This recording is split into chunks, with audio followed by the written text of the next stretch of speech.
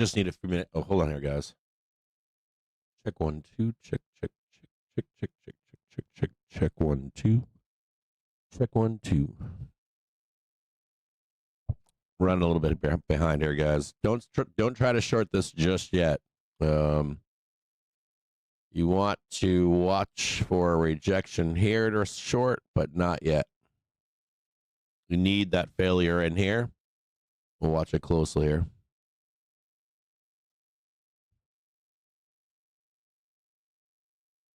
Right there.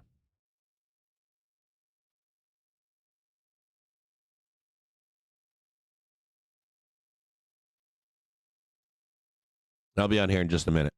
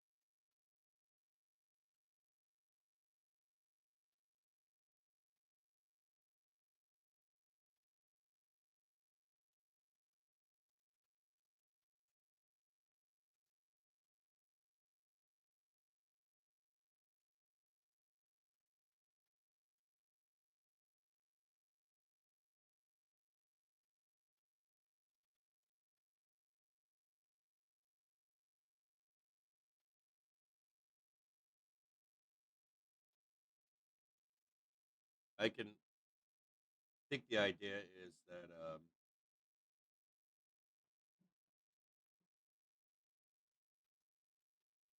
oh yeah, that's a nice rejection.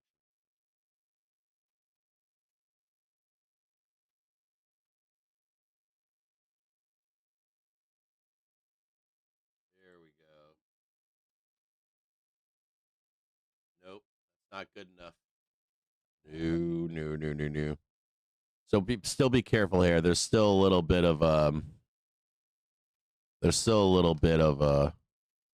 unknown here. This one's green now, so you got to watch here. Do not short this just yet.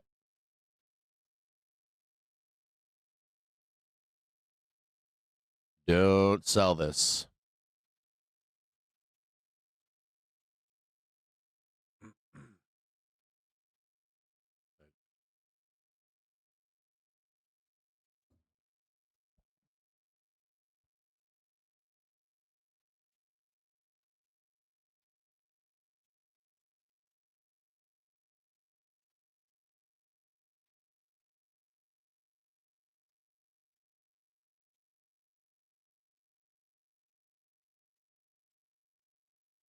So fucking. That's a good one right there. I like that one.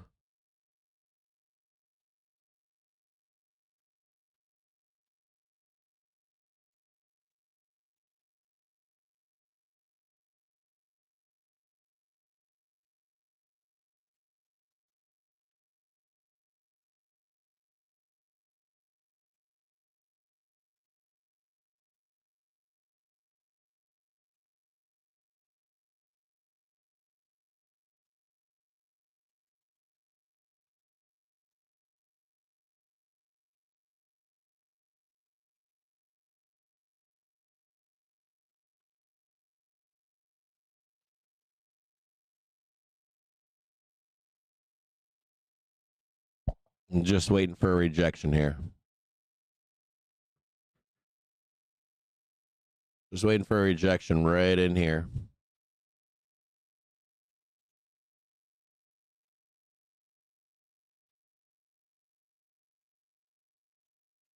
Where is my stuff here? Come on.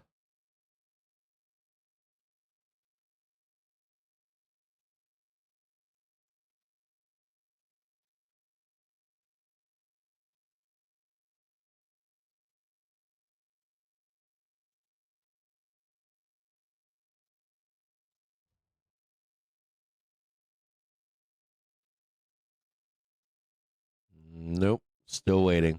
Don't mess with this yet. It's not coughing it up yet.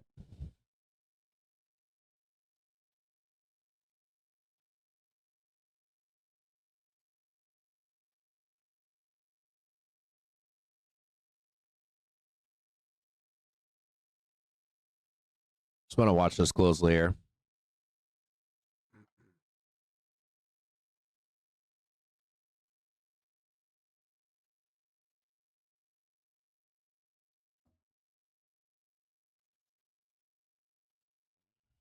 You need to be below right here.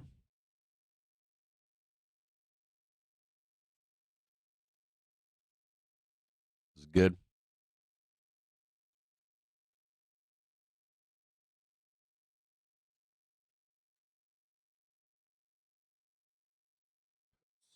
Hey.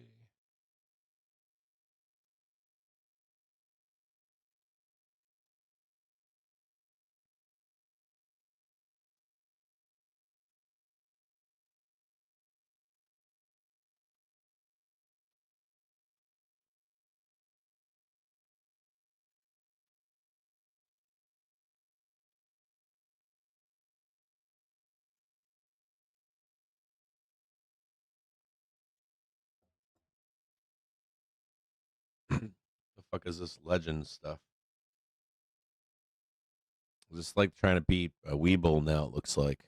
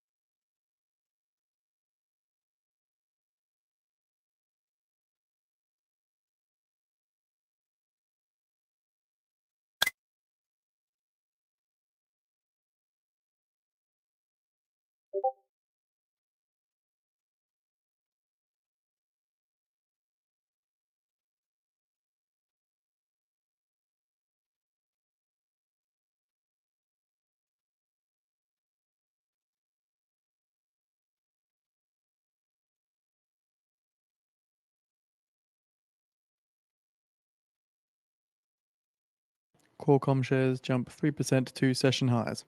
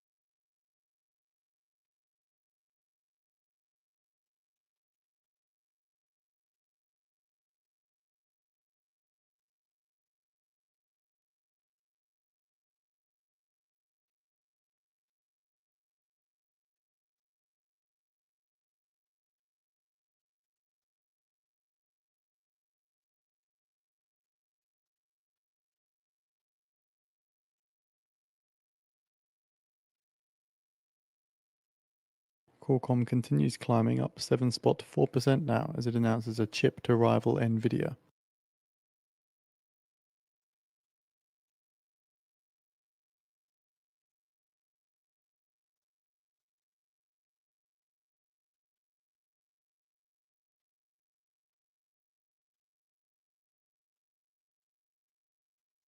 So Qualcomm unveils an AI chip to rival Nvidia in the data center market, the AI 200, to begin shipping next year.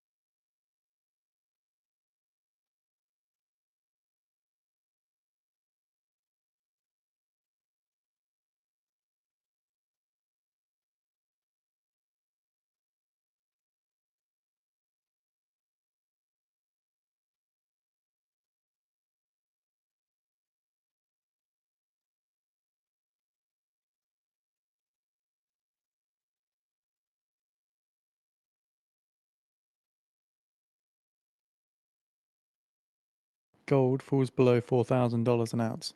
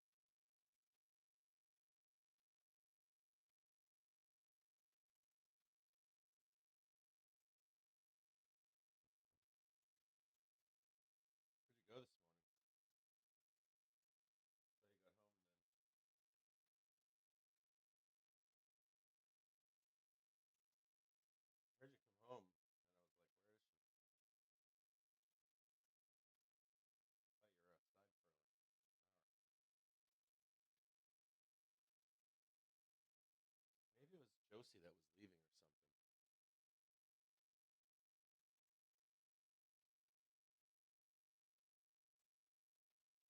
Thought I heard the truck this morning,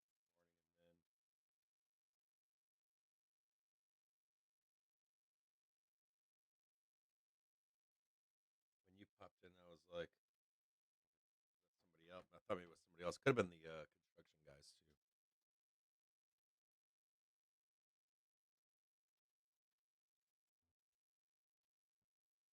All right, almost there. Let's see where we're at.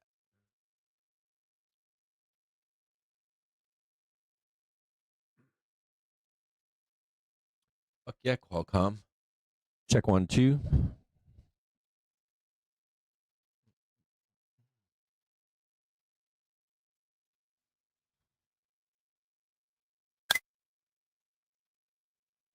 All right, let's see what we got going on here.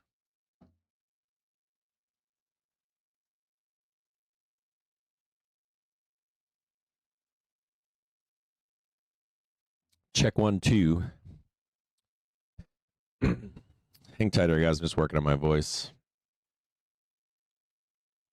I don't know if I need this legend thing.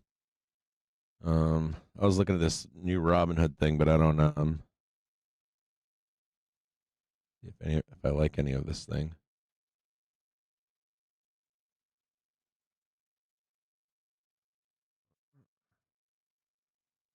All right, I'll do this later.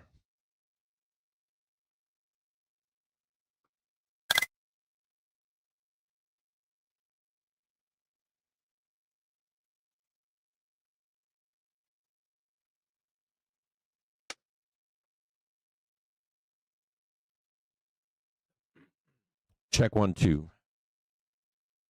All right, here we go. I'm trying to get my voice back here, guys. Hold on. We have audio here.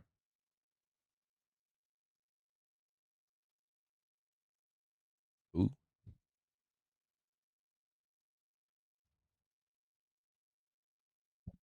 All right, good morning out there. How are you all doing?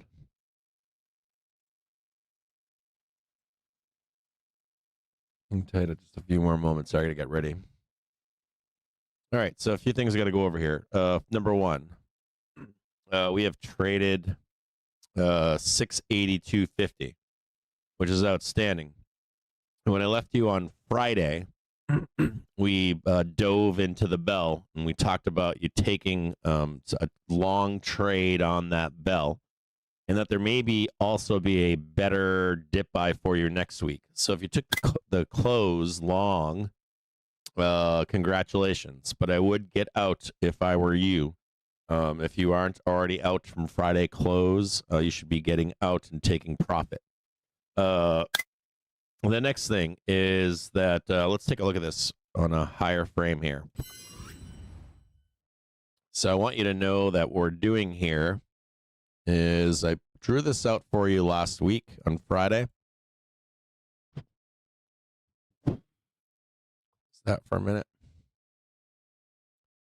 What we're doing on Friday is we hit, let me just show it in the bottom here. So I want you to watch this 650 here. We smashed over 6,800 on Friday. And now we're up here at 6,850.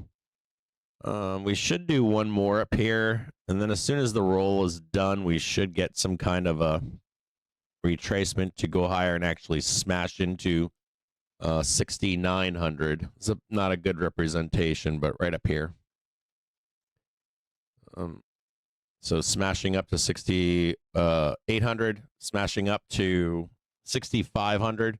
That's normally, this is about the place where we start rolling. We did do the gap up over the weekend. Whether we gapped this over the weekend or today, let's say we gapped up here. Let's say we gapped over there the weekend like that, and then smash up on Monday. We did the whole gap up, but it doesn't really matter. It's the same shit. And what you're seeing here is the rolling of calls higher to trade 6,900. The only issue that's going on here is that dealers will sell into the moment that the call rolling ends.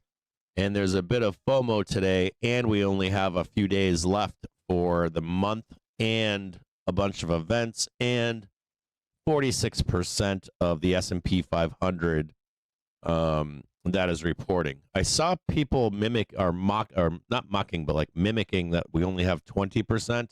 That is false. It is 46% of the S&P 500 that reports in these 3 days right here. It's a massive, massive, massive reporting week. We'll go over the events that are taking place this week, OPEX and all of that kind of stuff. And we're going to look back on something else I want to show you as well. Spot But I gold also want to extends the bring you back decline, last to down nearly 3%, around 6,700. I want you to see this here. $3,782.62 Here's an ounce. 6,700, right? Brings us now 10 minutes away And from I the want bottom of the you hour, to where see we what get the this Dallas looks like Fed when you're rolling Manufacturing Business calls, this Index. price action. The forecast is minus so you break 7.8 above prior, here. minus Hold on here. 8.7. Get rid of all this. See how we're breaking above, big peak, right? And then you get another one up here, another one up here. There's a few more, right? And then bam, straight to the depths of hell.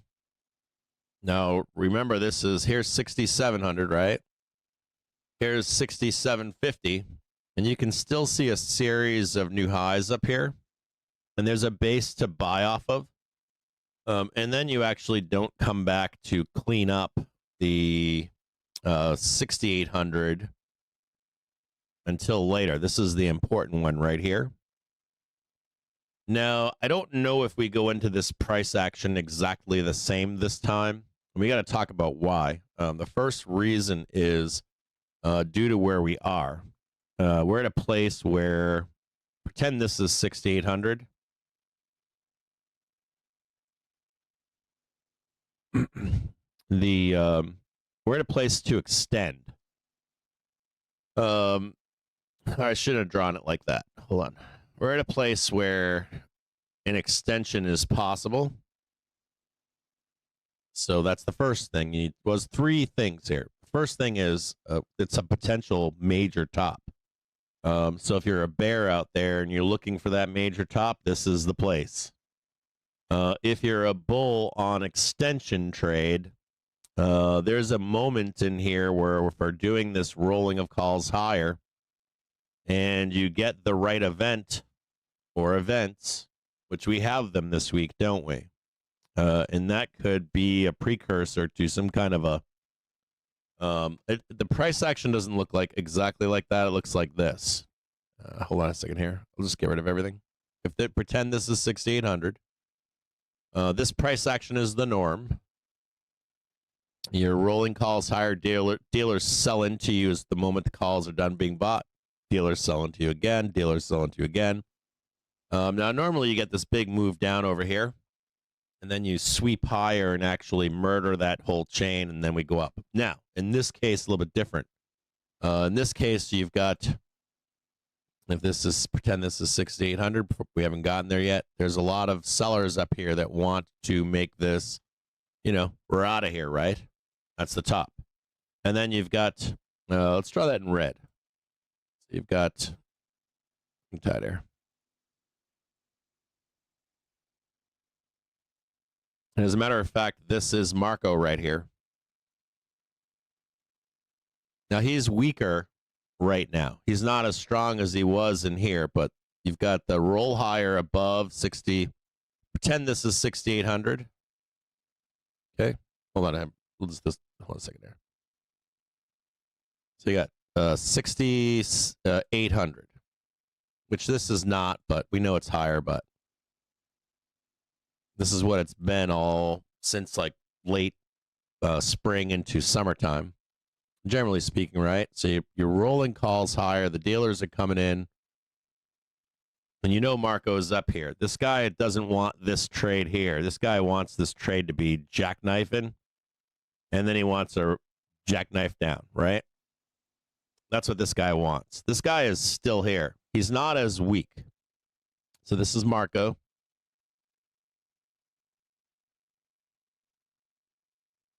And he's kind of weak right now. So if you're expecting this big bloodbath, even if it's a bloodbath that blasts down then comes higher, that may not happen. It may just go to like here and go up. Okay? Now this is where we can also extend because this is in the vicinity of top of the market. If Marco can't, he's weak or whatever, and we start extending, I want you to know what that looks like. So if we start trading like 696, I think we posted yesterday on Twitter, 696 would be an extension target. This could start ladder, or it's straight up like this, sideways maybe a day, then like this, sideways maybe a day, and like that. It's literally vertical like this. Okay. The next thing would be the only other thing I want to say to you on this would be In 5 minutes' time now, this at the price bottom of the action hour, we see the release of looks the very Dallas Fed similar Manufacturing to Business Index. Liberation Day. Forecast -7 spot 8 You on the prior, look at this on an -8 spot 7. inverse on Liberation Day. What we wound up doing was we did this kind of shit here. We went up a little bit to like right there. That would be 6,900. And then we started like vertical. There was a little bit of a pullback in here. I'll show it to you right now just so you can see, represent this in another way, which would be down here. This is the, this is April 10th right here. And what I want you to see here that's important is not only dates, but an OpEx. Now, this happened to be 1 month after a quarterly expiry. But I want you to see this right here. And I want you to see the 27th right about here. And on the inverse of this, right, pretend this is flipped upside down. This would be where we are right now, right? Like gap it up, slam it, and then like a gamma release, like huge Vanna, right? But on the inverse. So what you end up doing is you magnet just cranking the 31st of this month. So this would be the opposite, right? We would go in this case would be really like down on the first, second, third, maybe the fourth and fifth. And then we literally rock it up again. And that's how you would get your 96. 696. So if you're going to have that, you'd be looking for it like something like this. Now, this is if we front run 700, right? You're like front running 7,000 or whatever. You end up getting your monster move the first week of the first week of November. You get a move straight up into 7,000. Now the issue on that one, of course, is a big fat round fucking number. And there are a lot of traders out there that are calling for not only that big gamma move up here into the 31st, but 696, 7,000, whatever it is on SPX. And this would be the mirror image move to the Liberation Day kind of stuff. Now the only problem I see in that is, what does that lead to? Like, does it lead to fuck your holiday trade and we're just gonna blast the fuck down? This is going up, right? But it'll be the inverse. You blast down into the holidays, end of December. We don't know that yet. We have no idea what that is just yet, but let's take a look back up here again.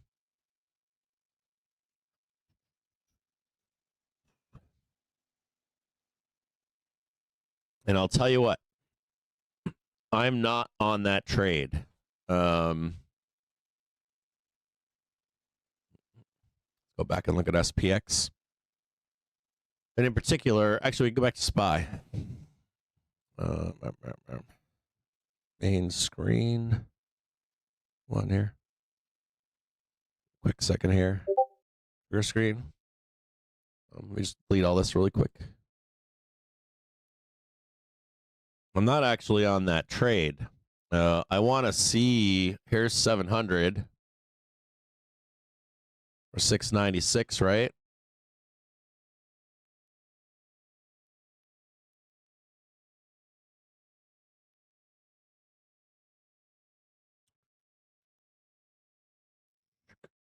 About there. I think we measured that, right? Something like that.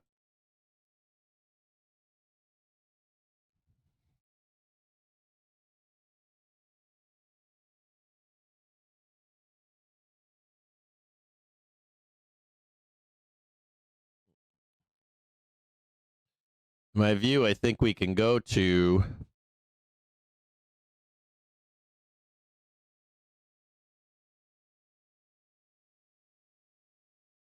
here's December. Let's go back to an hour. Let's go to a 4 hour.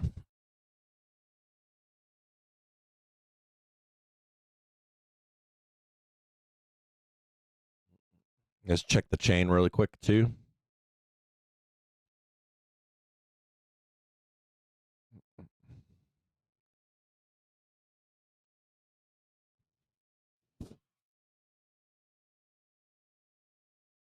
Okay, guys.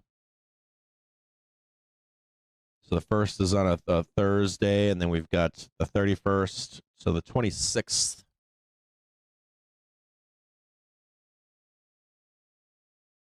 1600.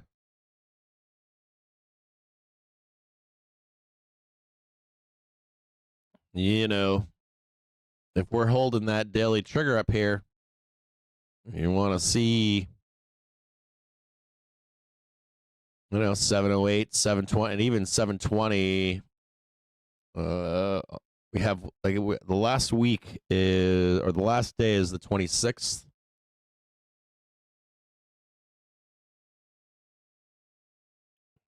Right in there. We're open Monday the 29th. Wednesday the 31st, we're kind of closed half day.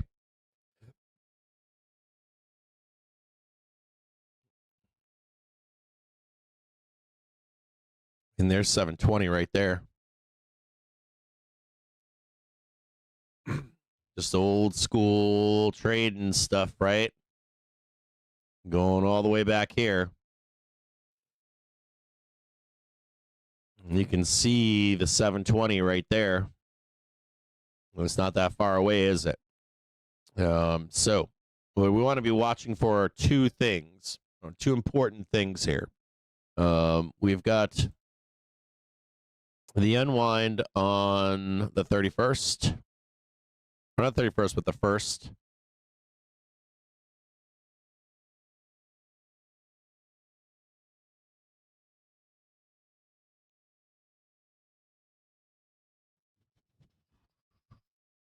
Tight here. Monday, Tuesday, Wednesday OPEX. Weekly OPEX.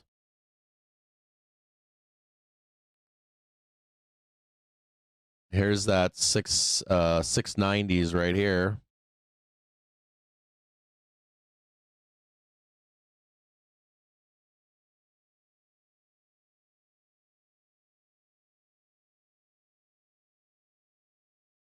We got the whole thing, right? And we're trying to hold 680. Something like this, right?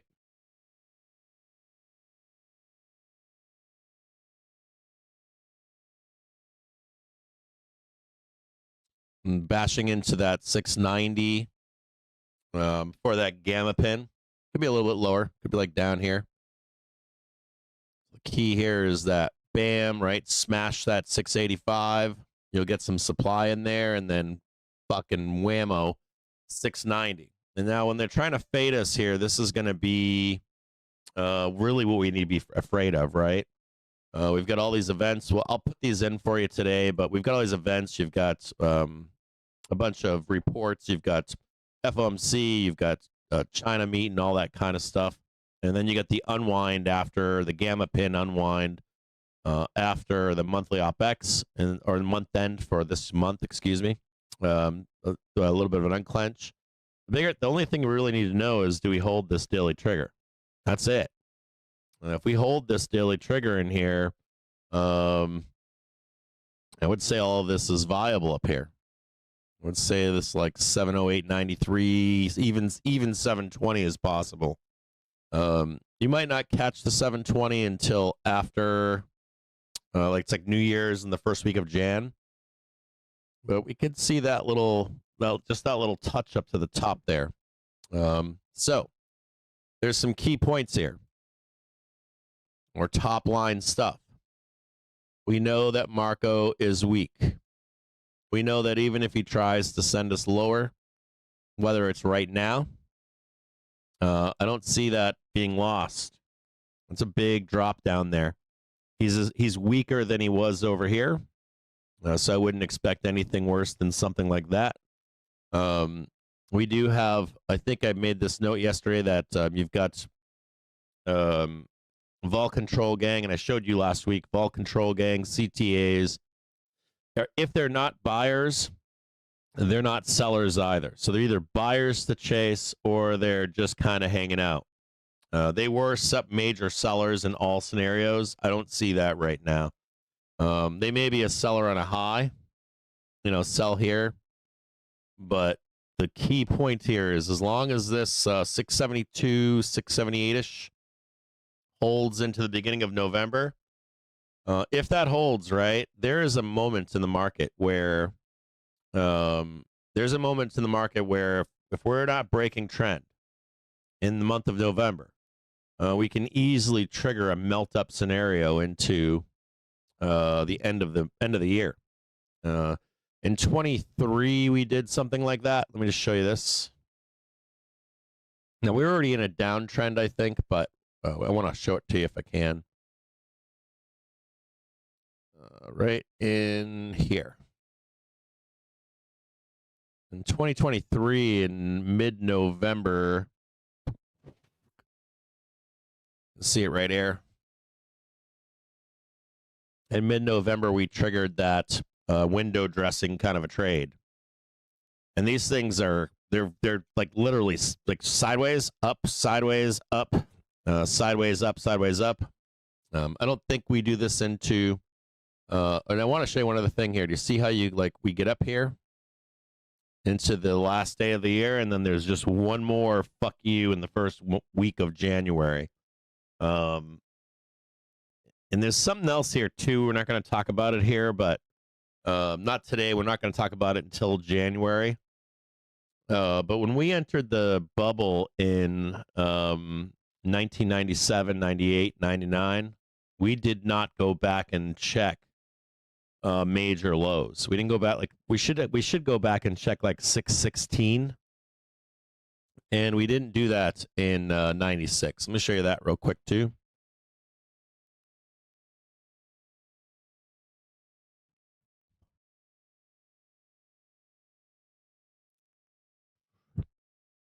Now, this is unconfirmed yet, of course, and we won't know until we get to the new year if we're going to enter a bubble or not. But I do want you to be aware of this here. So what's unique about this particular run in particular, this year, is this looks very similar to, it has a lot of commonality with 1996. And we held the daily trigger the whole fucking way. I mean, literally the whole fucking way. We go into 97. I'll show you this really quick here. Here's 1997. Sorry, hold on. Go over here. Jan 1997, December.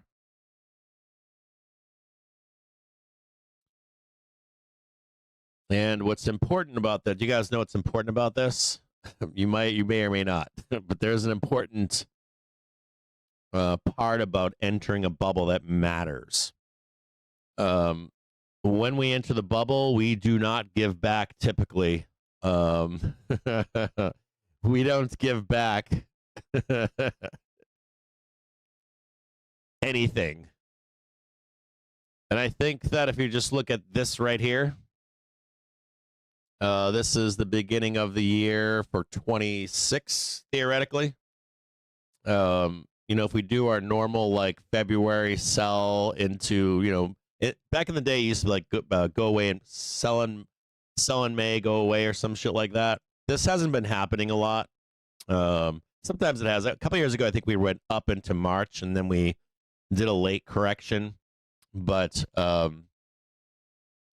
it depends when we start. If we start correcting in February, I would expect no sell in May, go away. If we correct later in March, Yeah, we can have sell may go away. What's more important about this is when we enter these bubbles, we don't give away anything from the end of December or January. We don't give away any of that. So even just forming an outlook for, like, we're in October right now, right? October 27th. Just forming an outlook for next year. I would suspect that if we continue up into the end of the year, that you're going to get a lot of people that are going to tell you that, this could either be the top of the market and, no bubble entry, but that they want to see the break. Rejection, new lows, that kind of stuff.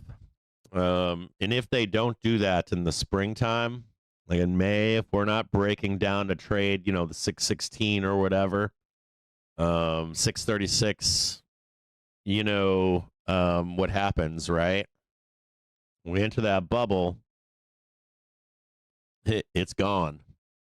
I mean, I'll just keep that there.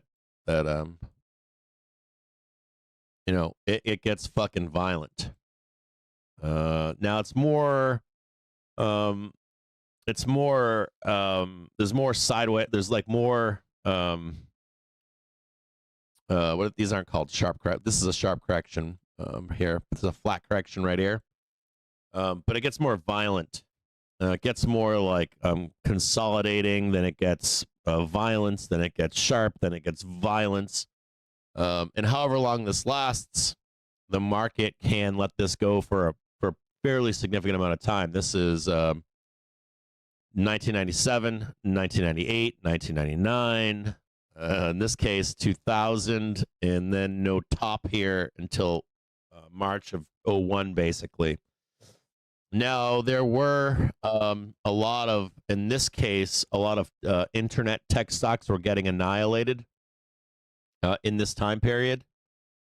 So you could theoretically here, if you don't give back anything in January, you would see a broadening of the market, like catching up for the rest of the markets while AI gets destroyed. In that time, it doesn't start back here, but it does. Matter of fact, I'll show it to you here. I'll show you an example of how it happened in the. I'll show an example of what happened. So Amazon was considered spec growth back then, believe it or not, kind of ish. On here.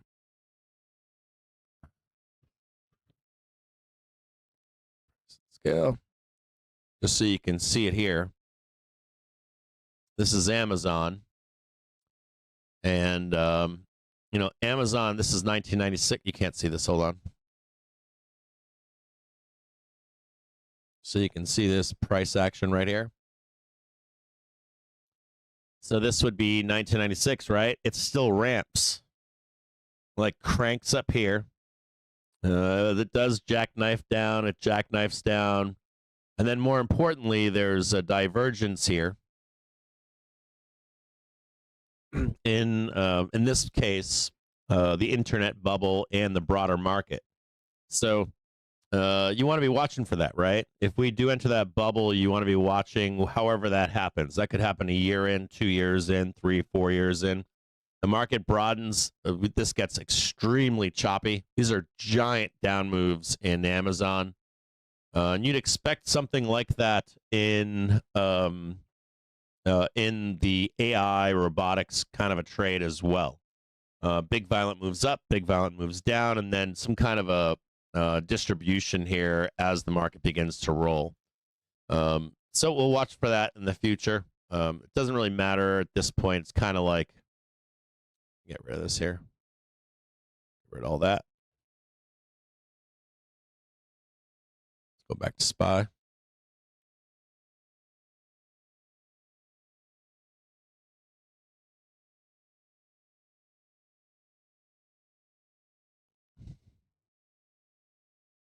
Now, there's a few things for us to watch here. We want to be watching for.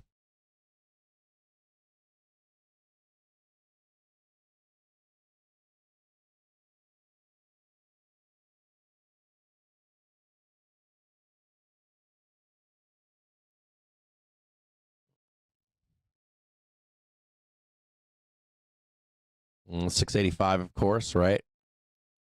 And the bigger ones for later on down the road are over here. This one in particular.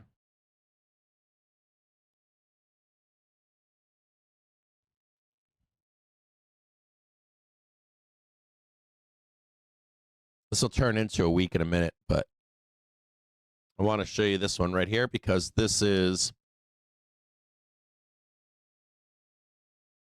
Monday, Friday, Thursday over here.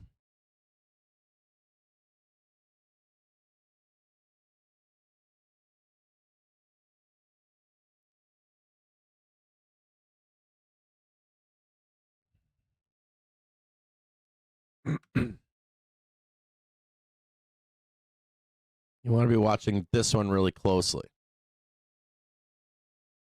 This is your post month end and post. This is your post month end. First week of November. I don't want to see 667.80 be violated. So keep that number if you're watching the show and you're not a member or whatever. Write down 667.80. This is the one that I don't want to see lost. So if you're looking for the extension or if you're looking for the move up into end of year, that's the number. That's the only number that matters to you. Literally right here. 667.80. It's not good enough to be sweeping lower. The door does open, but if you don't get that new low, that's not good enough either. I mean, it does imply a bunch for a bigger move down, but if you don't get that new low, it's still not good enough. Like you can go down here, but if you're not doing this, sorry. If you're coming down here and we're wiggling our way back higher, you get the high and the hourly triggers following you. It's a big move into end of year. So just be aware of that number, 667.80, and then the ones you don't want to see violated would be 667.20, and 666.68. We're gonna then move to a weekly, and I want to show you how deep that is. There's that 652. There's more down below. There's your 615.48. That's also the 616 level. We don't want to talk about that just yet because it's not on the table yet. I want to go to a 4-hour here, and this is where it gets kind of interesting. This is kind of where things get very interesting here. You can already see the double correction showing itself here. I don't know if you can see it, but I can. I'll show it to you here.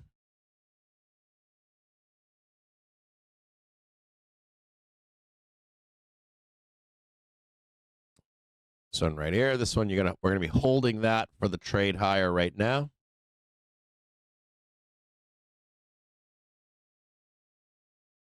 This is the basis to go up here and then up and then 690. This is the trade right here. So 680.27 is the dip buy if you want to know. But I want to draw the rest of this in for you just so you can see how that correction would play out into the first week of November.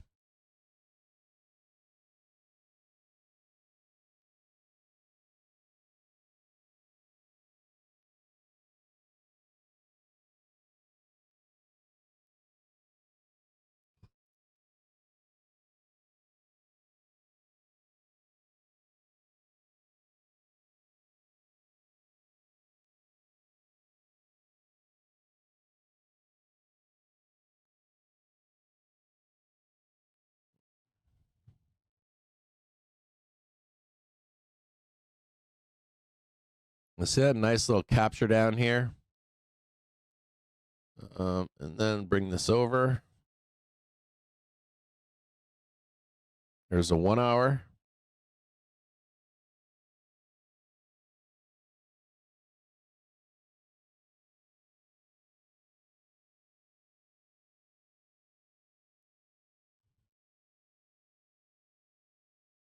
that white.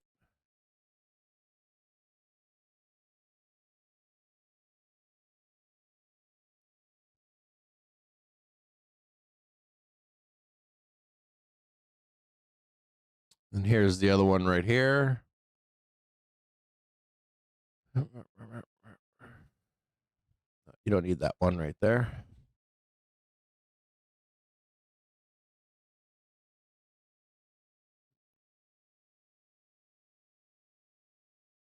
There's just 690. Let's just check this on a weekly basis.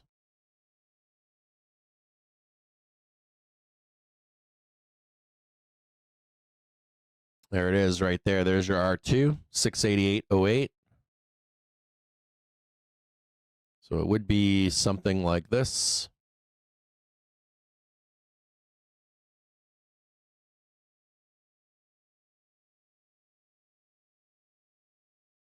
There's the first.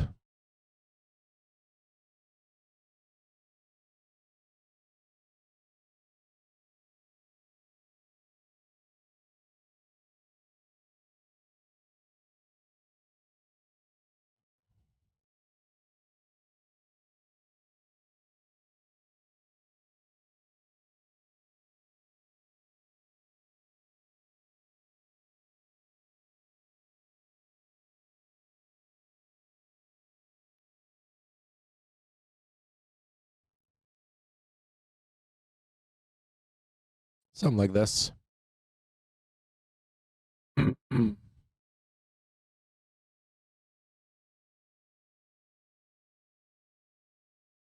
Failure of this over here. This could actually be lowered. Lower this.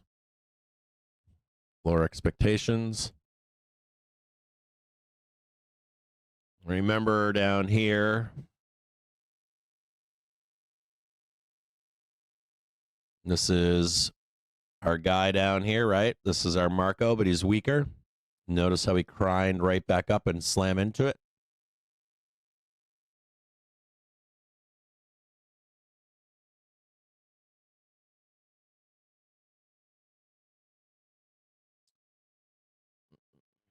This one's down here.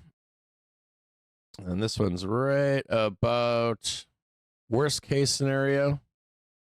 About there.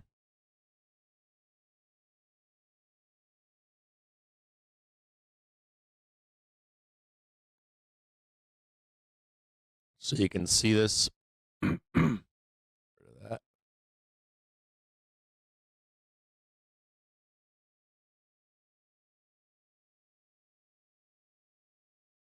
You just see it coming right up right there.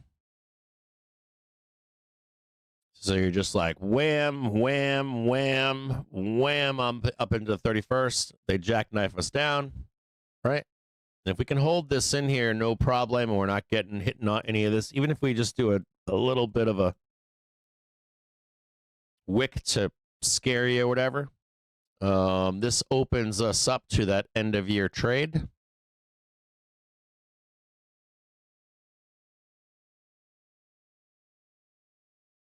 You know, right into December right there, right? Like, I'm not going to show you how this works out right now, but, you know, 708 and even beyond to 720. Make sense? This is a big old dip buy still down here. You're still going to get your chance to buy this again.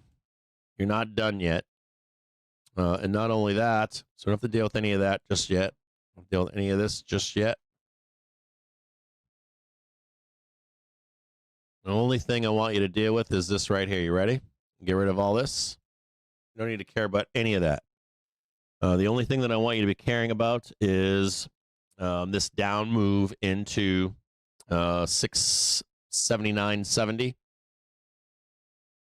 Just want to be watching this right here. We don't want to violate 677.51. I'm fine. And here's another crazy thing too. This could take a day. Like this could take into Tuesday, maybe even Wednesday. You just need the call buying to cease. And the target here, I want to say by, a second here.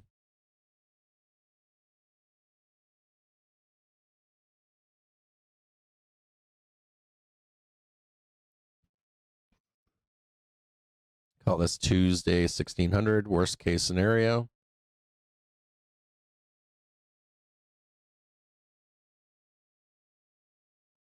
Just need to break that right there. Just like that.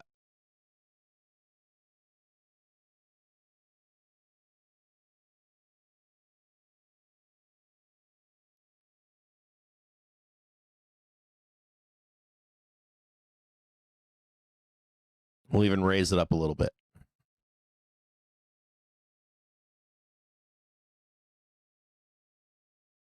Next target here is going to be 685 and some change.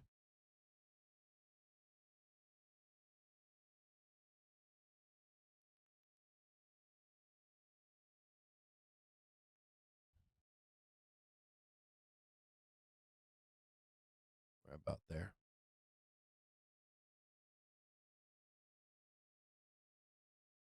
Just like that.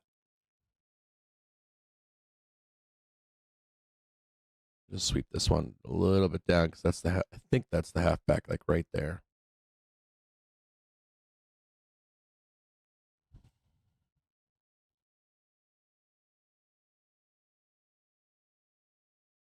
The moment we come off that one right there, we can get right into this one. And hourly will come up. And there's 31st right there, 690. A little bit of a failure there.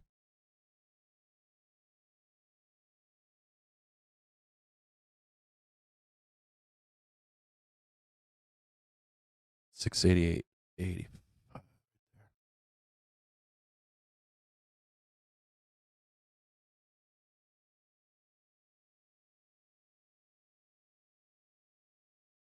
Now the takeaway from this is, if the takeaway from just this, like the price action in here, is you just want to be down here buying that half an hour trigger, buying that hourly trigger. So whenever we get down here, hourly trigger to go up, half hour trigger to go up, or if we get down to the hourly trigger in here to go up, trade.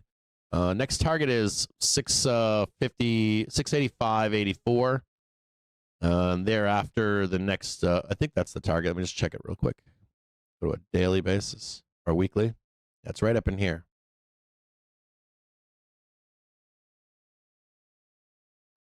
$685.57.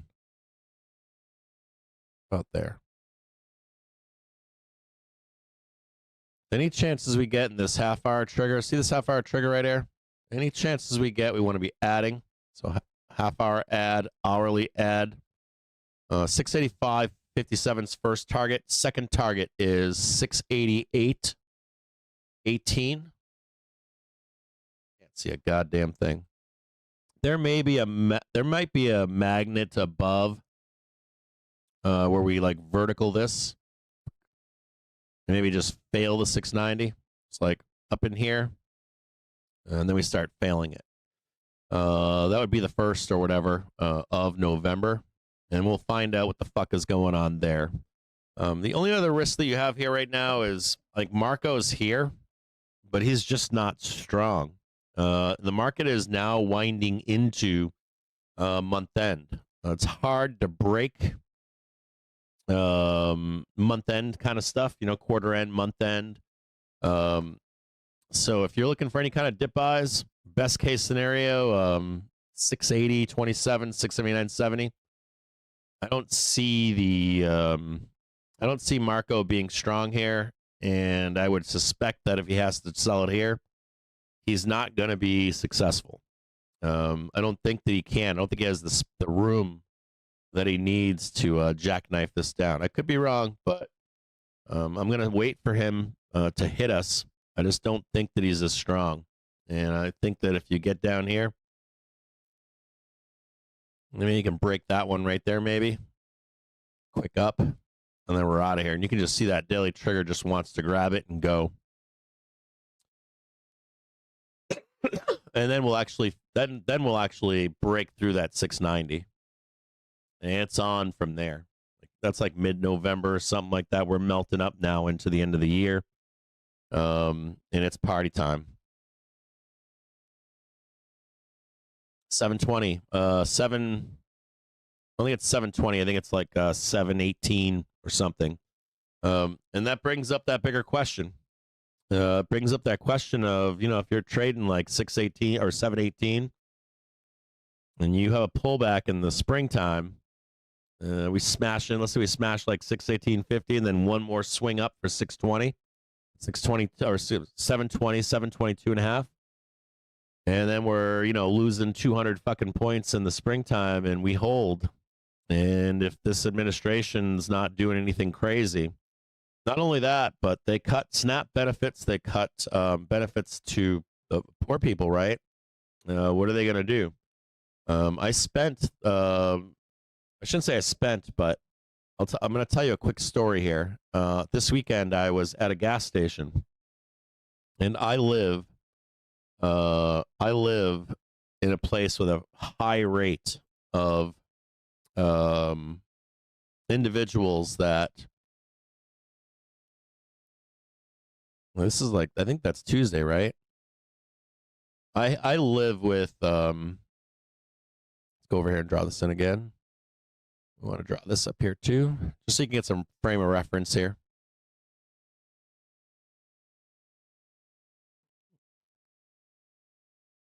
I live in a place with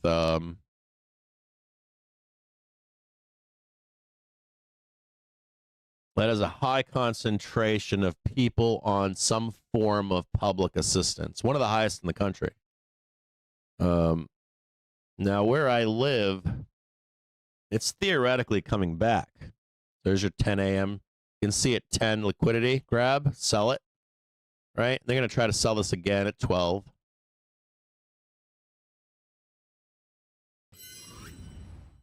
So I live, I know this is anecdotal, but, I live in a place with a lot of poverty without candy coating it. Now, it's getting better here where I live, a lot better. But I was in a gas station, and a woman came in. She was trying to fill her gas tank up. And she said she was angry because she ran her card for gasoline, and she didn't want it to be messed up. I guess her pump wasn't working or something. And she had mentioned to the cashier that if her purchase was canceled, it could take days for it to clear again for her to get gas. And she said two things. She said, "We're in a recession. Don't you know we're in a recession and that SNAP benefits are ending?" And I was like, "Well, we're not in a recession, but I know that people are being told that. And I know that number two, though, that SNAP benefits matter." So I asked the woman. I said something to her. She like flew her head around and looked at me, and I was like, "I'm sorry, I'm not." I was like, "I'm so sorry. I'm asking from a point of." What I said was, I said I'm in the finance markets. I'm just asking to find out how that would impact you, and I don't have any reference for that. And she did like calm down, and I was like, I'm just trying to find out like how bad will this be for you, and she talked to me. So she's worried. She was worried, but her husband works, and what she said was that they would have to work. And more, and we have some like the dangers to unemployment. If this SNAP thing doesn't come through, good or bad or whatever, you may see improved unemployment numbers, even if it's just a little. So like when you're talking about like, do I think this should be top of the market? Fuck yeah, this should be top of the market. Anywhere from here to 720 should be top of the market. But if we enter a bubble, and you want to see how that happens, you saw Trump saying it can do some concessions with China. If we don't continue or ladder the trade war for now, and some improvement in unemployment numbers, and the economy is in good shape. This weekend I was out and about. My wife said to me something. We went to Nordstrom, and it was fucking packed. And she was like, "What is going on here?" And I was like, "I'm telling you, the economy is good. People are spending money hand over fist. That's what they're doing, And I realize there's I realize that there's a diametrically opposite um, um, sentiment. You know, when you have like 10 or 13% of the country that's on some sort of assistance, some of those people are aged out of the workforce. And the other part of that society is not the rest of society. You know, so when you have anecdotal evidence like, well, I'm having a rough go of it, you have to take into consideration why you may be having a rough go of it, but other people are not. You know, the other 90% or 85%, there's a percentage in there that's doing okay or doing great. And the hard data does not yet say that we're in that environment. You'll hear people say that it's lagging data. They'll say, well, people, before we go into a recession, people max out their credit cards and stuff like that, or they spend uncontrollably. But you'll also note that if we priced in every recession before one actually took place, we were pricing in a recession every 6 months, you know, with, oh my God, we're going to do this, and oh my God, we're going to do that. You really do need that data to accumulate for 1, 3, 6 months to begin to tell that story that we are going to, in fact, enter a recession or stagflation or any of those things. And we just don't have that data right now. Now, there was some problems with the data that was reported this past week. This inflation data, CPI data, was problematic. It could be resolved quickly. It could be just one statement made by BLS to rectify that data. It may or may not be intentional. But also, if you have a raging economy, you know, and you start to see the unemployment numbers improve, there's also a window of chasing money, right? We're in loose conditions. We've got a raging economy. Wages keep up. There is a window where inflation, even if you don't like it, can be goodish. You know, where the rest of the consumers that are well off, they might complain with you and say, I don't want to fucking pay this, or I don't want to fucking pay that. What they're not telling you is that their wages are keeping up, or they're working like animals, right? I got 2, 3 jobs. I got a full-time job. I got a side gig, and I do this other thing on the side that nobody else does. And all of a sudden they're paying all their fucking bills, even if they're angry. You know, and statistics can be easily statistics are one of the easiest things to manipulate for a story. So not only that, sentiment is a weird thing. It's a weird beast because your loudest person is going to be the person that doesn't fucking like inflation, which nobody does. They'll never tell you that they make more money. And another problem with anecdotal upsetness is that if you can't afford things, you're going to bitch about it. I used to bitch about it. I raised, kids and with a wife, and I was never wealthy. It was constant fucking rat race. When I started the show, I told you that I moved. I was tired of the fucking rat race. The rat race was, it was robbing Peter to pay Paul constantly, and I was always one step away from being washed out of the economy. So of course I'm going to be like, this sucks and that sucks, and fuck the price of this and the price of that, and I'm barely holding on and all that kind of stuff. But in reality, I was just a average functioning member of society. So is there a case for a bubble? Maybe. There may be. I don't want to see SNAP benefits removed. I don't want to see WIC or food stamps or any of that stuff removed from society. But you got to remember, you got the fucking street is in the White House. The street is in the White House. Not one guy. They're all in there. CEOs are in the White House, right? They're building a fucking ballroom. And you know what those people think of you and me? What do they think of us? Work.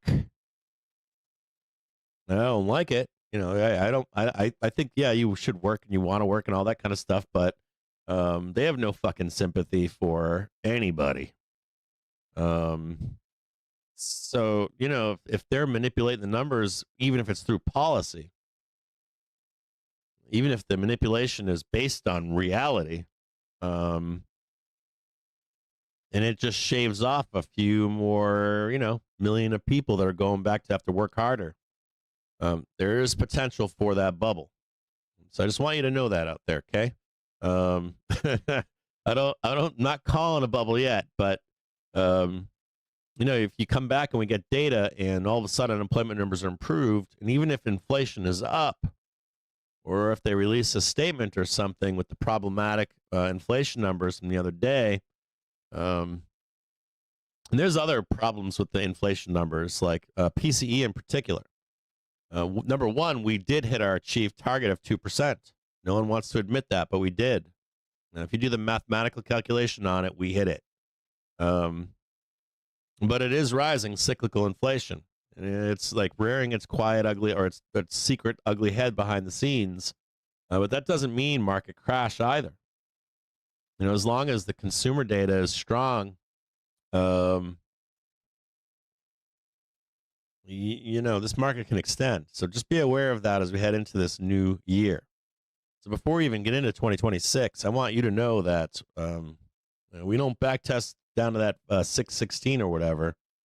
The hallmark of a bubble would be for us not to initiate 2026 with a move lower than like the end of December low. That would be like alarm bells going off that we're going to start entering a bubble.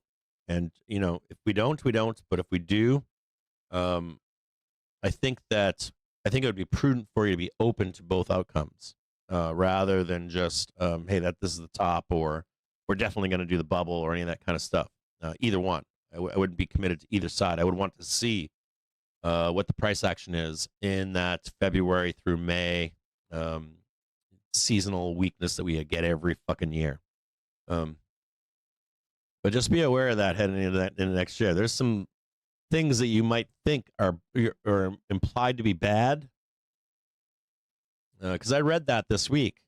I read all over Reddit this week. It's like Snap's going to be cut, and it's going to be awful for the economy. And I'm just like, I don't know. 7 days with no food. 7 days of no food, there'll be riots in the streets. And I'm like, I don't know. And I'm seeing Detroit's coming together right now. Even myself. I'm donating myself right now to make sure the food banks have food for the people that actually fucking need it. They got to have it, right? So just, I would say be like, you'll hear this from people. I guess ultimately turnaround in all of this is, I made fun of our inflation the other day on Twitter. And I was like, they're not going to like this. And like, our inflation is a subreddit on Reddit, and it was taken over. It was somehow the mods or something were taken over by, maybe it was same mods, but the our inflation subreddit is a fucking disaster. It really is. It's supposed to be about inflation, and it's not. It's about politics, and it's about this and that and all this other bullshit that has nothing to do with inflation. And I think I've said this every 3 months or 6 months. I'll tell you this, that like you have to really not only just leave, like when you're trading the market, you have to leave your Main Street hat on a hook. It's like clocking into work. You take off your Bob from Main Street hat. You hang that hat on the side of or on a coat hook, and then you put on your trader hat cap. And there's something else I've told you over the years, which is how Americans are not well versed in economics, not even basic, like Econ 101 stuff. And the real dirty shame in that is that due to that, and due to politics, and especially today, it's glaring. We get bad information to make just decisions with our Main Street hat. So if I take off my stock trader hat for just a minute, put on my Main Street hat, we're not well equipped in this country to even make our own financial decisions in general, from schooling and also from the zeitgeist. So what ends up happening is you get left behind. Fed bids for 6-month bills total $4.3 billion and 2-year notes total $4 billion. You don't just get left behind in the stock market, but you get left behind in life. And that's a hard pill to swallow. I'll tell you a story that I hope I don't upset anybody here, but when Trump won the first presidency, I was with family and I made a comment that I was like, of course I don't like Trump, but I love him for the stock market. And I was at a family event and I got ostracized for saying that. And I made a lot of money off of Trump as president. And my family couldn't get over that. And that's not saying that he's good for the economy or the stock market or anything. Human life, I don't know. But what it shows is that you have to be pragmatic still in how you get through life. You have to be pragmatic. It's kind of like when I was buying my daughter a used car recently. I had to go and dig into used car sales. Not what anyone was telling me on fucking Twitter or anywhere else. Like, go to the fucking Fred and the Fed and BLS and all these different places and say, hey, is this the bottom for used cars? Can I buy a car? And that's the same shit. Be pragmatic and look for the facts. And it was a bottom in the used car market. So I got a good deal on a car, and this car is actually worth now more today. So my point there is that even though I might not like this or that, or maybe I don't like inflation, but I do need to buy a fucking car. So I need to look for where a bottom is to buy the said car and not what other people are telling me. And I think the same thing applies here too. And especially right now, which would be that for all the negativity that's out there right now, it's not always bad in other ways. You know what I mean by that? Like, even if you're against it or even if you don't like it, it's kind of what it is. And I would say to you, if you're, maybe you need two Main Street hats. Right? You got a Main Street hat that this is how I feel, this is how I think. And then you also have that same Main Street hat where you're pragmatic and reasonable in how you make financial decisions in your own private life outside of the stock market. Even if it contradicts who you are. Otherwise what happens is you're making wrong decisions the wrong times in your own private lives. Forget the stock market, just like pragmatic decisions for the safety and security of yourself or maybe a family member or whatever that you need to do whether you like it or not, right? If SNAP ends and you can work anything, or you're going to starve, right? Or maybe the food banks run out of food. You got to do what you got to do, right? In the Great Depression, all of the forests were quiet. If you go through a depression and there's no food, no work, no nothing, you will be forced to feed yourself, won't you? One way or another. And life is like that for a lot of the world, not the U.S. in particular. But, you have to be pragmatic. You don't want to starve if you were in that situation, would you? You'd go out and try to find yourself a deer in the woods, right? And you have to be pragmatic. Otherwise, you'll starve. And the same thing, I think, applies here. It applies here with the economy. It applies here with next year and future years thereafter. To see what's actually in front of you and not just abjectly take what someone else is telling you. This is going to happen, that is going to happen, and it's all doom. It's always fucking doom. You got to be pragmatic, and you got to look up when you can, you know what I mean? Or at least, like, how do we find resolution of this and that kind of stuff? Instead of like, oh my God, SNAP's going to happen in in 7 days we're going to have civil war in the U.S. or something. In 10 batshit minutes crazy time now, like at that. the bottom of the hour, the US is You know, I'm due to just sell like, $69 ease up billion just a bit. in 2-year notes. The prior high yield was 3.571%, That's your and the prior kind of bid to cover was preview for 2.51.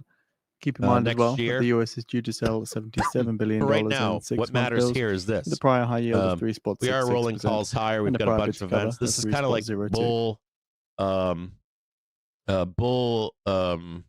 would you call it?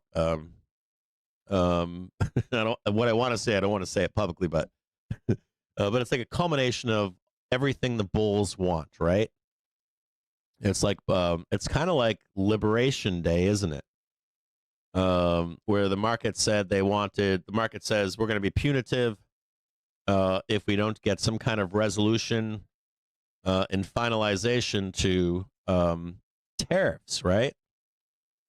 And you know what I find fascinating here is when I saw the bullshit BLS numbers on Friday, or Friday, I think, Friday or Thursday morning. That was Friday morning, the CPI numbers. It reminded me a lot of the Liberation Day speech from Trump, and he held up a sign. And the sign showed all of the tariffs. And when you looked closely at the sign, it had mistakes everywhere. It had like 100% tariffs on islands with no inhabitants, uninhabited islands. It had mistakes, riddled with mistakes. Like AI wrote the fucking thing, right? And that's what those BLS numbers reminded me of, like mistake-ridden garbage. And it happens to coincide just almost the exact flip right now. You know what I mean? Just the irony of that. And we're on a market high, and we're looking to extend. We were on a market low, and we were potentially going to extend the downside that time. So there's a little bit of irony in this, where we are right now in price. You know what I mean? So if you're looking for a dip to buy, you know where they are. It's at the half-an-hour trigger and hourly trigger. It's right down here. And they are both racing higher. We can correct sideways and then start going up. If you are looking for a dip to buy, remember that these people that are rolling their calls higher are not you. Those are systematic call buying. That is the rest of retail. Just be patient and follow your rules. And we're here to make real money, not make fake internet money or internet points or any of that kind of stuff. Follow your rules always. Still park trading sideways. I do want you to know too that we can invariably like go sideways here into tomorrow. This could be an operation all day long. Like, see this price action here? This could be our whole entire day today. Like literally go nowhere. Like literally nowhere. We're going to switch over to one other thing. We're going to start talking about some dates. I'm going to start posting this chart. I'll post this chart for you in the Discord so that you can have a kind of a calendar of what to expect from now into the 31st close. And I'll mark them on a chart right now. I'll do it in the background. We'll watch this price action together. And also another note here that I did fail to say to you, which was on a daily basis, we're in S5, or excuse me, R5 or R4 right now. This is R4. Here's R5 right here. So if you wanted an upside target before a roll, it is 684.36. 684.36. Looking for something to tee off. Now, a couple of programming notes. Wait a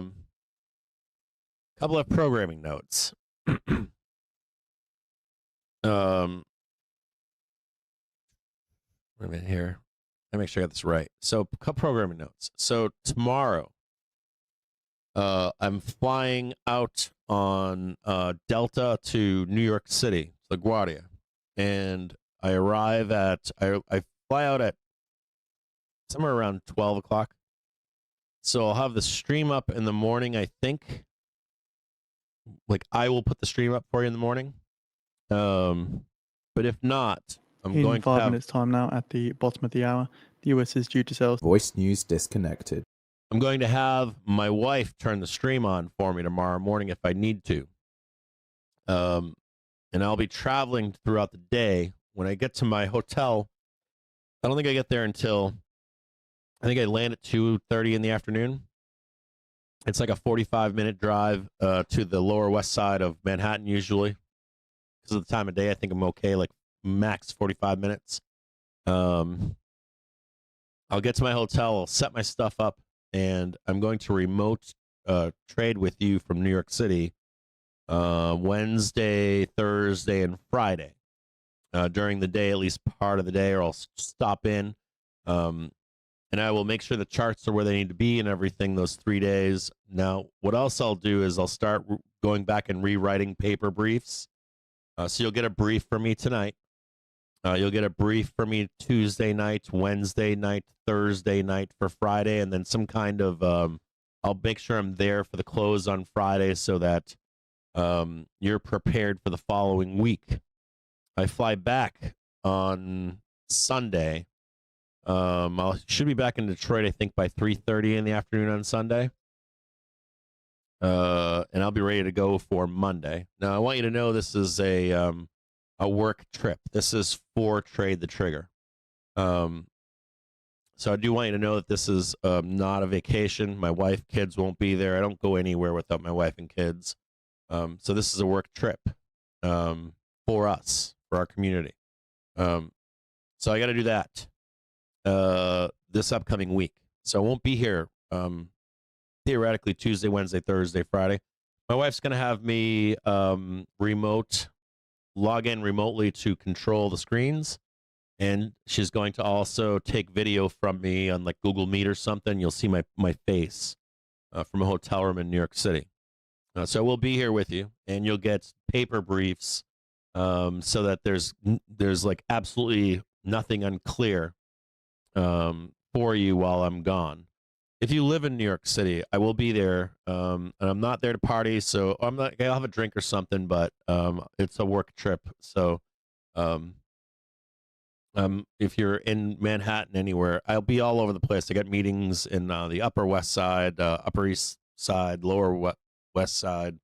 I have a meeting, I think, in the financial district as well. I'll take some cool pictures and stuff at the Bull or something, and we'll do something with that. But I just want you to know that that's happening over the next 24 hours. I'm going to be out of here for a week, and that will impact the show slightly.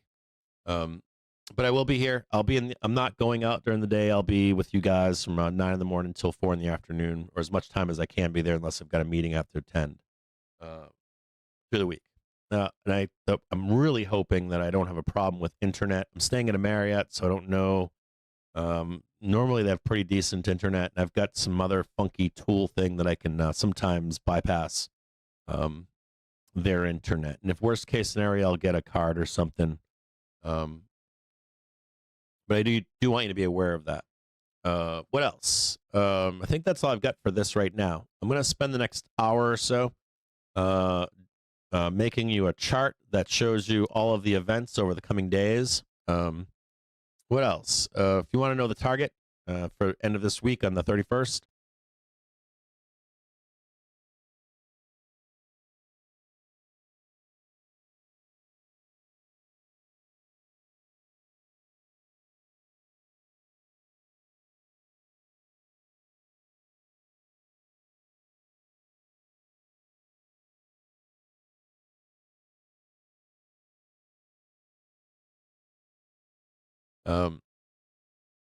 and yeah, about 688.50, somewhere in there. If we extend up to 6, don't cap your gains to the upside.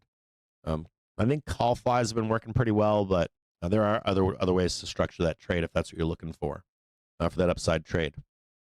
As we come after the 31st, that is, I think that's Friday, right?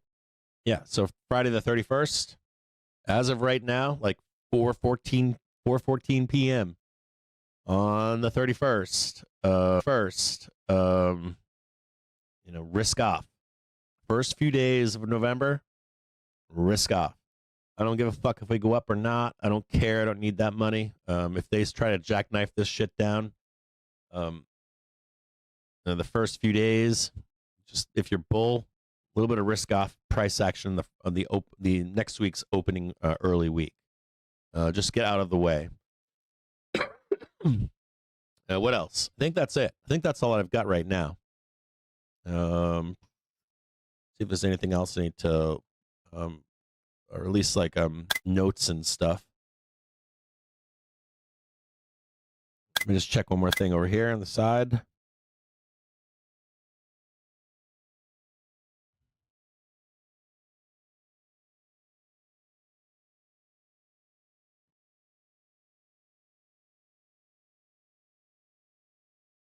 We got the 2-year note coming in here. Note to you too. Any of the notes that are 3 month, 6 month, any of the bills, bills or any of the shorter time frame notes, they should catch bids. So you got the 2-year note auction coming up, 6-month bill auction, 3-month bill auction. Well, they should all catch bids today. And I am questioning here about. We'll talk more about this in a minute, but I am questioning about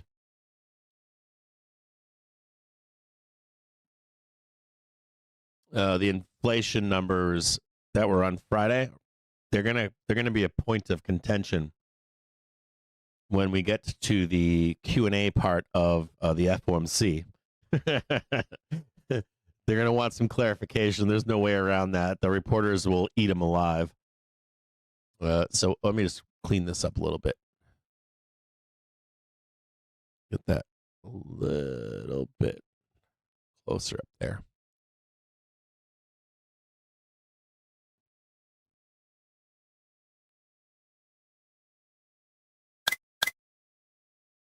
Just get these notes here. 0.503%, which is a tail of 0.1 basis points. The bid to cover was 2.59, 2.59. So the US sold $69 billion, awarding 22.26% of bids at high. Primary dealers take 11.58%, direct 34.77%, indirect 53.65%. So we also had the 6-month sale. Higher yield there was 3.64%, 3.64%, bid to cover of 3.06, 3.06.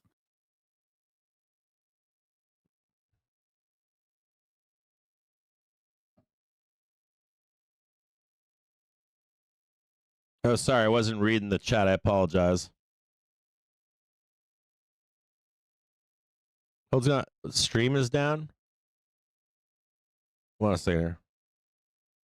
I'm missing the chat. Hold on.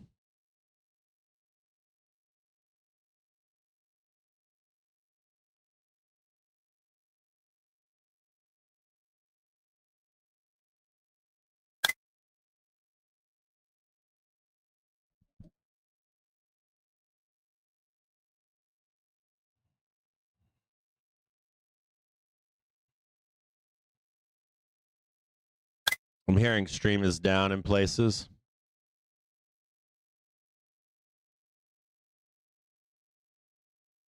Hang tighter.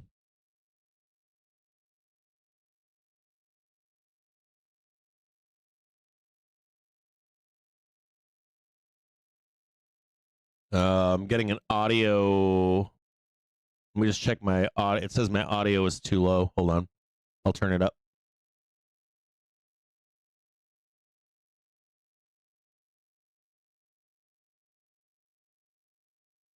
Are you serious? I got to restart for that? Hold on. Output.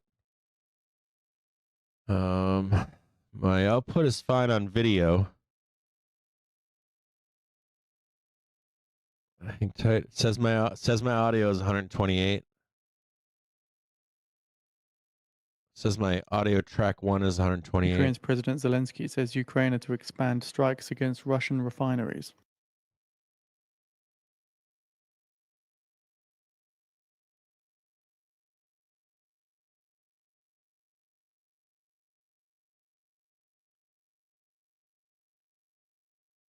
Yeah, I said that in the stream earlier. I am doing so on your ready. So you're gonna get a map from me today, and it's going to give you every event this week into the 31st. So that includes ERs this week. That includes us reviewing those tickers.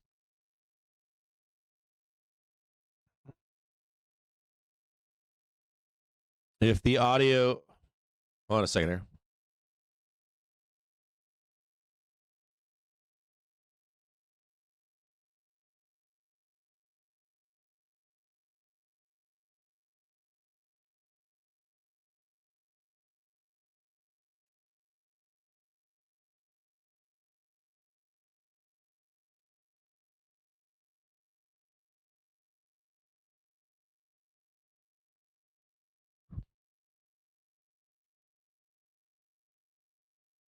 If you are having issues watching watching the stream, please reset your browser.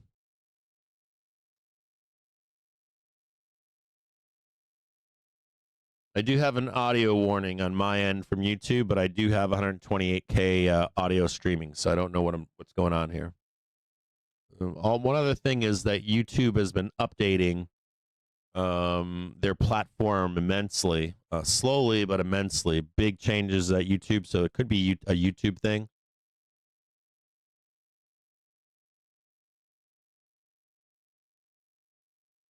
Hold on here.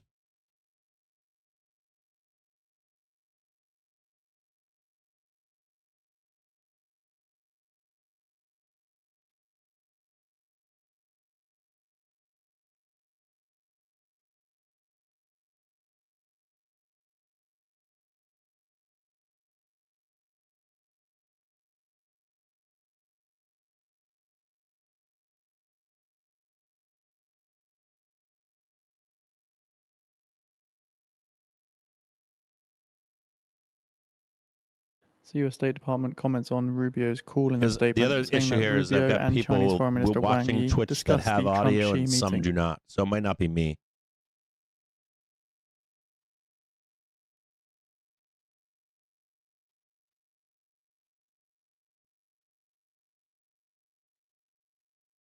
Not on Twitch. Have you reset your browser? So keep in mind that Trump and China's President Xi's meeting is scheduled at the APEC summit, which is happening toward the end of this week. Thanks for asking, Don't have any specific times for Thanks the for asking meeting. again, Chef. Also, not Asking Chef expecting it to be an Boyardee, open press Dave's. meeting. It's scheduled more to be a pull-aside meeting. But again, it's due to be happening toward the end of the week.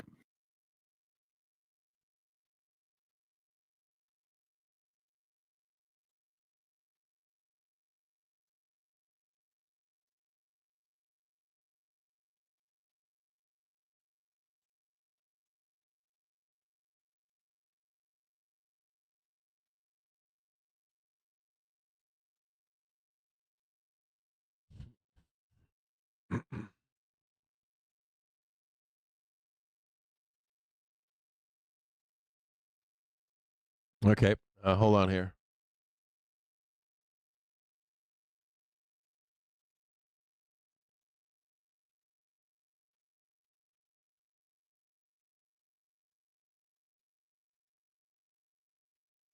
Yeah, I'm still getting alerts that now I do wonder if this is because I am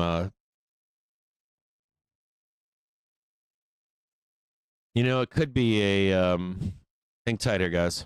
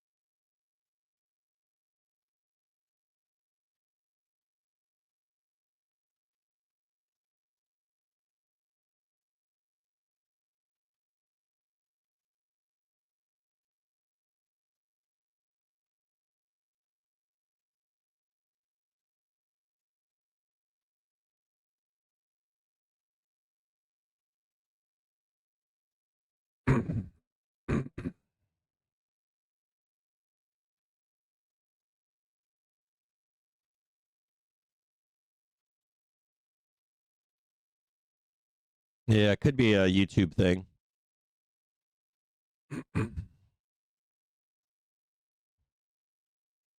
Did you hear me? We're back again. Can you hear me now? You can hear me now? This could be an issue that is related to multi-streaming too. I'm logged into Streamlabs with YouTube right now and not Twitch as my primary. YouTube throttles comments. So like they give me like so many comments a day if I multi-stream. So it's possible that because I'm multi-streaming to like fucking 5 different places or whatever, that I'm being throttled by YouTube.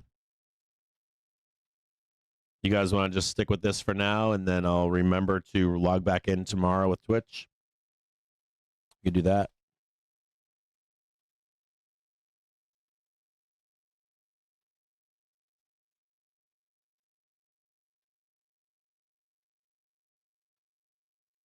Okay. I can do it later. If you have the chance, you want to go back and look. Did you guys miss everything about traveling? I just went over like some important information for the whole week. I'll give you the top line, okay? Top line. You will be receiving from me like written essay format briefs for the rest of this week due to travel, business travel related to Trade the Trigger to New York City.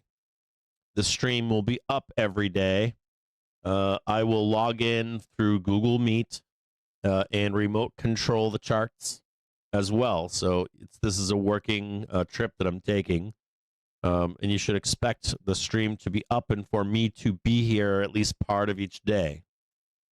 Next thing, in the Discord, you're going to get a chart for me today. It's going to show all of the key events. Right now, you're going to get it from me. All the key events that are taking place this week. That might be FOMC, might be GTC, might be a meeting with Z. A lot of Z's in there. It'll be like Google reports, whatever reports are coming out this week. I would be risk off on the Friday 4:14 p.m. I think that's everything. I leave tomorrow in the morning. On Tuesday morning, my flight is out in the morning. I believe it's at 12:20 or something like that, 12:30. I don't know.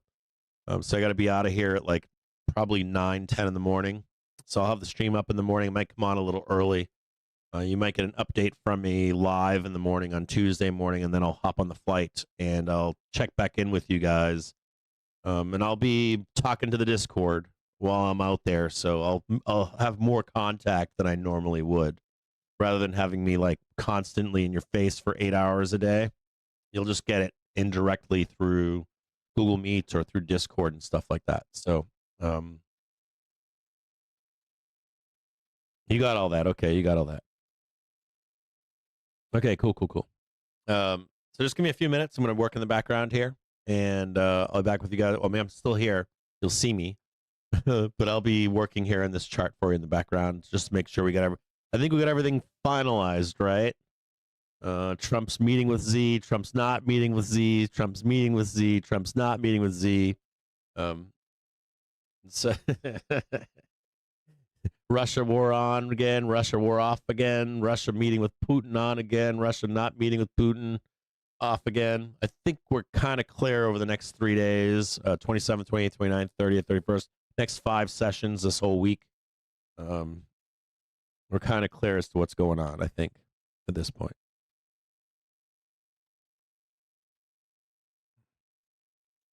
Was there anything else that I missed from the chat? I saw a whole bunch of stuff after I looked over there. Knight Rider, you're going to be in New York City. I'm going to DM you.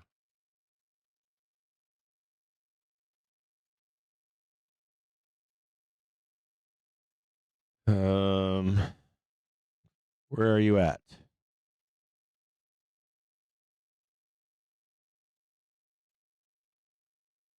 I'll add you as a friend.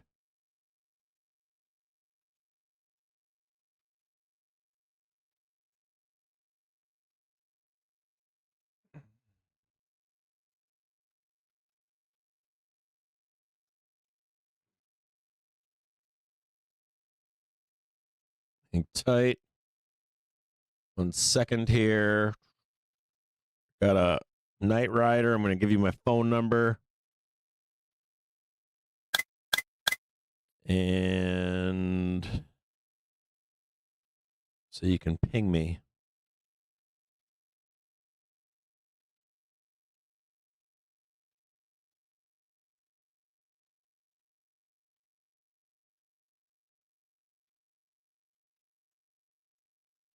Hit me up after the show.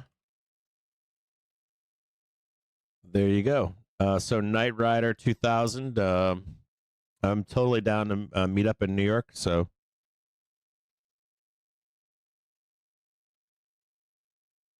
we can get together, do something fun.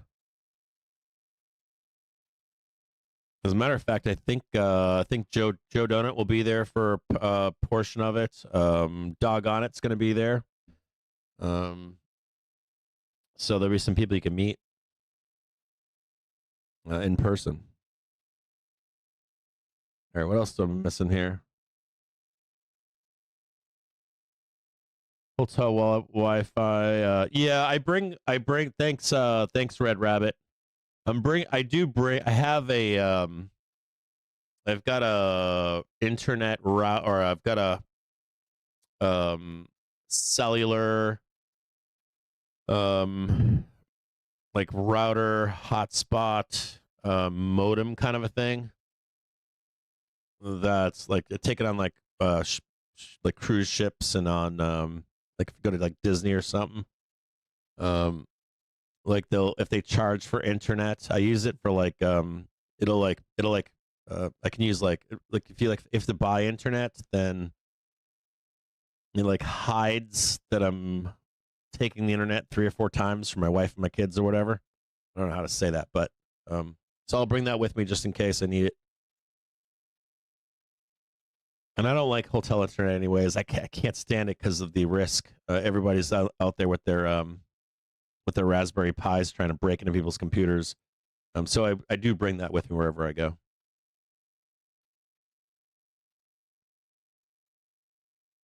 Is there... Okay, wait a minute here. What's going on, Kyludes? What's up, brother? Or sister?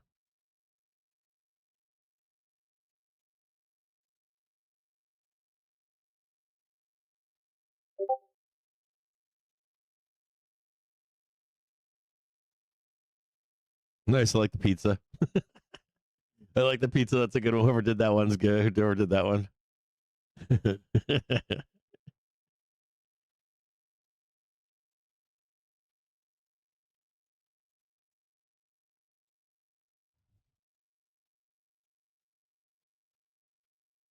Let's see if there's anything else you need to see here. The U.S. is extending a deadline to reach a trade deal with Mexico for several weeks. Shocker.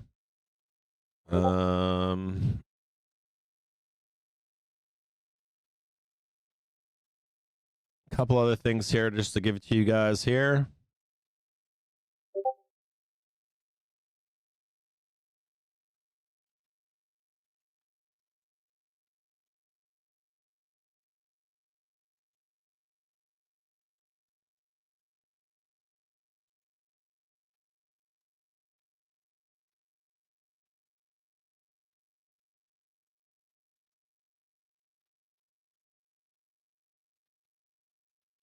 You guys already know that McGilligot is extremely bullish here. Last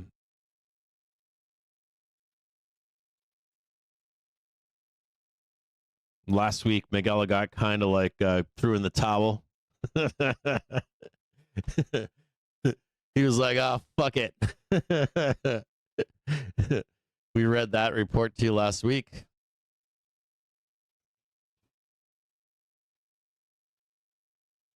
Remember that we're coming into 12 p.m. for new flows. You know they're going to try to come in here and lob it to the downside. I posted some quotes from JPM and GS on earnings in the Discord.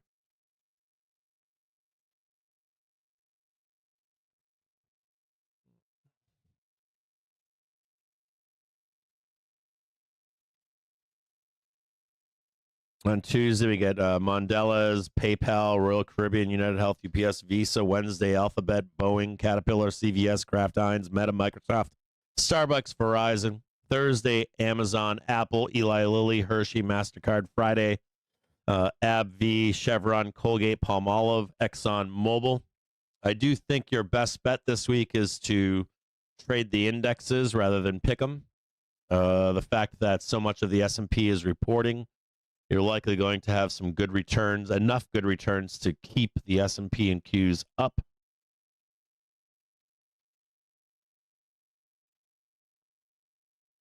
Call contracts are rolled higher on Friday. Of course, we knew that. They were rolled over the weekend, 6,800 to 7,200 range. And SPX Gamma is notably increasing at higher strikes.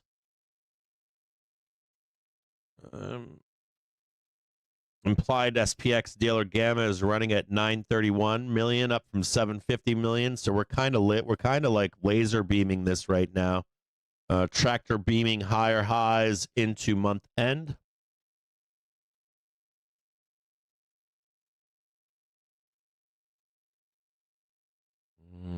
Here's a note from Gamma Lab saying, while this is certainly more towards the upper end of the range, we have seen more overbought levels recently.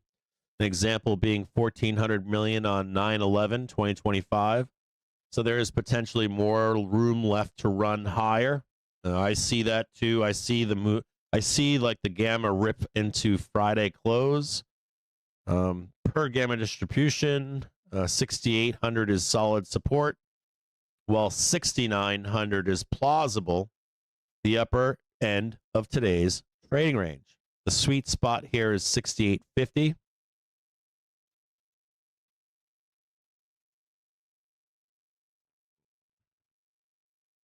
Besson saying China would delay rare earth export controls and buy substantial soybean volumes under the new agreement.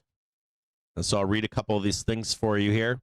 According to media reports, President Trump and Chinese President Xi will meet on Thursday to finalize a new trade deal that avoids the taco time tariffs.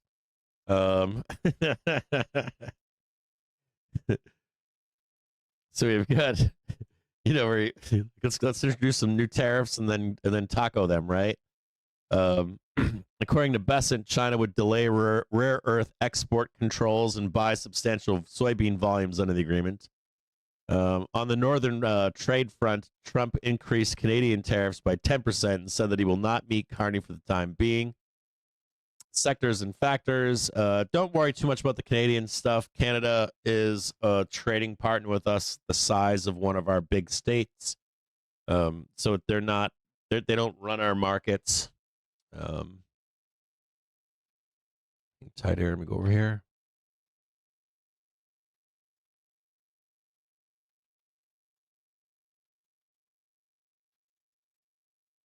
Watch out here. Might want to be a little bit risk off. Just to wait for those flows to come in. Just stalling here. That's it right now. Same thing. Just stalling, waiting for new flows. What else do we have here? I think that's it. I'll show you one more thing here. On the Gamma front. Tighter, guys. And we're now at tight here for a minute.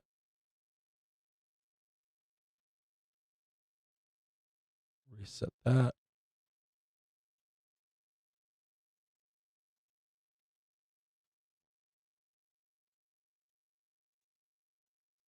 We're going to take a quick look, rehash of everything here on Gamma. So on Friday, we rolled calls higher. We were looking for this on Friday. This is important to note, okay? We talked last week about wanting to see the trade to 6,800, or excuse me, 6,800 to roll calls. This wasn't here last week. This wasn't here. None of that was here. We wanted to see, this was kind of top of the market right here. As of last week, it was like this. And now we're watching calls being rolled higher. So this is what it looks like this week. And we want to take note of 7,000. This is top of the market now. You're close top of like 6,900 is kind of top of the market right now. But there's nothing here, right? So 6,950, 7,000 opening up as well. Another interesting thing about right now would be, hold on here, CTA positioning. We talked about this last week. There's sellers here, but there's still kind of like, you watch over here.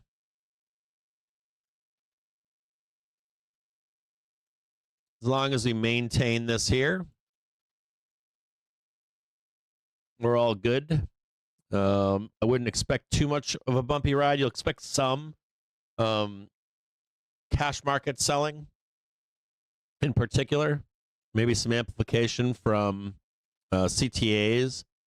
But as long as we hold up here, this is back from, as long as we hold price, the 6,800, I'll show it to you here in a minute, but as long as we hold 6,800, we should be fine.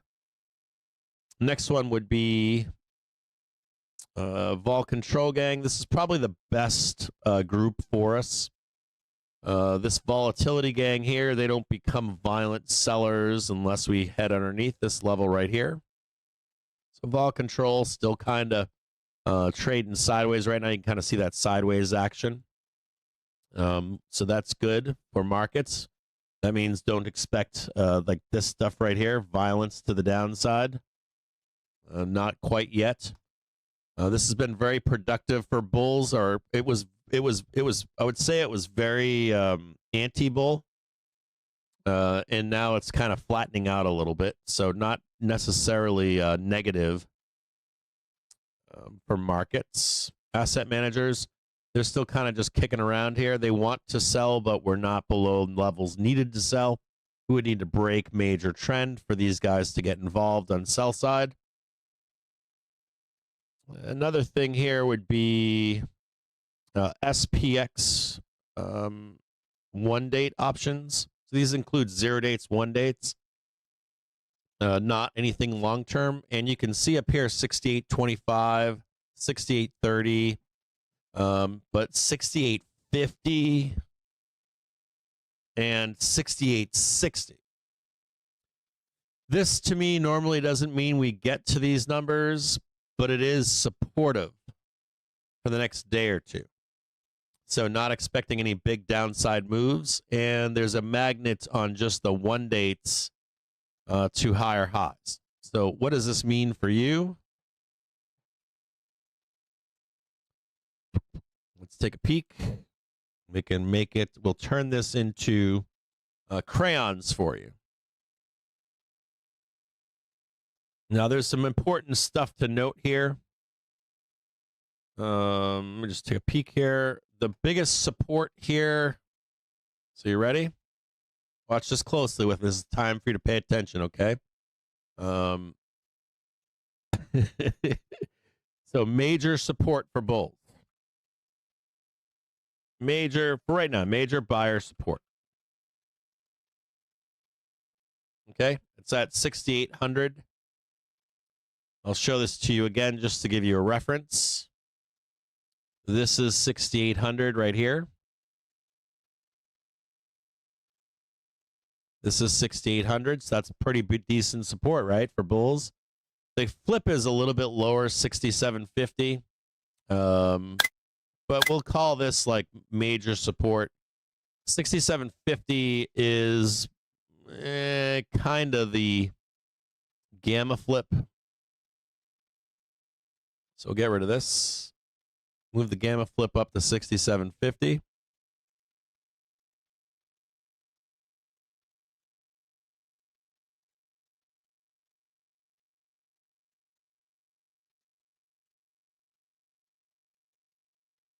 Here's your gamma flip right here. So the hourly matters here, right? The half an hour matters. Major buyer support though at 67 or at 6,800. 67.75 is inconsequential in my view. I don't think it matters much here for where we are. Calls being rolled higher. We already did that. And then you've got price action right now on 68.50.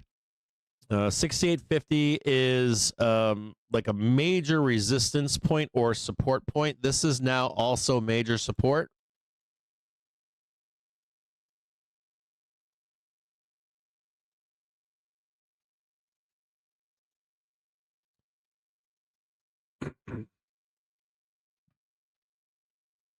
So you got two of them now.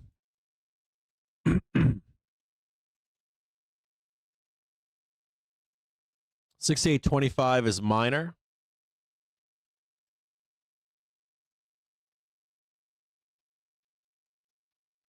Make this one small.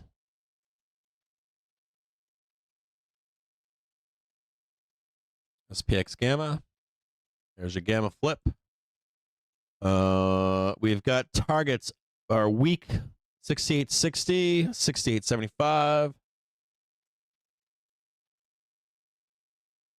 We have a little bit of go a little bit higher here.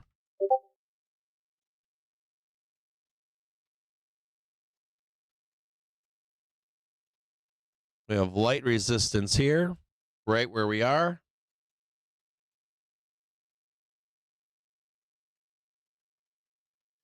Light resistance here. 68.50 is a pretty big wall. This is the call wall. 68.50. Reports that Citigroup and Coinbase are to develop digital asset payment capabilities. Kind of. I'd label this more a major call wall.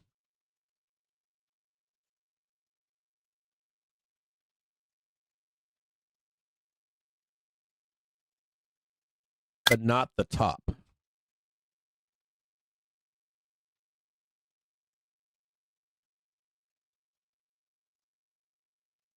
It's a major call wall there. And then we don't see nothing until 7,000, like 69.25 is weak. This is where the squeeze comes into play. I want you to know this is very weak here.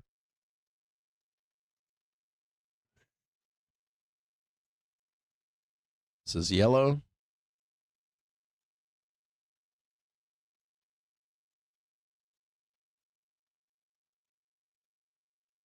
And I want you to think about what I'm drawing for you here because it's showing that vertical move.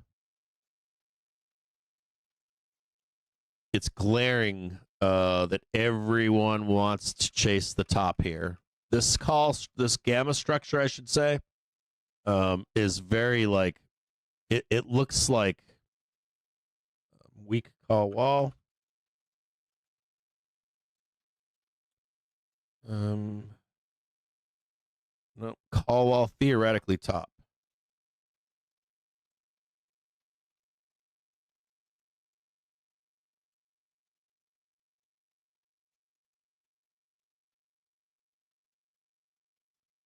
And then 7,000 is top of the call.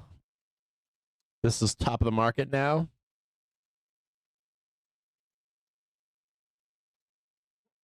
Or top of options market. Make this red.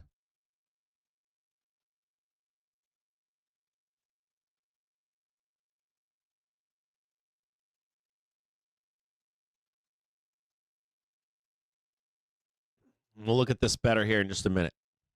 Just a minute here.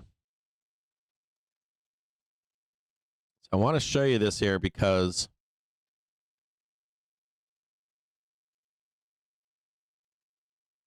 the way the options market is right now.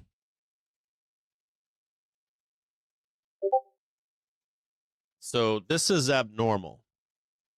This is not what it normally looks like in our market. So what this is telling you is, like we want to smash up here just underneath this 6,900.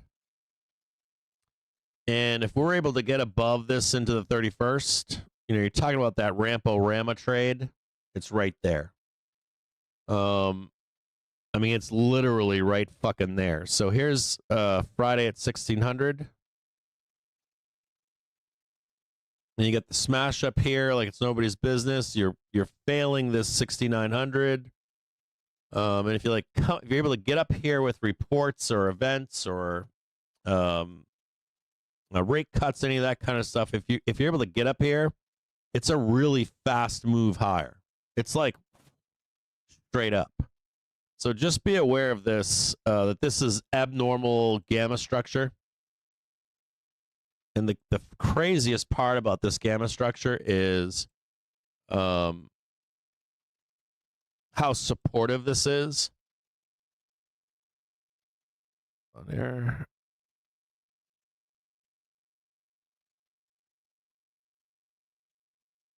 That's a decent sized call wall there. What's fascinating about this, though, is the way these options are coming in.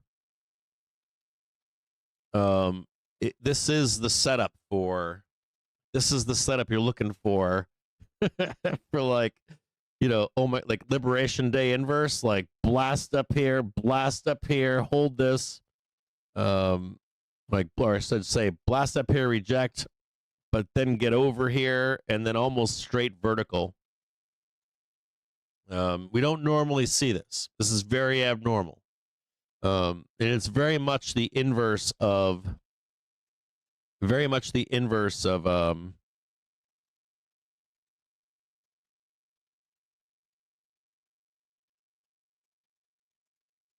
post this in the Discord really quick.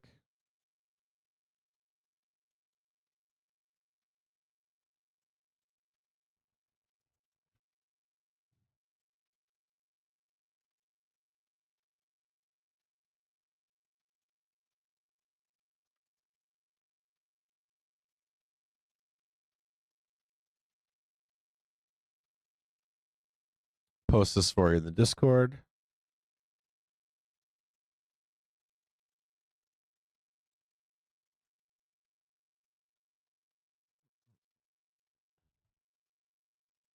I mean, like that's showing it. It's showing the violence. Come back to the regular stream here. See us grinding higher right now. And that's really all you need right there. I mean, just looking at that is absurd. It's kind of like Liberation Day on the inverse. That's really all you need to see. Not only do you not only need to see that, if just what I showed you, the gamma bars, it's just, there's like a moment where everybody's like, there's just so much fucking FOMO that it's like, fuck it, we're going up. Just long,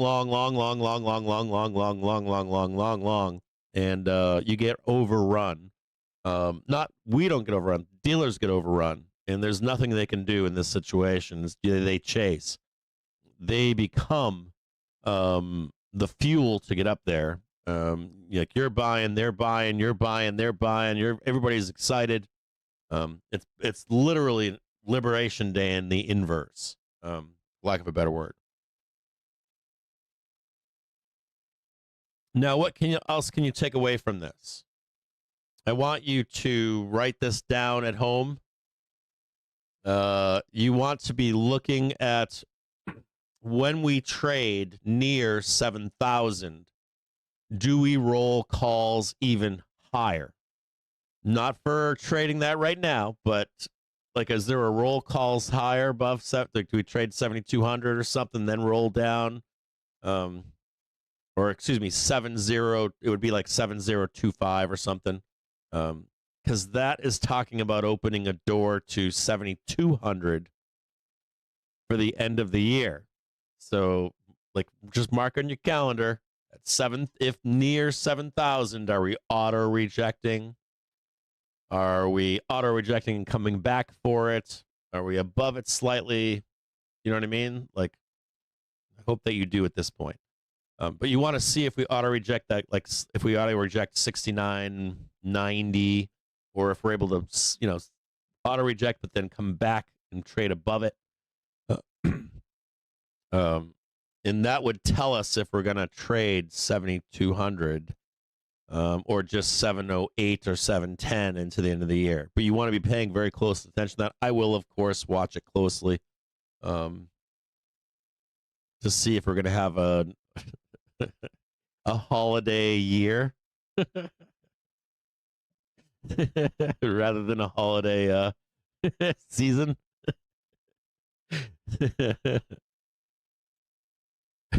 Or not. We get Grinch in the Scrooge.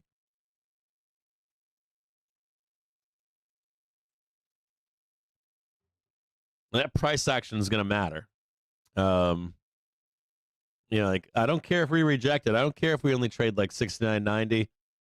But if that fucking trend is held, they're going to go back up there in November.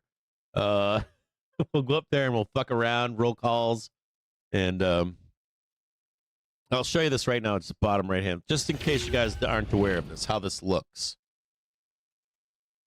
So how it would look would be something like this. So you'd break up here. Hold on a second here. Again, in theory,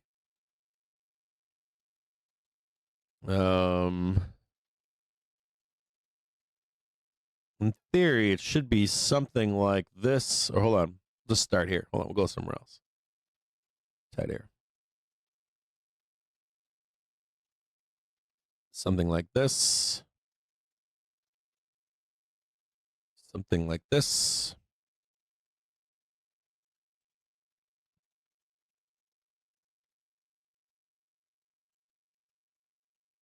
I don't know what that was.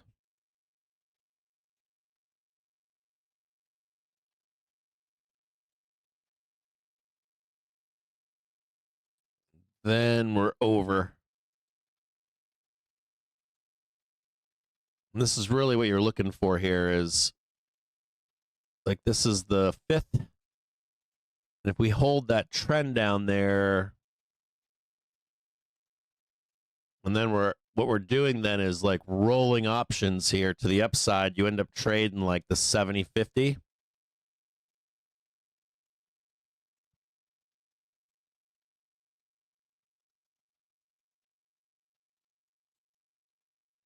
Like up here.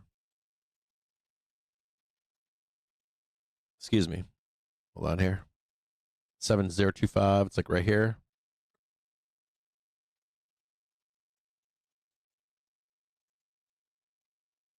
Let's show this a little bit better.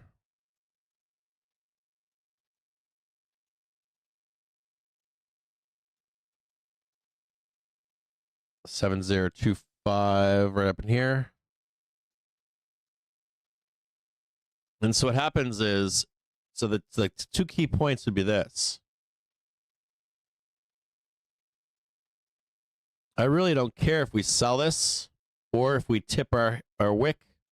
I do want to watch that up there, but more importantly, do we hold trend and then come back up? And if they're rolling these calls, from 7,000 to 8, or not 8, but probably 720. It would start with that.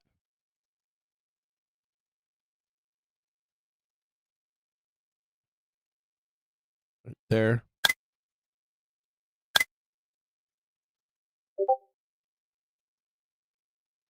There's your 7,100, and there's your 7,200. You kind of see it now, right? So then They're rolling their calls up here. Jackknife down. Before you know it, we're trading this bad boy in December. Maybe you get a big violent correction in December, but then it's like way back up again to trade the 7,200. I think that's very viable. Just be aware of this over here. This is very unusual in here too. Normally, we would not get all of this price action heading into the end of the month, but in this case, it very much so looks like normally end of the month. We would have stopped somewhere right here and rolled down, but there's this whole like bam lining itself up right now. So just be aware of it.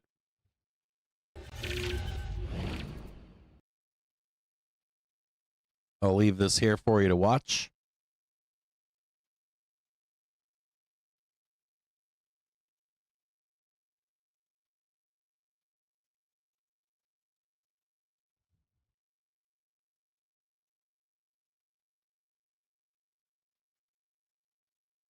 We're going to do this in a 1 minute we can, so it's a little bit easier to watch.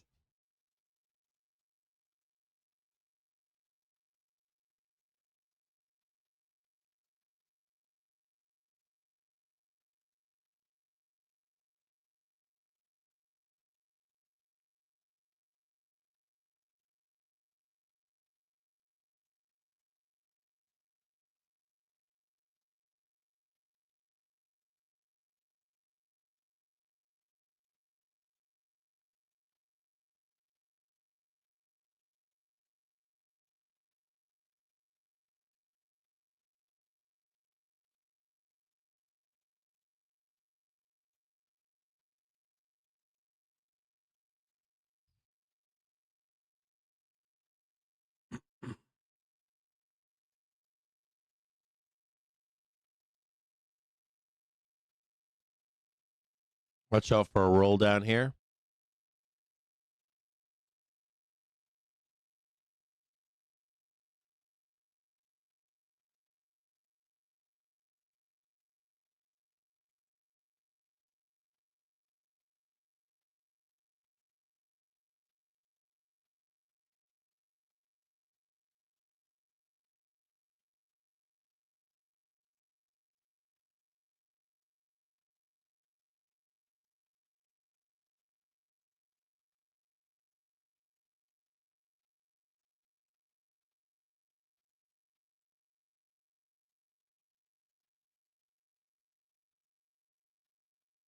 Done.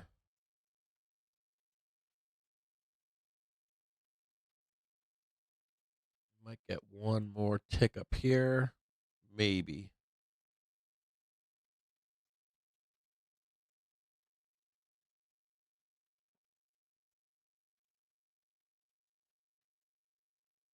I'd like to see one more tick up here if possible.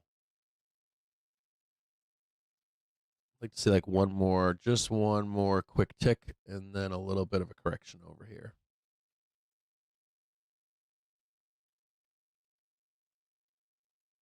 Where's 130?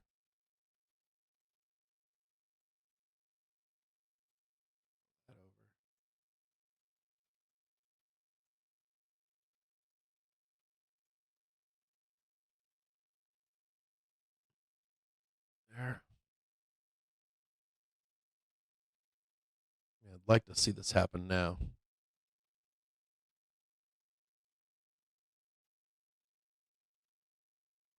Something over there.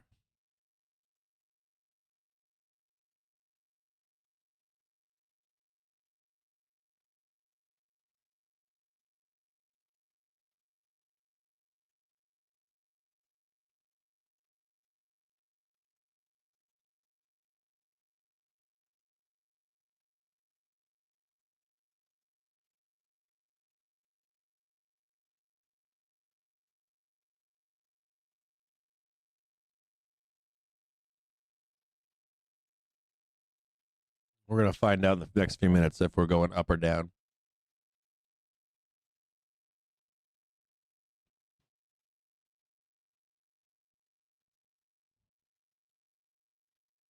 we start breaking that 5 minute, we'll bring this over, but I don't want to bring that over yet. Not yet.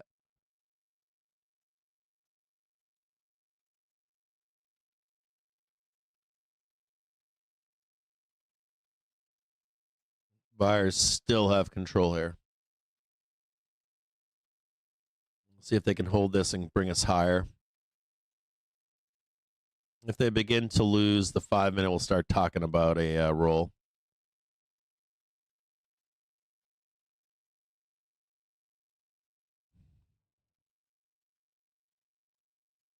Watch it right here. I think that's right about here.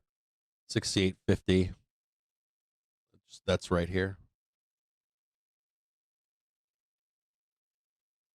You could even draw this like this if you really wanted to. Just keep it on trend.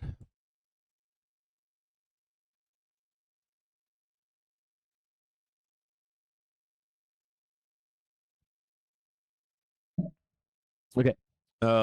I gotta get to this. It's already 12:21. I gotta get to this chart for you guys.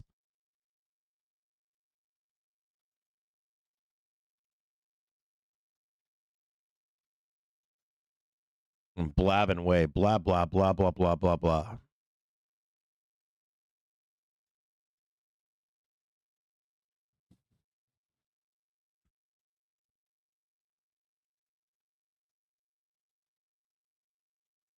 Here we got this.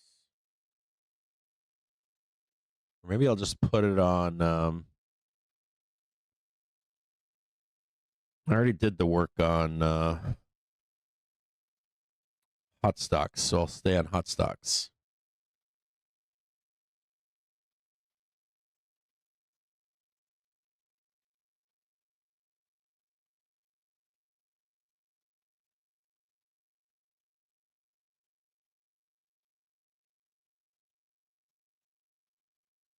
See that right there.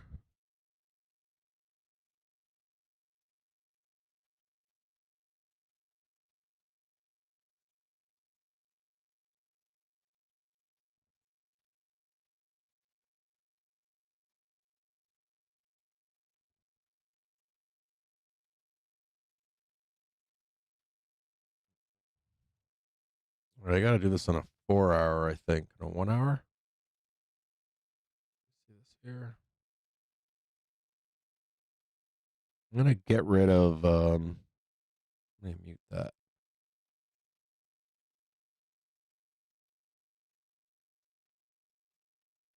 We're gonna do dates here, right? So Monday at 1600.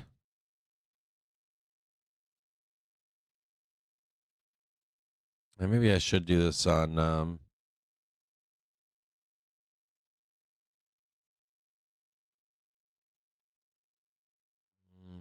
don't know exactly the best way to do this.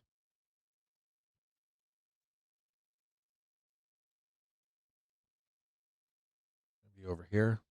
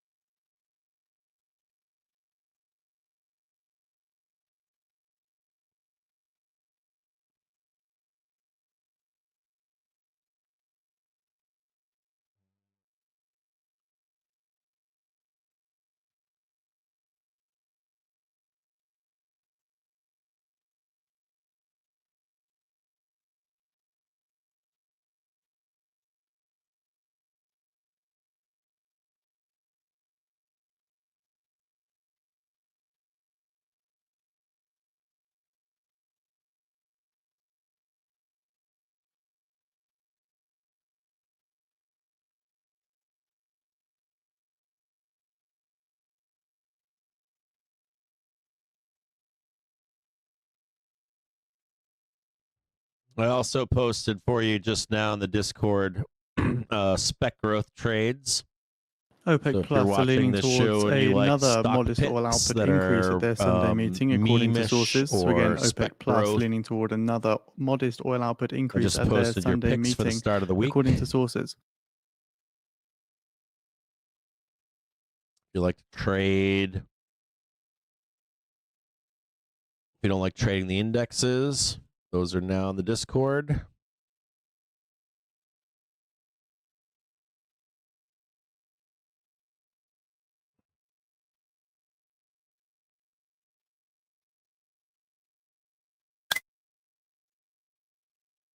See if this holds.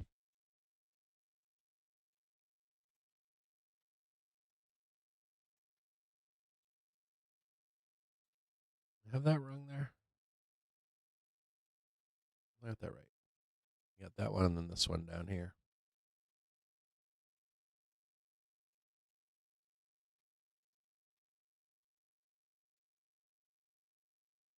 Watch this one closely. Just keep your eyes down below here. You can see we're kind of floating around on gamma. We're on light resistance right now. This is light resistance. We could easily swing straight down here and then this gets picked right back up. Currently still holding the 5-minute trigger, so don't give it to the bears just yet.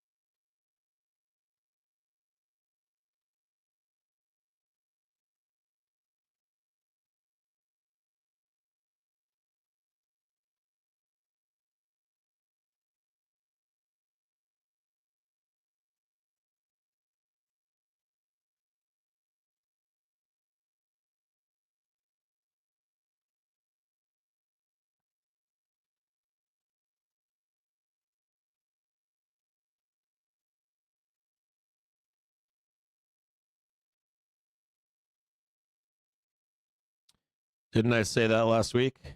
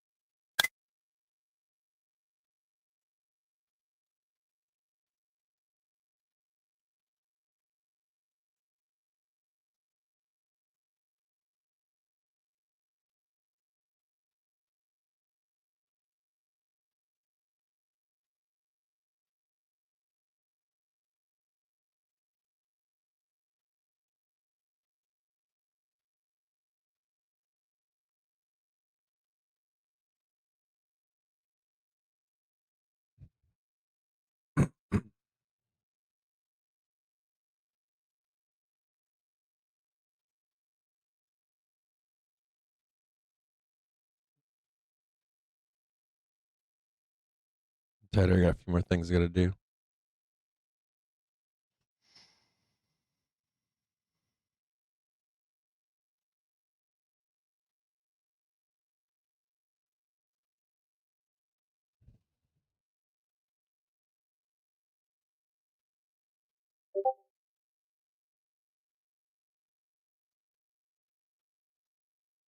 Okay, Monday, 1600, the 27th.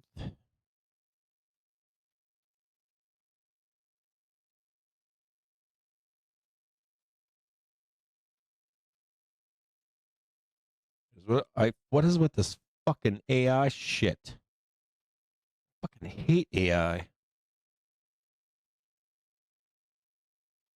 It is like pure fucking garbage. It is. I'm sorry, guys. I can't agree, guys. It's utter fucking garbage. I fucking hate it. Like,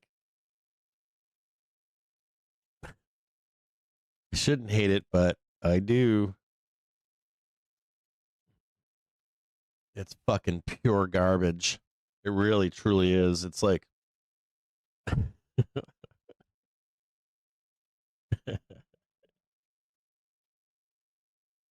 After the bell today, what do we got? BBBY. Oh God.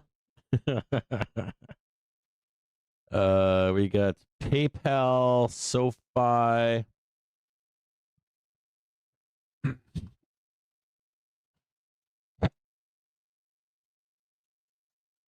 So you got PayPal. I'm tighter, guys. I gotta do this. I gotta do this on a different chart. This is pointless to put on this chart. Hold on here. I gotta do a completely different chart for all the fucking events. There's just so much shit happening all at once.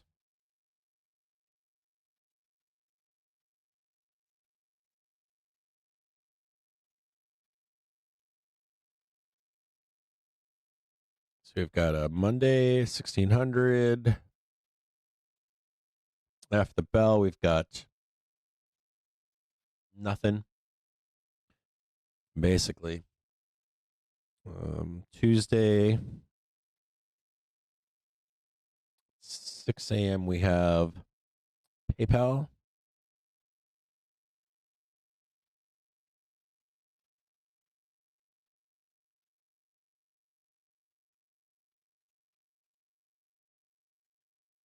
We have Visa.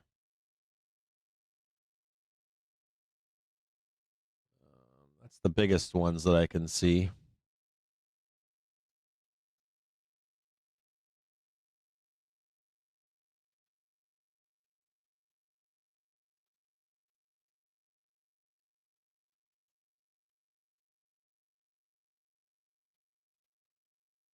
Then on Wednesday or after the close, no, that's after the close on Tuesday. PayPal, Visa.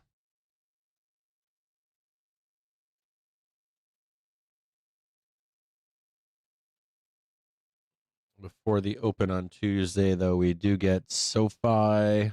Oh, PayPal's over there. Okay, I got that right. On here. Only really big one there is Visa.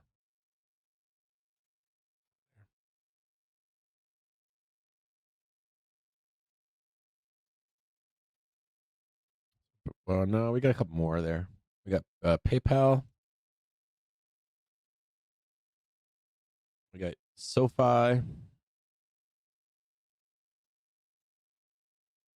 UNH.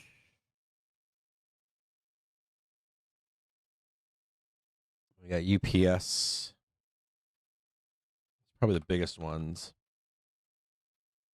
And then after the bell on Tuesday, we get after bell.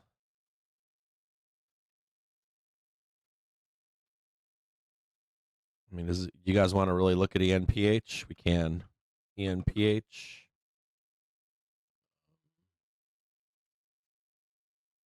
One Blog, Bloomer Energy, Booking, Seagate, Visa. Say Visa is probably the big one to look at. after the bell on Tuesday.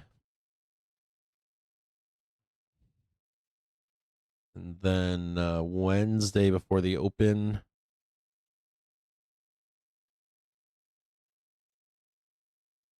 $6 a.m.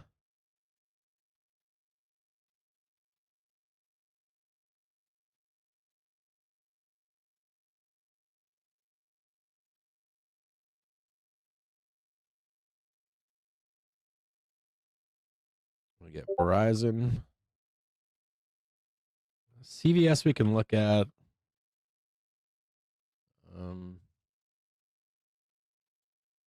BA, of course.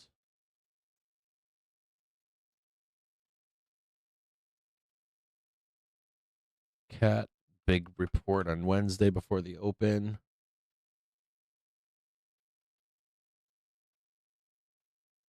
Let's see. I don't know if we should look at, maybe we should look at ADP.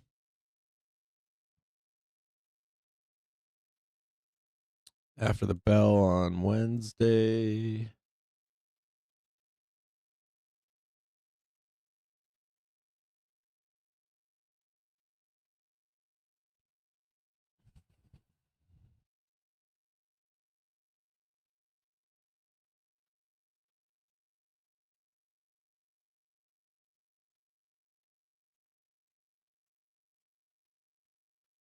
Meta.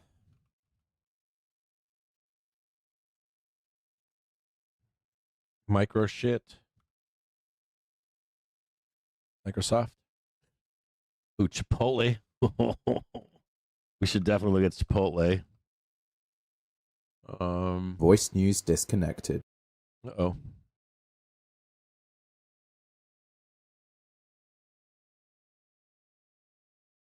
Let's relaunch voice news.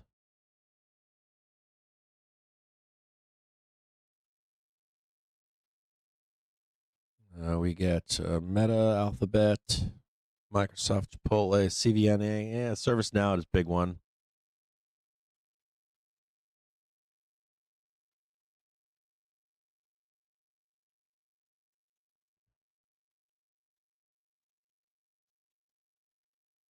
We could look up Starbucks too if you really wanted to. S-Bucks.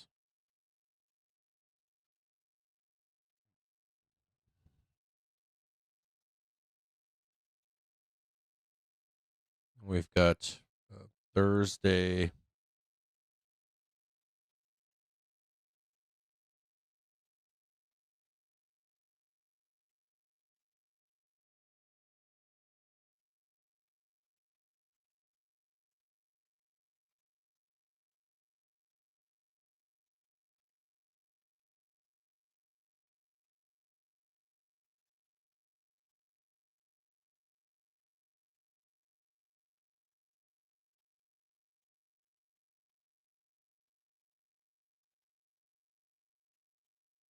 Thursday before the open, we get Lilly.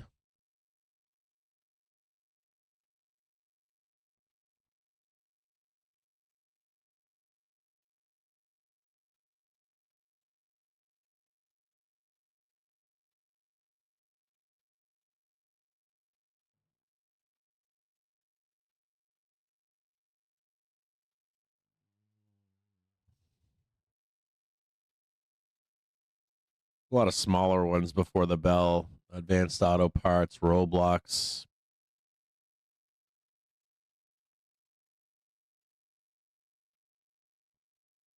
Merck.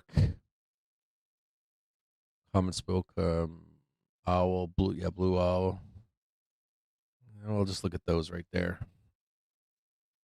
And then we got Thursday after the bell. The big boys come out to play.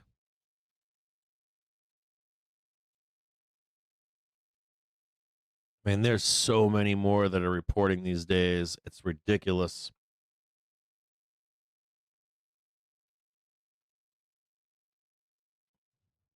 I mean, we got Amazon, we got Apple, we got Coin, right? I think Coin's there.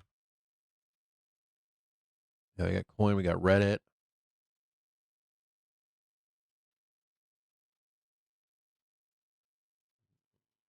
You got Rocket. We could look up. All right, I guess. I mean, there's so many fucking companies reporting. It's insane. You got Riot, Cloudflare, Roku.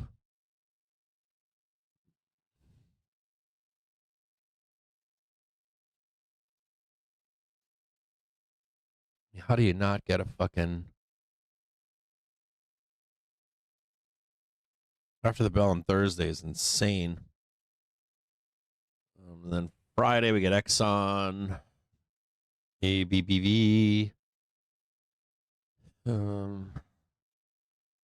Charter, CBO. Ooh, the CBOE we got to look at. That fucking CBOE always rocks that morning. Nope. What was that? CBOE is always like nobody ever pays attention to it.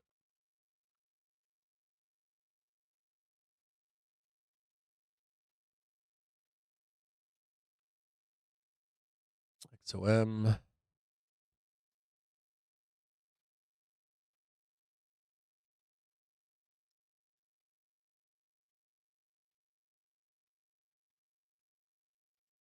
Start with those two.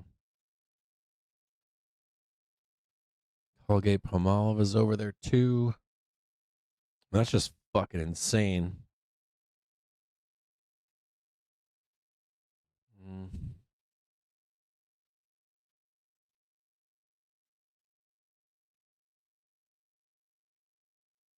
Wednesday at 2:00 we get FOMC.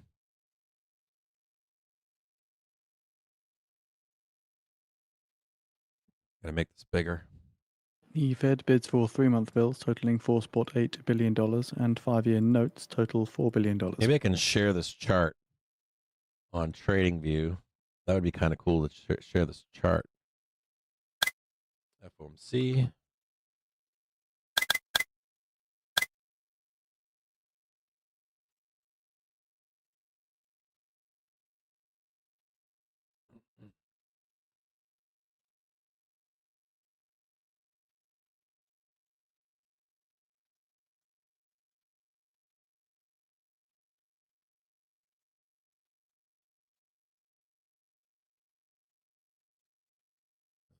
GTC is fucking 27th to 29th.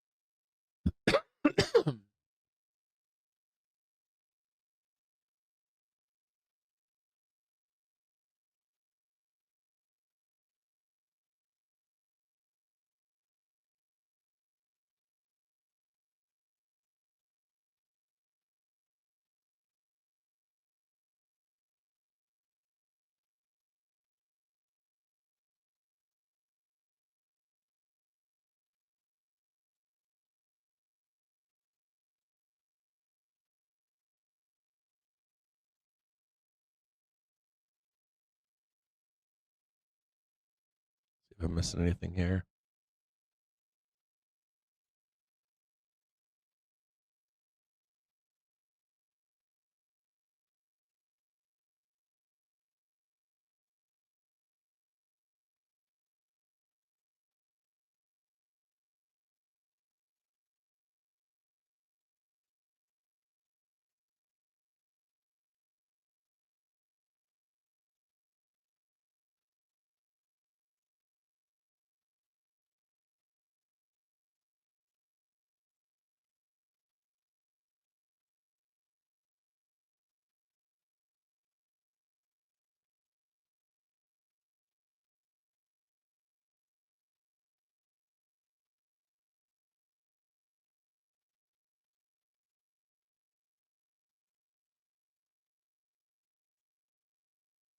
27th to the 1st.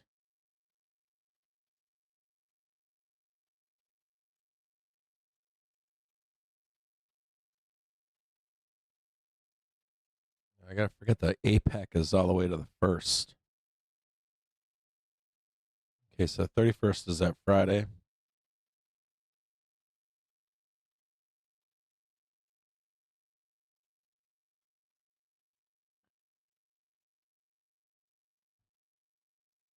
So OPEC delegates say OPEC plus base case scenario is a small hike for now.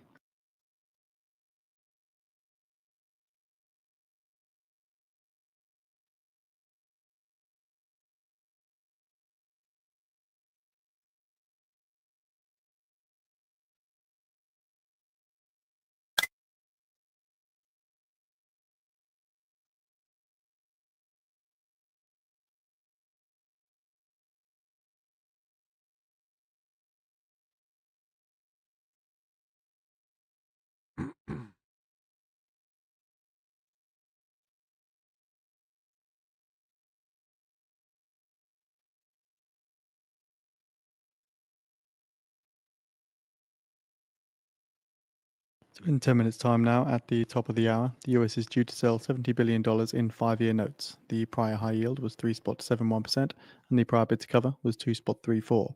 The US is also due to sell $86 billion in 3-month bills, with a prior high yield of 3.81% and a prior bid to cover of 3.1%.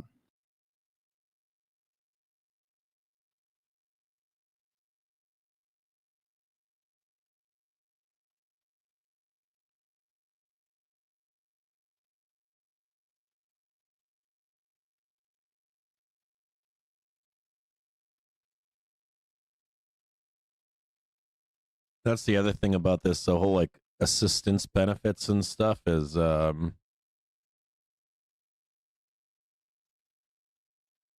you need is like Trump to come out and say, I'm going to fund SNAP over that weekend, and Bears fucked again, right?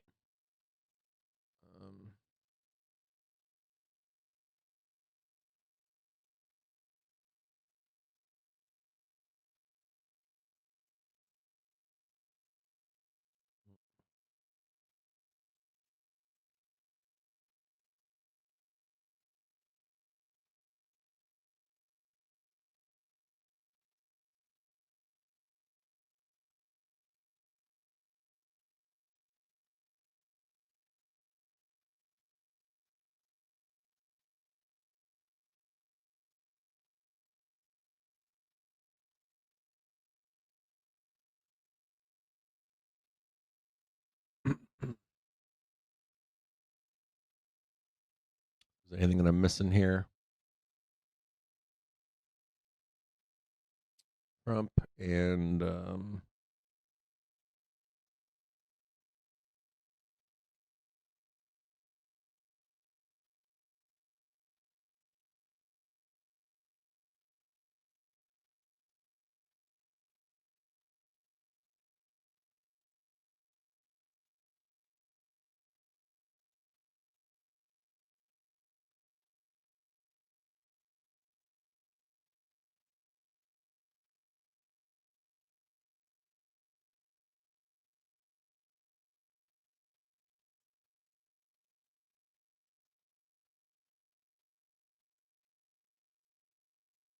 this right. Make this smaller so I can zoom. Oh yeah, there we go. That's fucking super hot right there.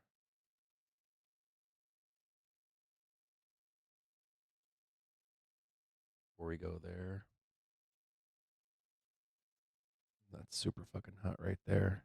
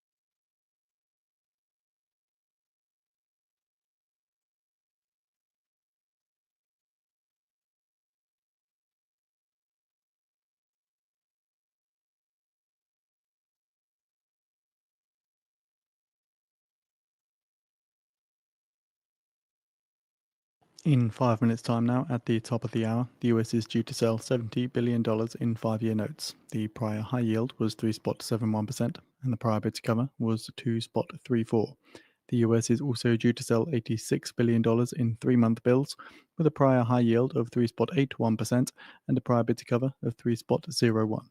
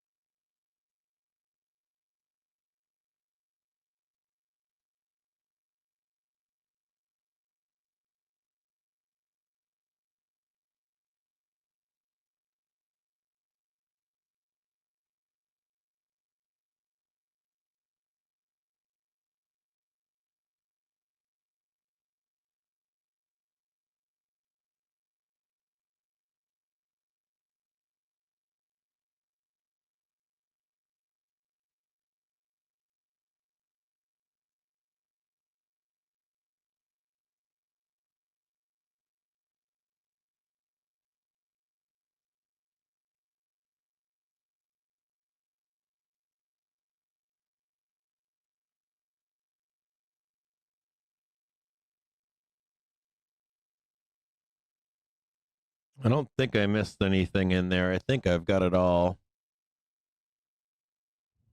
Let me know if I did. I posted for you, I think, everything.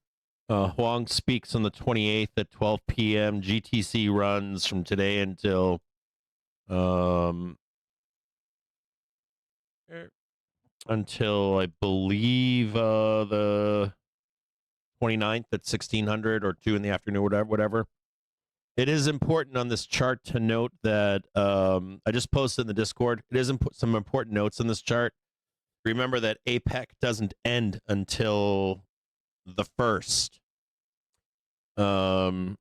Trump Z meeting is tentatively, I believe, on the Friday the 31st. And so remember that you've got like the meeting and then you've got the APEC stuff. You have nothing going on with Putin and Trump right now, so they could come out and fuck around in the weekend.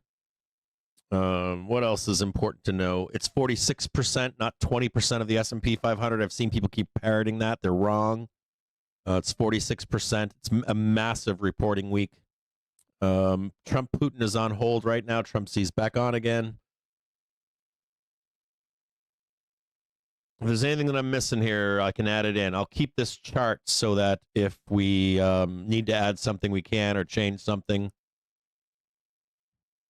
But it isn't those. I think those are the two important ones. I'll make another note here on my side that you want to be paying attention to FOMC CPI.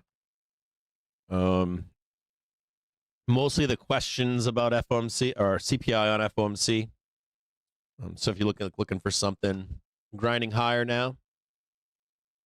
Just looking to target this up here, this 684.10. The US 5-year note There's auction also and the 3-month this bill little auction. bit right here. This the pre-sale when issued yield for the 5-year R5, notes comes at the top of the which hour. is The auction results often follow 2 minutes after this.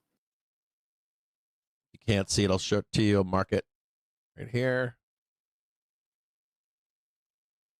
so you can see the red line. Trump or Z, trick or treat. That's a tough one.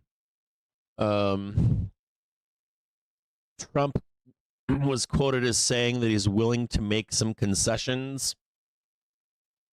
You know, is this like like a lot of what Trump says is like you know, he's like we're gonna increase tariffs by 140%. It's like, well, is that the concession you're gonna give? You just made that shit up like a week ago, right? Or is it concessions on prior tariffs? So I don't know. I can't say what it's going to be, trick or treat. My take here would be it's not going to matter. I don't think, like, for me, for events like this, Treasury like, when issued 5-year yield 3.626% ahead of the $70 billion auction. my take on this is that you price these events in, whether they're negative or positive, for realized and unrealized volatility, positive and negative. But, if we're up there trading, if we're like ripping face up into OPEX, I would still sell the news. I would most definitely sell the news on that meeting. If we're trading like, if we're up here trading, where's the target? Target's, 69, we're trading 69.50 in SPX. That's sell the fucking news. You know what I mean? Doesn't matter what the news is. Doesn't matter if it's trick or treat. It's not going to matter. You sell the news. Doesn't matter. If we're in the shitter, I don't think we're going to be, but if we're in the shitter, I would buy it, right? I'd say, yeah, the Trump Z meeting is going to be a good vol blow off. The only thing that I can't tell here, I don't know if it's not tell, but the one thing that I hate about all of this right now is that there's some overlap over the weekend. Like the APEC over the weekend, even if there was a deal and like everybody's woo, yeah, it's Friday close, and all of a sudden you get like Putin and Z on the lectern, and they're like, down with the USA. You're just like fucking woo. You know what I mean? It's all like fucking kabuki theater. We need a reason to sell. There it is. You know what I mean? What about the concessions? We priced those in. 5-year high rate 3.625%, 3.625% compared to the pre-sale when issued yield of 3.626%. The bid to cover was 2.38, 2.38. There is some like I still think there's some volatility. So for the 3-month, the high rate was 3.73%, 3.73%, and the bid this to cover is important was 3.07, right here. You guys want to be paying very 3.07. close attention right now to this auction. So the 3 and 6 month follow. Basically, the 6 month follows expectations for the actual cuts. So today's auction in the 3 and 6 is going to matter. You want them to remain. The 5-year auction there stopped through 0.1 basis points. The US in total sold 70 billion, awarded 40.3% of bids at high. Primary dealers take 9.27%, direct 23.89%, indirect 66.84%. So we want to. So what this is telling you is that you're expecting a cut on Wednesday. Now, I will say this: we've got a cut priced in, of course, for this FOMC, right? Sorry, I gotta put these lozenges in my mouth. My throat is, or my voice is brutal right now. At the start of every week, it's bad. So on FOMC, there's volatility there. It's definitely going to be. I hope that he comes out and says something about the inflation numbers. It just needs to be a quick line that says, a few disclaimers on.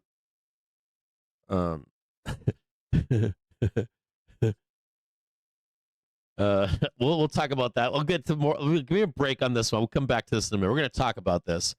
Let me write this down. So we're going to chat about inflation numbers and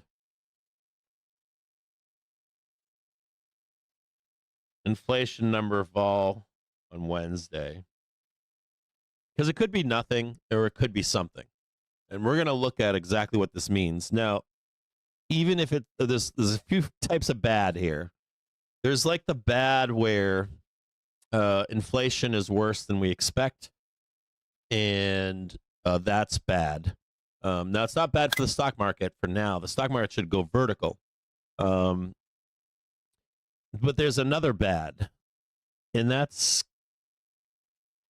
I don't know exactly what the impact is yet, but and they have fudged numbers in the past too. that they've admitted to, but they also do the disclaimer and those things. But I am assuming because it's such a big number, not a big number, or an important number, being inflation or unemployment or GDP, stuff like that, that you're going to see some questions. The right person will be there to want some clarification. No, that's going to be like an hour fucking conversation. So we'll save that for when I get back from a break. So we're going to talk about FOMC day and the potential volatility from inflation numbers and how they're reported. We need to talk about that because it's very probable that that'll be asked. You really want Jerome to get it out of the way almost immediately. Hang tight 1 second here, guys.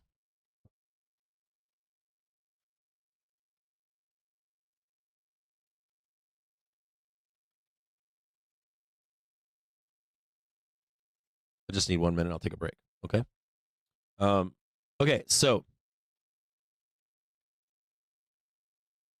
the inflation, or excuse me, the FOMC volatility, you probably need to look at that at some point. You've got some decent reports here that can hold the market up into FOMC. You have Huang speaking at 12 p.m. on Tuesday. You've got the super rampant FOMC, and then you've got a potential sell the news moment on FOMC day in the middle of the daytime. We'll talk about that today. And then, of course, after the bell, you get some big reports, right? You get Meta, Microsoft, CMG, Now, Starbucks, Lilly. I think Apple's on the. That's AAP. That's I believe that's AutoZone or Advanced. No, that's Advanced Auto Parts. Let me just check this really quick. Why is there no line there? We're open. This is before the open on Wednesday. I'll make sure I get this right here. Hold on here. Get rid of that. After the bell, this is before the open on Tuesday. I fucked that up, maybe. We're open. Make sure I get this right here.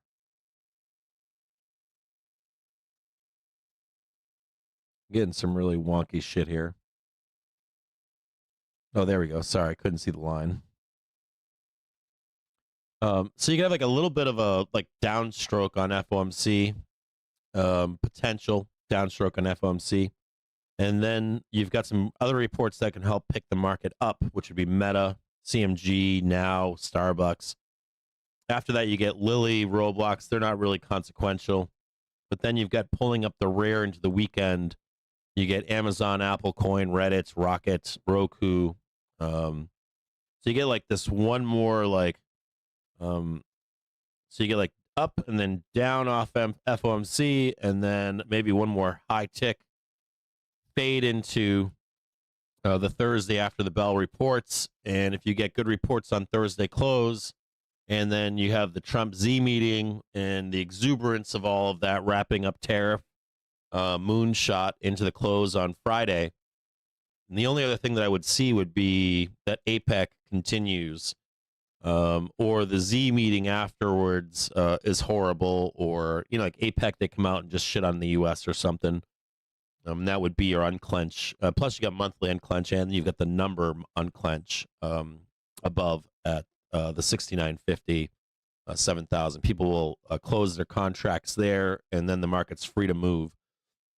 There is another note here, which would be that the market is very overbought. And for you bears out there looking for that bloodbath, the market is extremely overbought right now. Let's look quickly here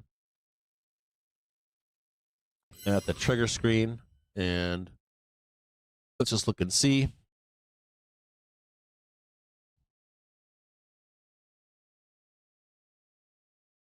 That's pretty overbought over there. So doesn't mean we can't go higher. There's some peaks. We've had higher peaks in the past.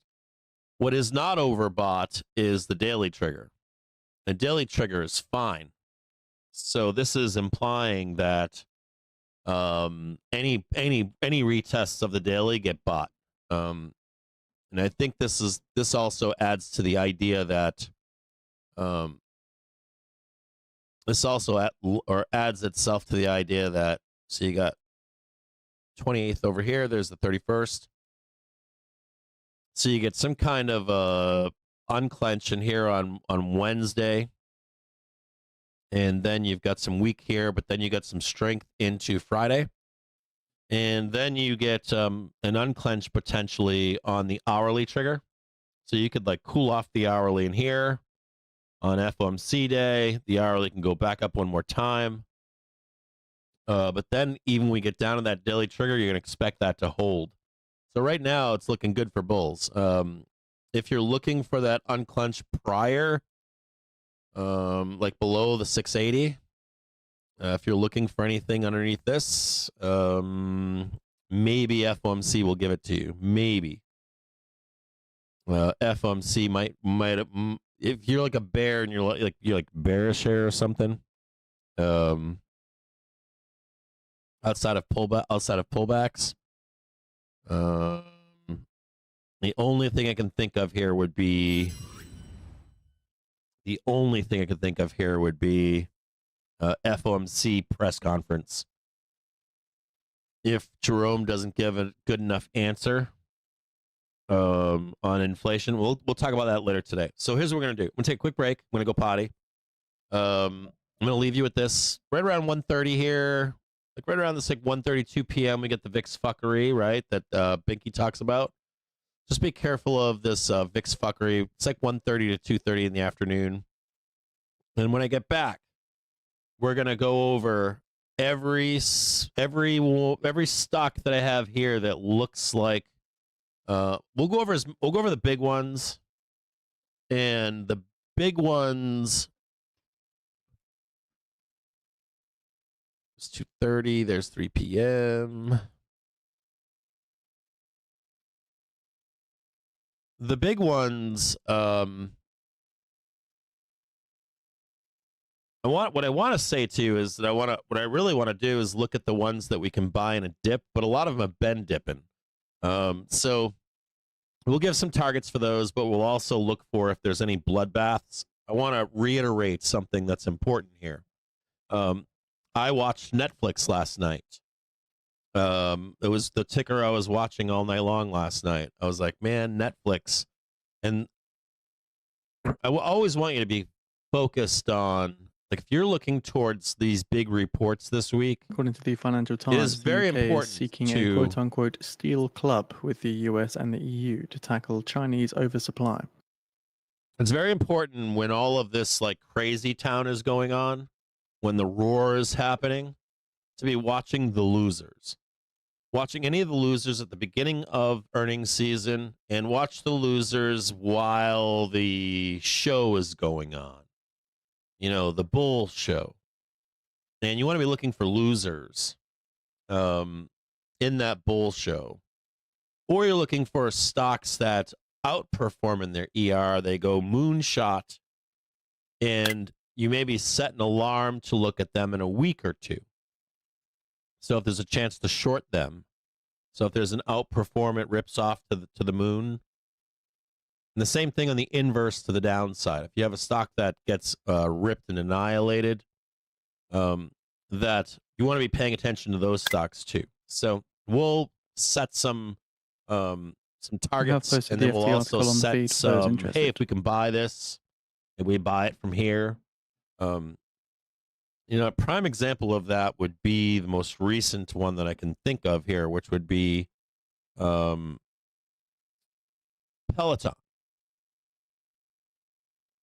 I think not Peloton. Beyond.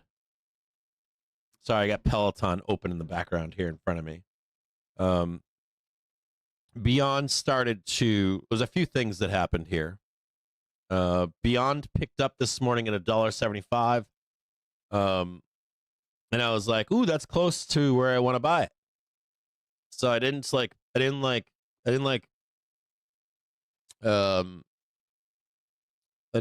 I'm not stuck in Beyond. I don't own Beyond, but I have alerts set for Beyond, and I have alerts set for a lot of different tickers.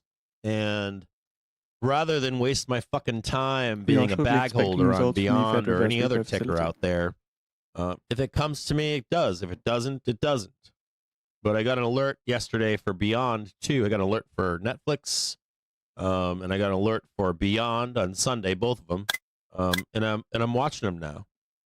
Do I want to buy Beyond right here? Nope. Maybe if it starts to improve on the daily trigger and hourly trigger, sure, I'll think about it. But I want you to be aware that people are, when we're in these binary events, people are not looking for the cocaine trade per se. They're looking for anything that is the sideshow. So if you get the big show going on and you have a loser and everyone leaves that loser behind, you want to be paying attention to those things. You really, really do. They matter. The divergence makes sure that you outperform S&P 500 and Qs if they ever come back. 13 So I counterparties want you take to 10 think spot about that this $642 billion upcoming week at here. the Fed's That reverse there's repo a show, operation. and then there's side stuff going on when you're not looking. And that's usually where you find the best trades, the shit that when nobody's looking. When everybody's look at the eyes on this or that, there's usually something else going on behind the scenes. There's either some accumulation or selling going on, where there's a lot of money to be made. So, anyways, give me like 5 minutes. My wife's asking me a couple things too. I got to go potty, and my wife has a few questions for me. I'll be right back with you guys in just a few moments.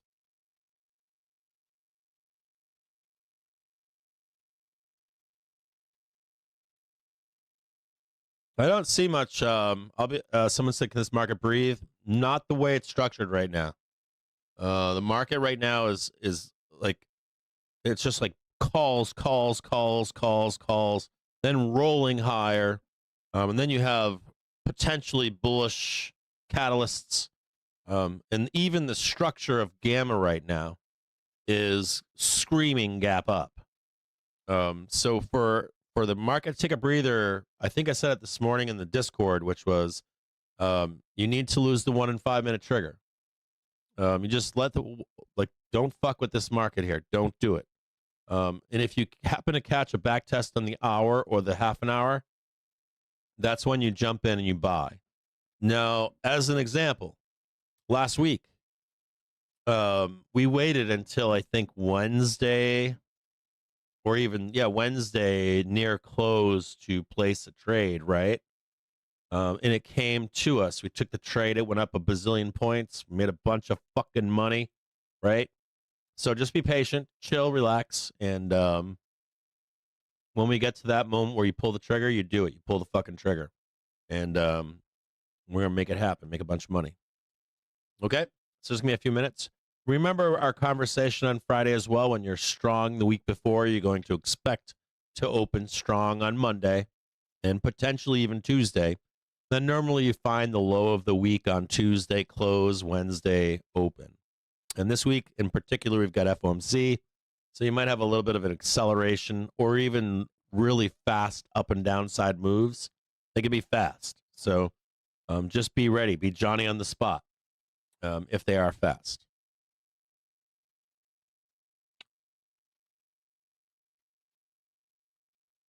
I get what you're saying. I know it moves fast. Fear of missing out. I get it. Patience. And that's your name, right? To love. I'll be right back with you guys.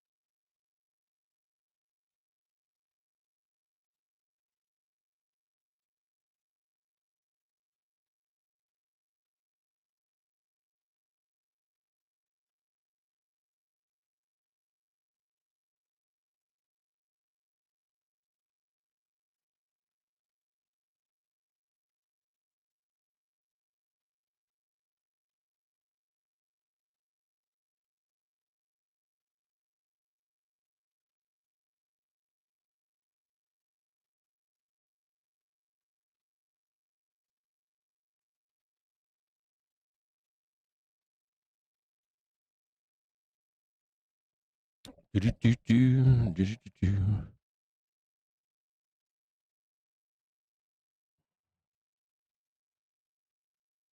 don't know what am I missing here. Missing something?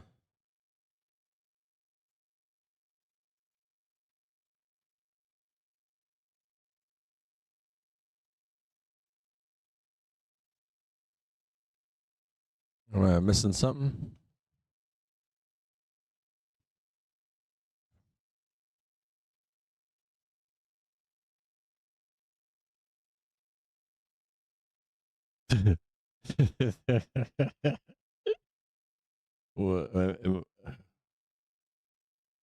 Sometimes the chat goes by.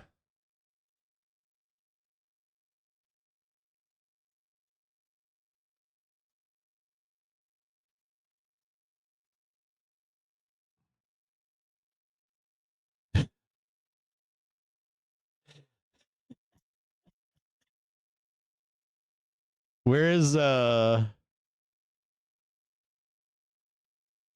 well, I just got told some crap that I'm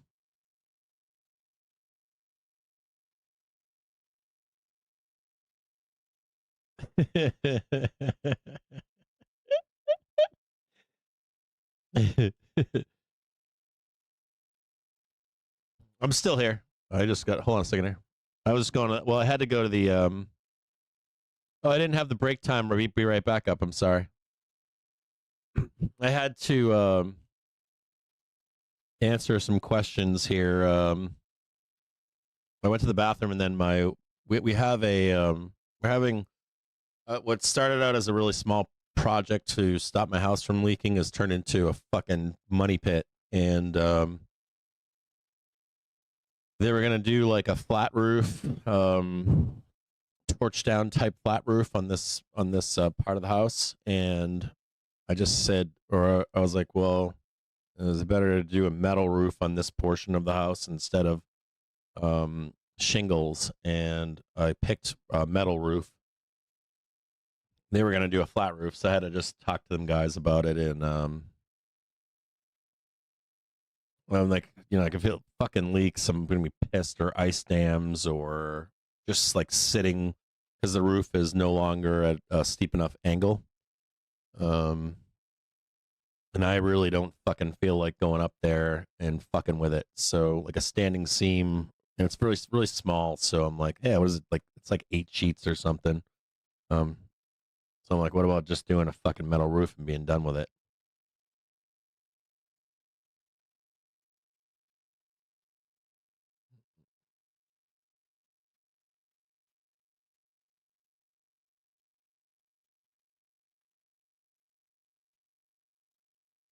What's going on with ITC guy?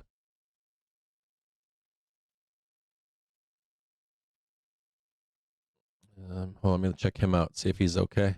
Something happened to him or something?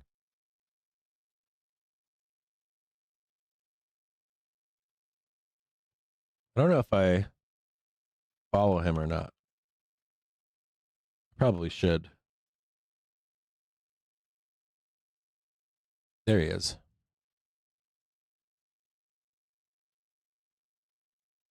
The inner circle trader.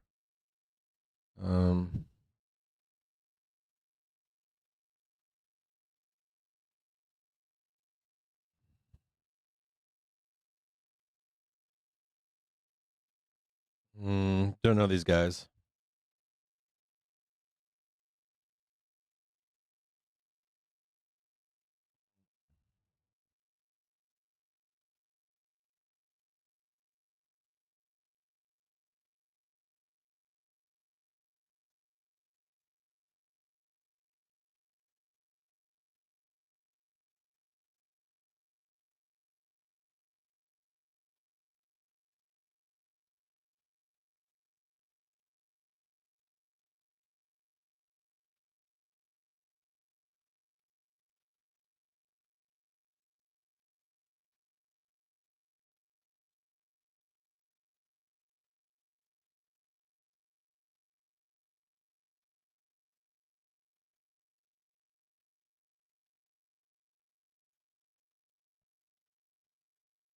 What are you guys talking about? Shit, what are you, shingles?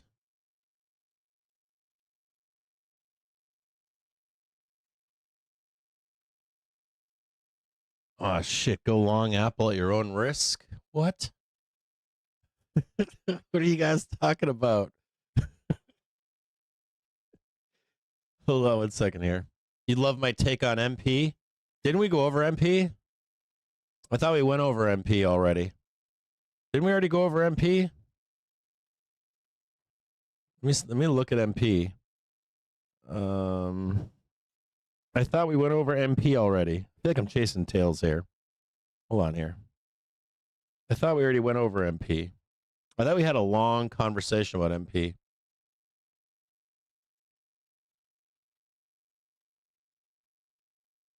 What do we say about MP?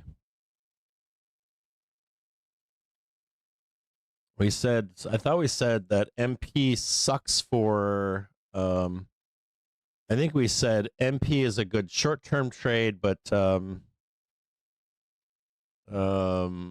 it's their ER sucked or something like that. And then of course you've got Z and or Trump saying that there can be concessions. I think that's what we talked about last week, right? Like MP for their, we liked the regular trading for MP, I think. And then we hate their earnings. I could be wrong on that, but I swear that's what we said. I have to go look.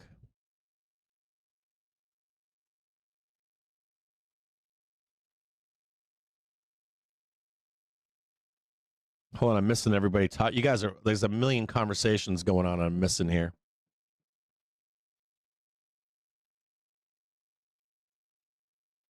Yeah, I think Winky's talked about MP. Winky's been trading it now for a long time. I think he said he hates their ER.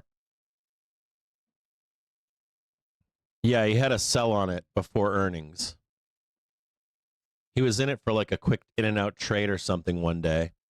And then he didn't like their earnings at all. I can't remember. I think we did MP like a week ago. I think the idea was to sell their earnings. Okay, this is what we're gonna do. Give me just a quick minute. I gotta get back on track here. You guys, it's like fucking chasing cats around here sometimes. Hold on. I gotta do one quick thing. I gotta see if I can get some fucking metal roofing. Hold on. I just need like 2 minutes. I don't have any fucking money. I'm broke. Like I'm literally broke. And I'm getting more broke here because I'm getting taken for a ride. So we had our first leg down right here. You see that? We want to see if this rejects or not. It doesn't look like it is. So we're right back up into it again. I'm trying to target this same thing up here. This VIX fuckery is done, I guess. So we're going to be looking still to target that 684.36. Fucking roofing, dude.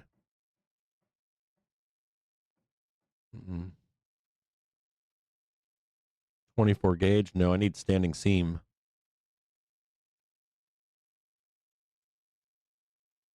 For a full service sheet metal company.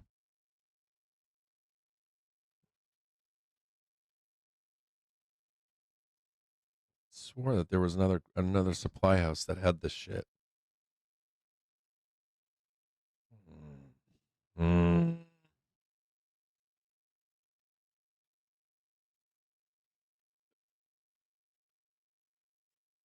The data says I'm not broke. Like my oldest is in college right now at the University of Michigan. I'm fucked right now. My youngest daughter, she's in clarinet school and all this other stupid. I shouldn't be saying stupid. I shouldn't be complaining. I can't I don't get any money. I swear it's like kids and wife and home and crap and I just want to be left alone. I want to be left alone. I want my kids to leave me alone. Yeah, my wife and kids aren't broke. They do what the fuck they want. They can do anything they want. Me? I'm walking around can I get more use out of this? I kid you not.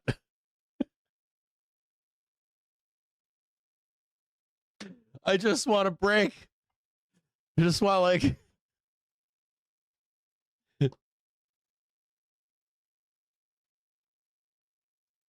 Right, Goliath?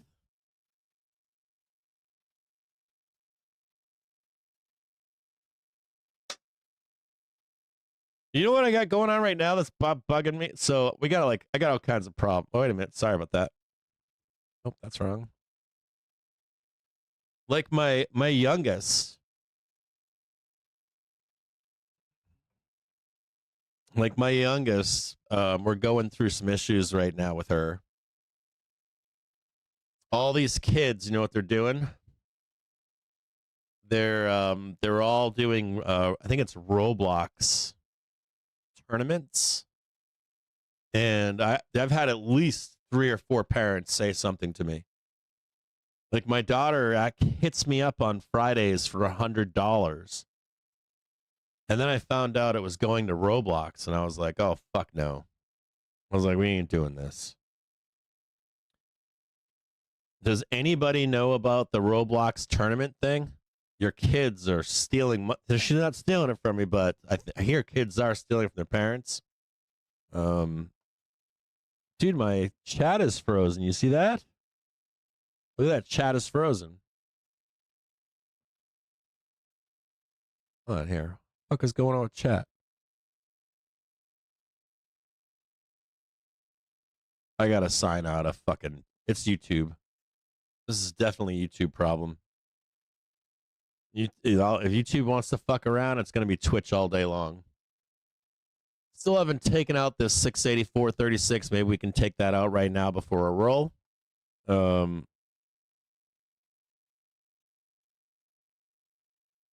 Well, my daughter used to ask for it, but like money now and then, and I guess only the past month or two, past couple months, this has become a bigger thing.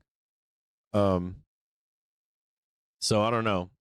Anyways, that's a whole like talking to my wife about it this weekend, and it was a big long conversation about the money, and I'm like, $20 for Roblox, that sounds reasonable.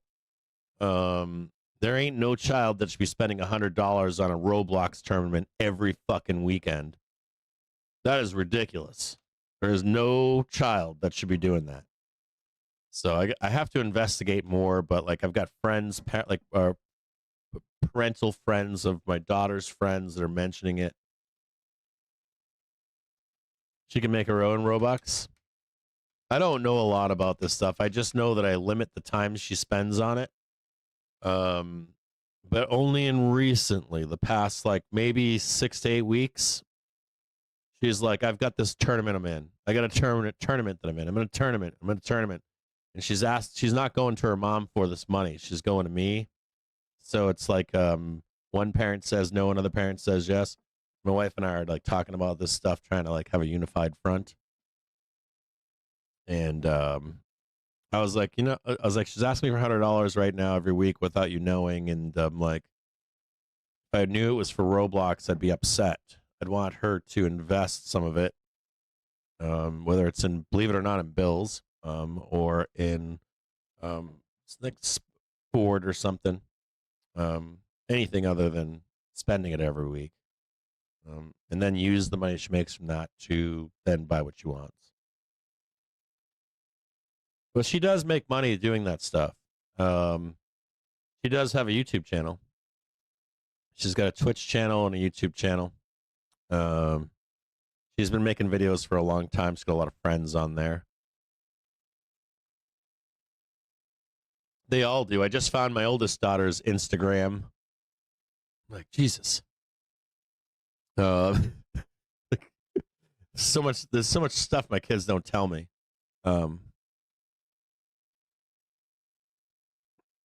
Right? Exactly. Buy Roblox shares. So let me get out of this real quick. I think I've done what I need to do for this other stuff. If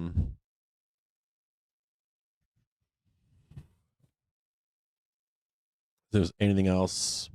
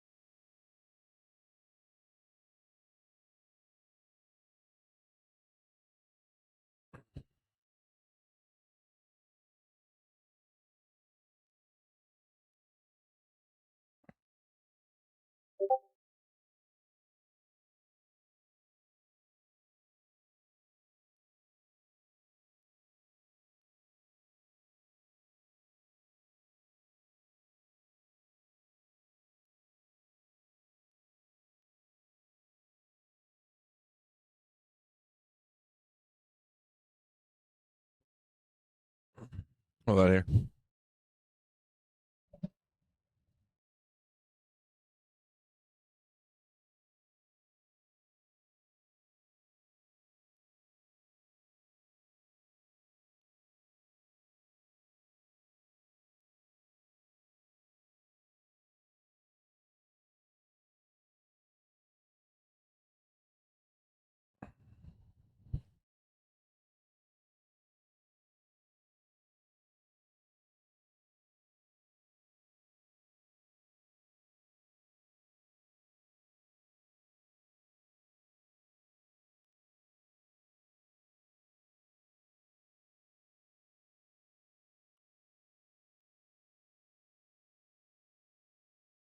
No,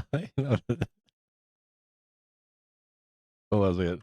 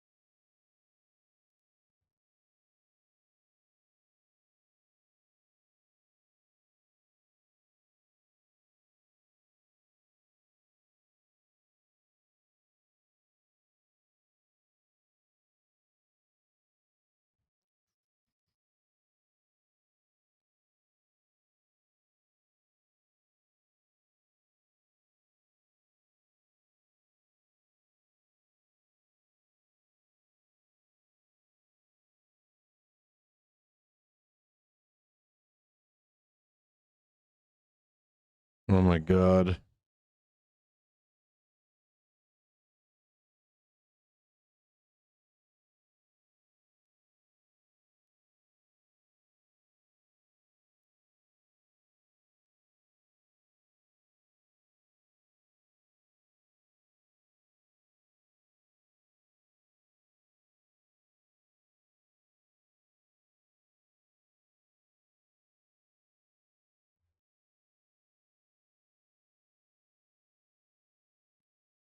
Actually, not kidding on that. I love a good sausage roll. I make them. I make them in the puff pastry. There's nothing like them.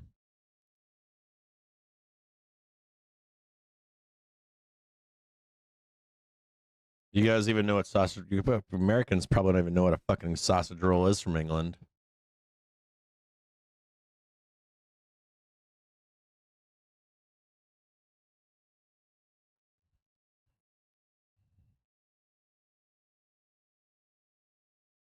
They're like one of the dankest things you can get in England. It's like one of the dankest foods you can get, or street food at least.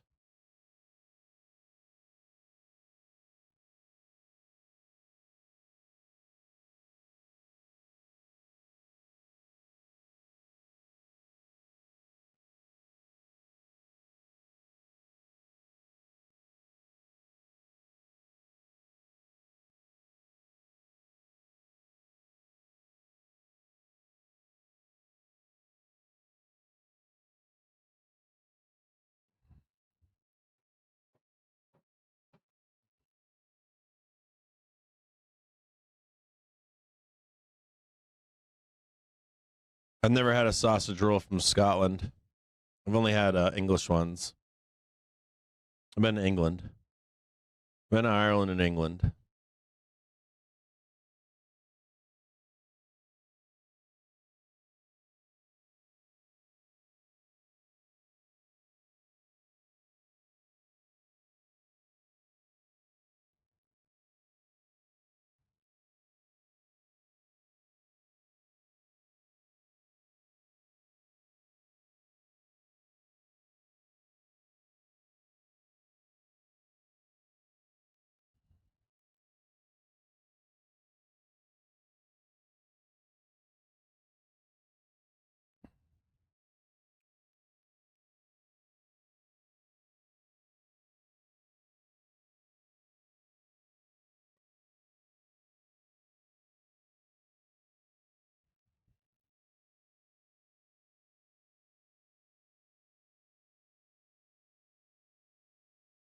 I've never had pigs in blankets. I've never had that. I've had pasties here. Pasties, the Aussies make a pretty decent pasty. I've had Australian pasties.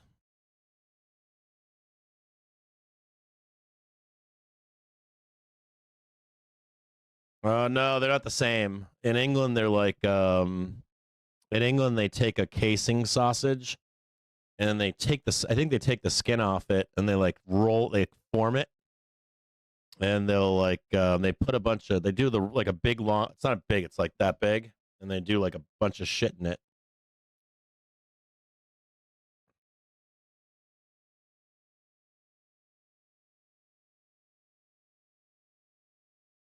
I've only had haggis once. I can't eat haggis. That shit's nasty. That shit's like well not like, but I can't eat menudo either. Like I've tried it once when I was hungover. I'll never do that again.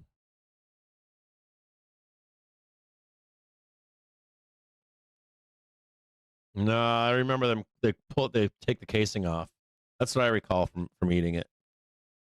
I could be wrong here. That's like if I had poutine up in Canada, and I've had it in the States, and it's not the same. It's like it's garbage.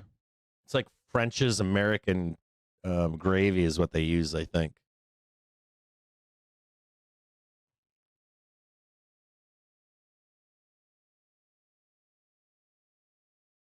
Yeah, pasty. I thought the ones from the UP were gross. Not gross. They were just boring. And I don't like rutabaga in my pasties either. I find a lot of rutabaga in pasties here. I've never been a fan of rutabaga. I don't like the off flavor of rutabaga.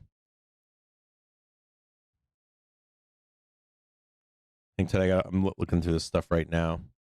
Okay, so we've got PayPal, SoFi, UNH, UPS. Let's see if I got this right here.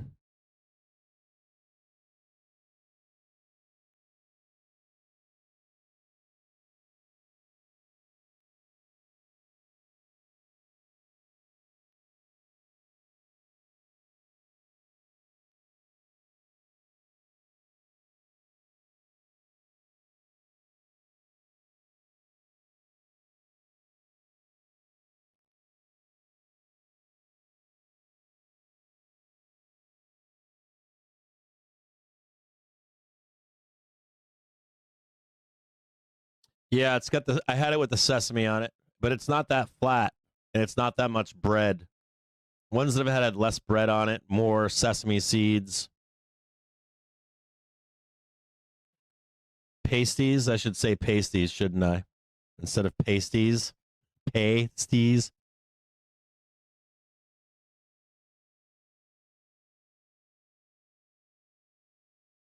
All right, what do we got here?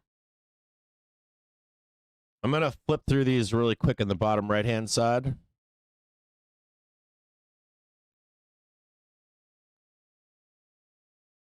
$68.75. Still grinding higher now on $68.60. Attempting to turn $68.60 into a support level. It's only light resistance here.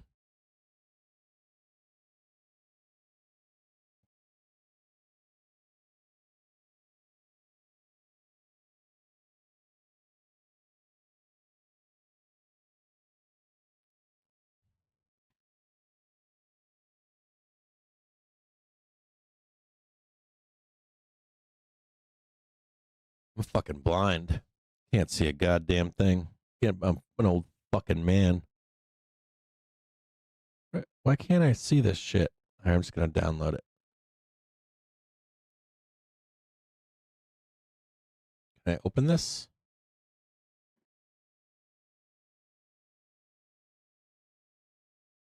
Can't read shit. I have to get off the pot and finally get some fucking LASIK. Or not LASIK, I'm going to get the other one. I'm going to get, there's like two kinds of like ways that they pull the flap over your eye or whatever. I'm going to get the new one.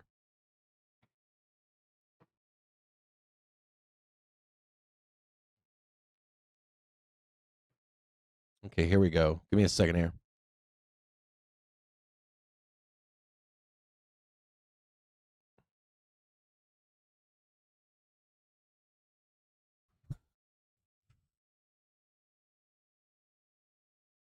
Let me just check Bello here.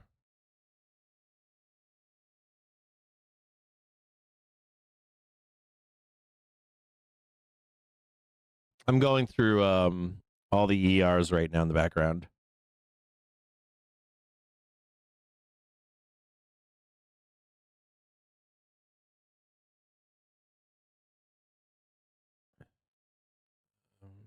I don't like that one. That looks pretty fucking good. Celestica is looking good. They look like they're going to get shanked into the ER, but they're going to be good afterwards. And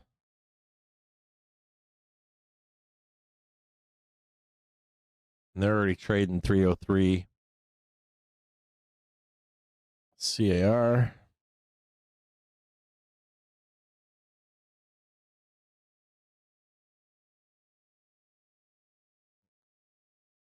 Wait a minute here, guys. I'm just working in the background.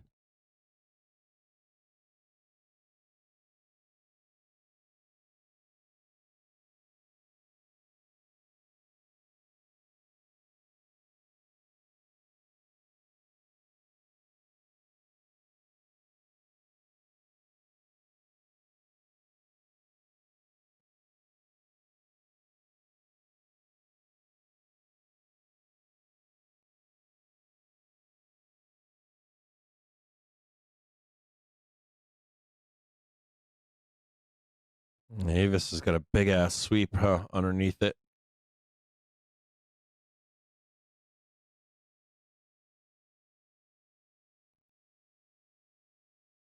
It's holding its keep an eye on like a car. If they sell, I'm interested in buying them.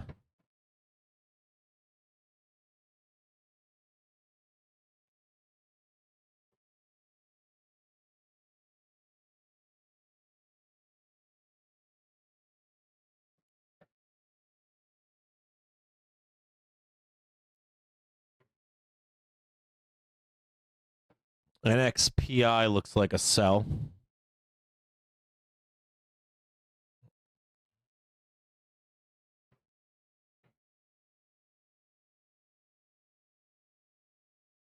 I'm looking for something that looks easy.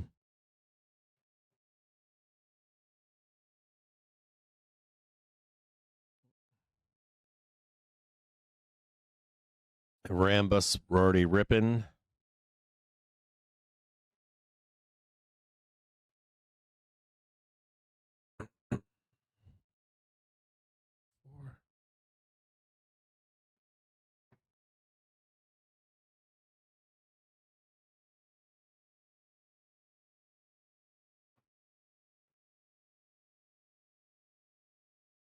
Look at waste management really quick.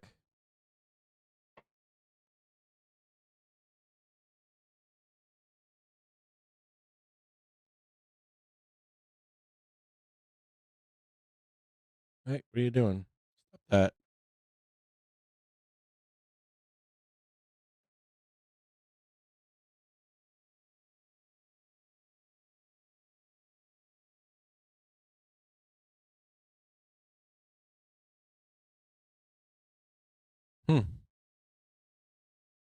I like the idea of waste management.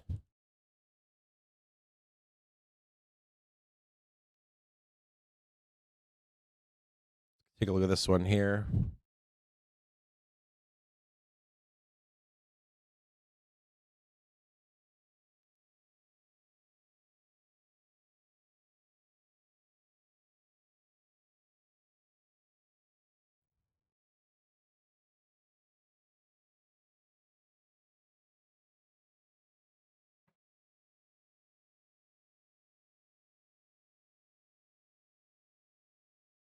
They don't really have a big move expected on waste management, but their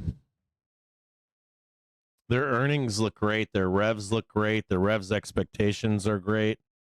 they tend to move if they're in an uptrend, but they also tend to move down if they're in a downtrend, but it can mark a bottom.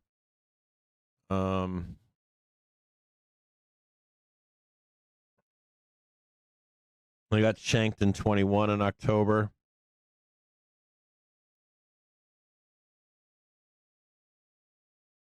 They ripped October 24.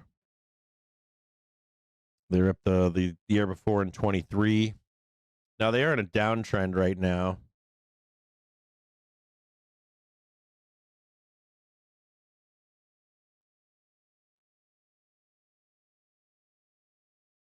I'm wondering if they close this gap into the bell and then they rip after the bell.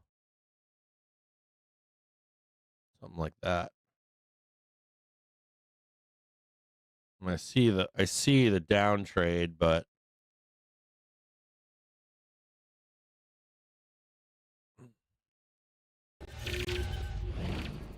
so here's waste management. I do wonder if it's possible to, and they're blooding today. It's like some kind of shank into the bell, and they have a report after the bell, I think.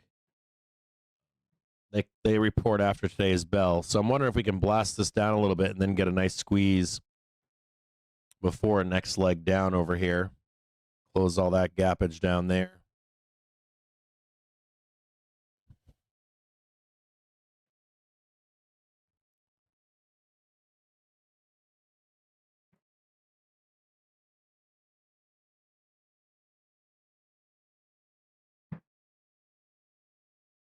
There still is this big shank here, but this daily is still kind of weak, but that hourly looks good.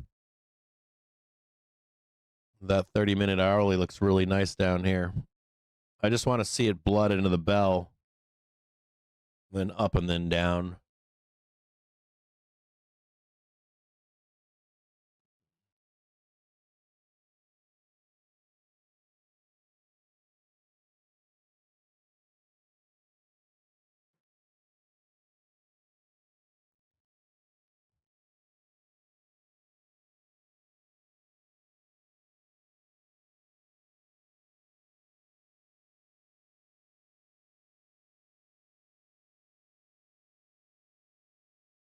I'll watch this one into today.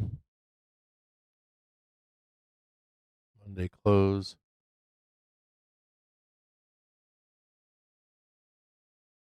I wonder if these guys can swing high after the close here.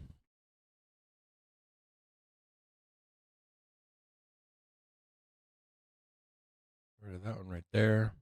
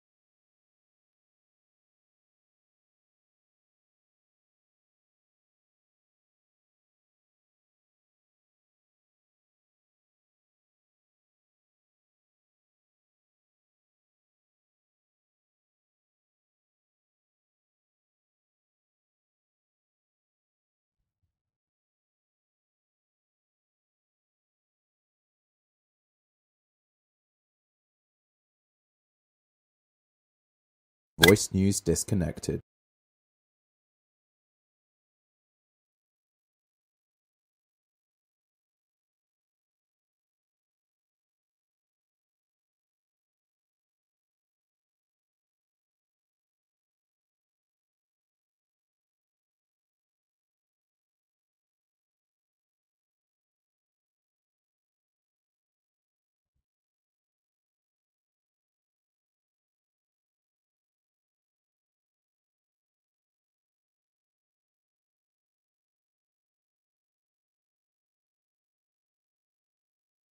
Still no trade on Netflix that I can see.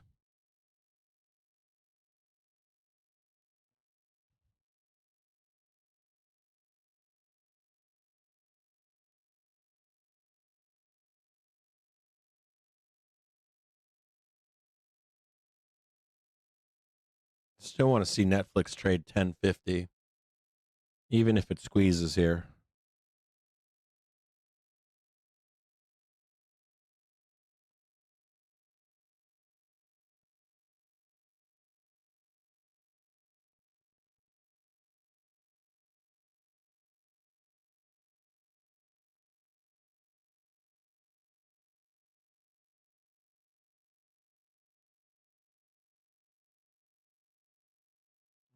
NKR.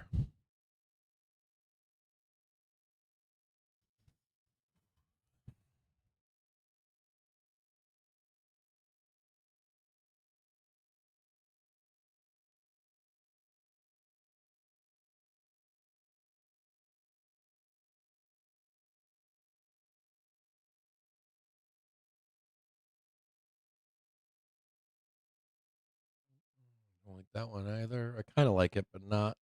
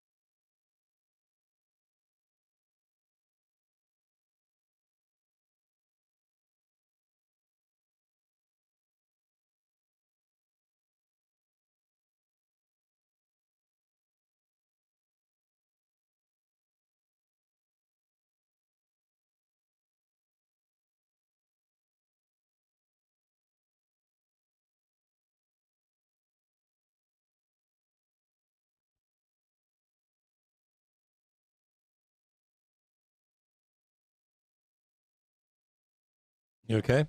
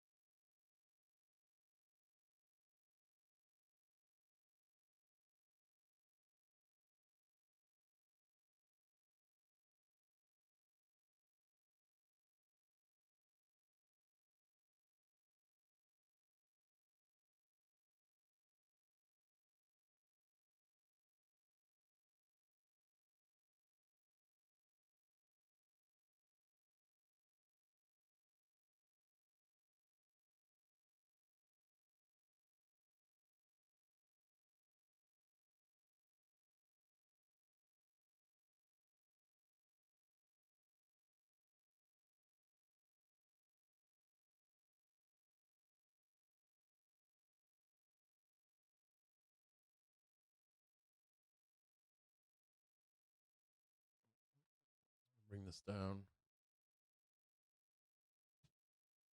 Knee.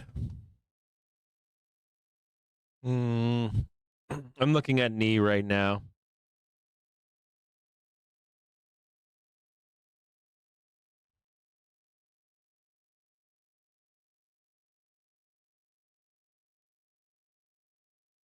Revs are on the way up right now. No, I don't want annual. I want quarterly. Revs are on the way down right now. Well, they're expected down for Q4. They're expected up for Q3, which is the report. It looks like it was already priced in. This is a sell the fucking news. I'll tell you this. Let's look at knee really quick. So we're looking at knee. I think they report tomorrow. Here I'll say this to you. Okay, so we're gonna do knee really quick. But I want to preface this against. According to Interfax, Luke Oil intends to sell what international JPM assets amid and sanctions. GS said this morning. Interfax cites Luke Oil's statement on intentions on foreign assets. Or contrast against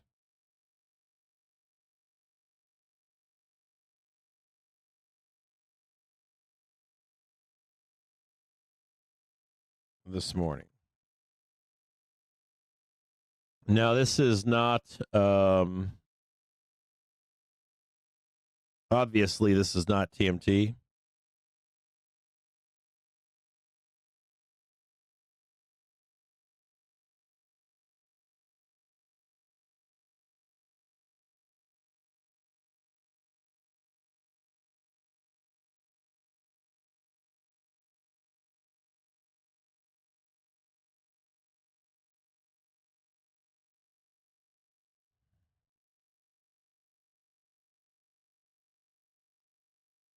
So I'm writing something to you inside the Discord right now.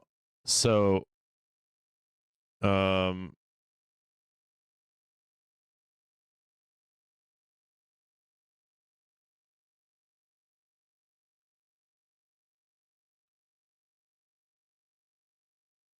so knee, right? Their Q3 earnings or expectations are very high. Slightly under or slightly above Q2 or fiscal quarter 2 earnings per share. Their earnings are also expected to go to in the shitter for Q4. Their revs are expected to go down too in Q4. And looking at this price action here, so this is knee.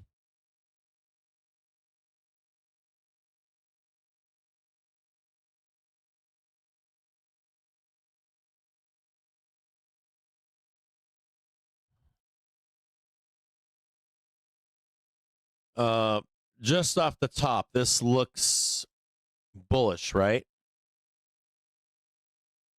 You got a new high. This looks great. It's got a new high. It's got some kind of cup and handle thing going on here. I think the expectation here is that you've got a cup and handle, right? Here's your cup. Here's your handle, and you're looking for the extension up. I would think this is the end for this company right now. If they beat for that upside squeeze to go to the upside here, right? The key point here is you see this on a daily basis. You see this big wick right here.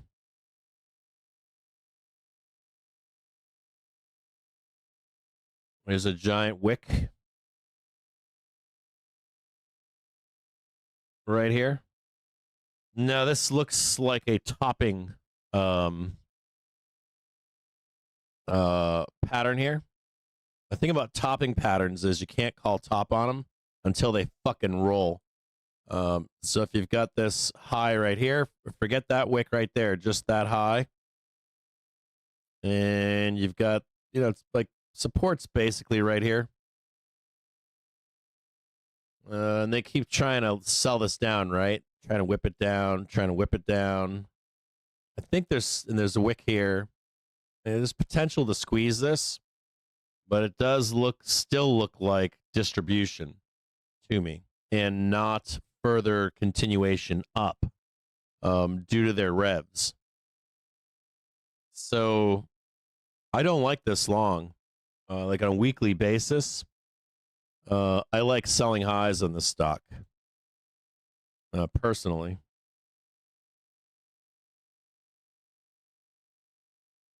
I don't like this stock as a long. It looks over here like it's a great one because you got the new high over here. I can see the argument for a squeeze. I'm not anti the squeeze in this one. The report tomorrow. But I still don't like the trade long. I like the trade as a sell. Next Era Energy. They have an implied move on the 31st of only 3.3%. That's to $88. They have a 5.6 expected move on November 20th.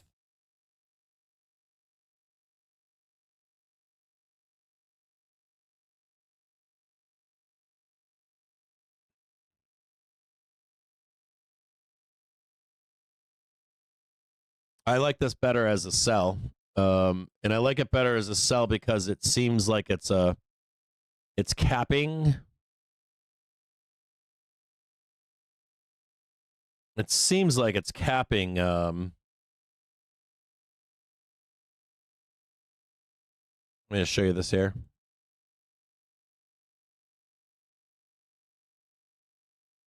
So here's their quarterly revs. And this is Q3 reporting right now. And then you see the expected revs going down. It's like a nice little like take the money and run kind of a thing. And then sell the fuck out of these guys. And not only that, you've got earnings per share expected to go down in Q4. And a slight beat here from Q2 2025. And they beat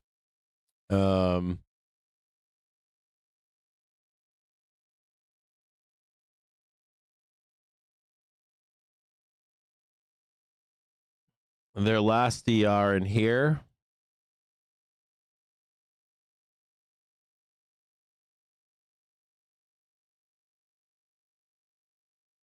I bet it's the same or similar. You can see it right here. You can actually see the wick on this one too. You can actually see there's a wick in here somewhere. Here's the wick here, so up and then blast down. I think this sell is going to be bigger though. So you might catch some more wicking up here, but I think it's a sell.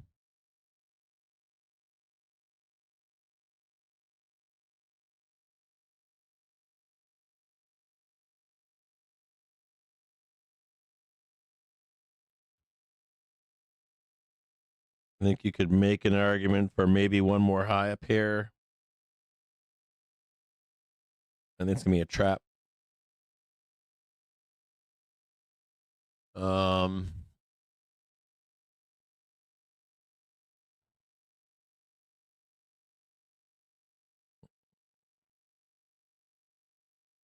You've got the breakaway here. This is nice, but this is all priced in.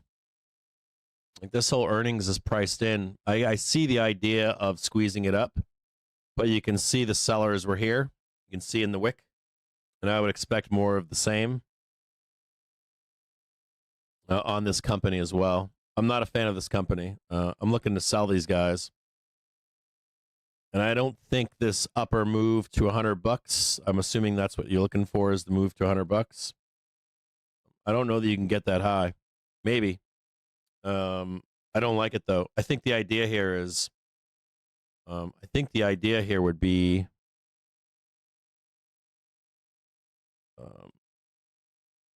I would be looking at this as a seller.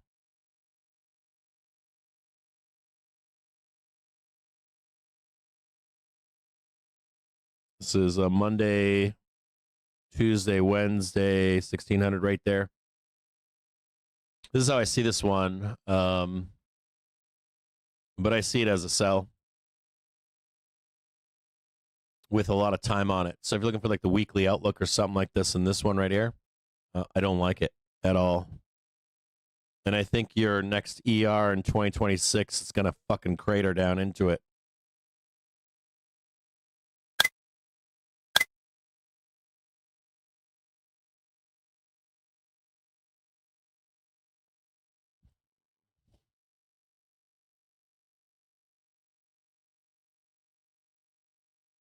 I mean, you do have a 4-hour support here, but that's it.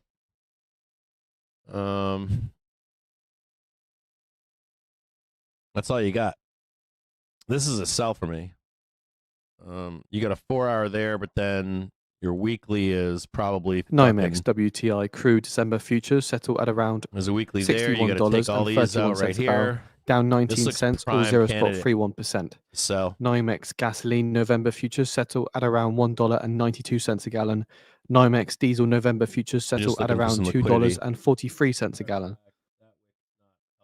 NYMEX natural gas November futures settle at around $3.44.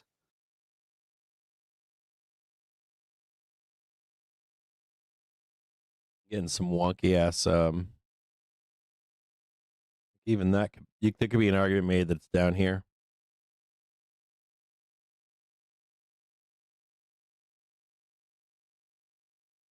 I'm not so bullish on this one. Well, I think it's. I think that even if you get this up here, it's going to go down. The thing about topping too, the only thing I would say about topping here is Wednesday.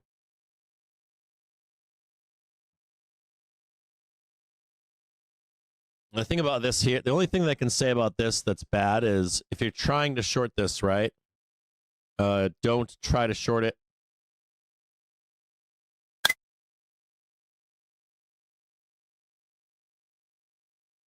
There's two ways to think about this. You can either try to short this on wicks, like if you see any reason for it to moon, you can short that. But more than likely, it's going to be this process. You can see the daily trigger rolling over. If you can get underneath here, that's a kick-ass short. Anything under this $80, and you're off and running.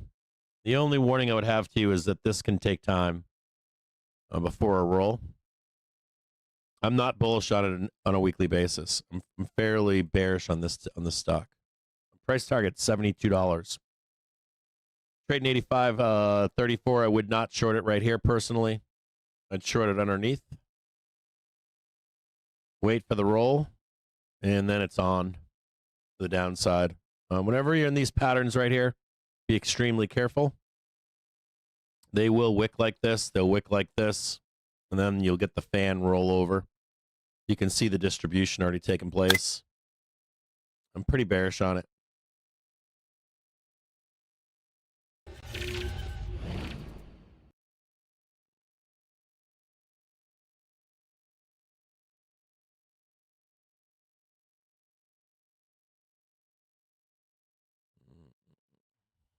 Fairly bearish on knee. I don't like the idea of being long calls or puts in it. I don't like it. Not only do I not like it, I have to go back in time, but I have to look further back in time, but Q3 of 2024. Just check this really quick. Q3 2024. You know, this is the same fucking thing right here. So here, I'll show it to you down here.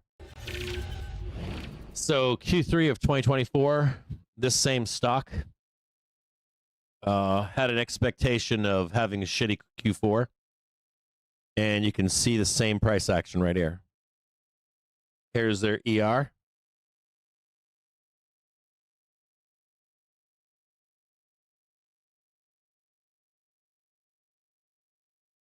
What's going on here?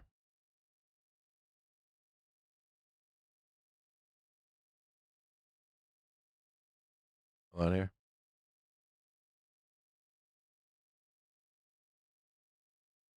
Okay, so here's their earnings from the same time period. They're in a topping pattern again.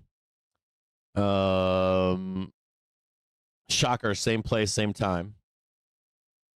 They cranked up. They went down in their earnings, then they whipsawed up. And it was still used as a sell the news. The same thing looks, if you look at their revs expectations for Q4, same fucking thing. They went all the way down to depths of fucking hell. They did a double boner correction down here.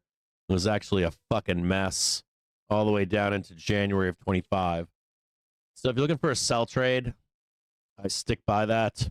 I'm sticking by that same thing in here. You're looking for a high to sell it in a fucking sell into like January. Can you hit 90 or 100 potentially? If you wait for that, I would say yeah, take that short. Or if you begin to see the roll down, I'd be looking to sell this fucker into like January, February. A pretty big sell. So kind of bearish here on knee.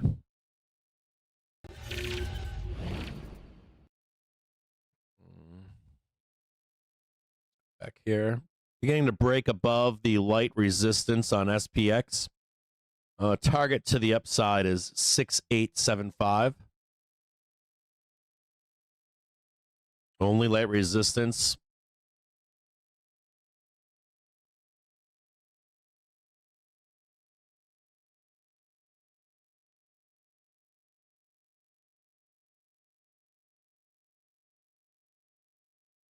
We have some resistance right where we are a little bit, and then a little bit more is 675. It's just not a ton. There's a little bit more resistance right where we are right here, but we're getting over it. According to sources, Amazon targets as many as 30,000 job cuts. Amazon Targeting job this cuts right here. to begin Tuesday. See it.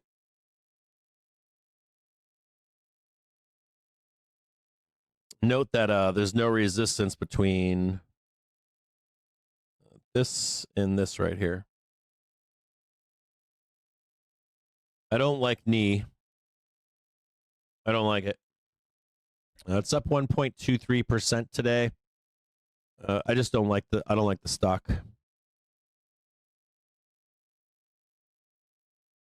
I think there's more money to be made in the sell side on it.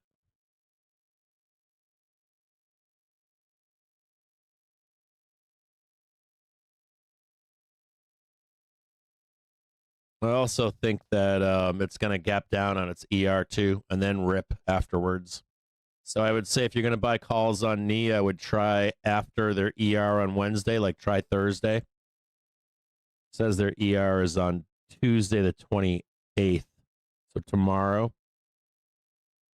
It's like Wednesday, I'd be trying to maybe pick up some calls or something, or buy the low if you really want to long it with underlying.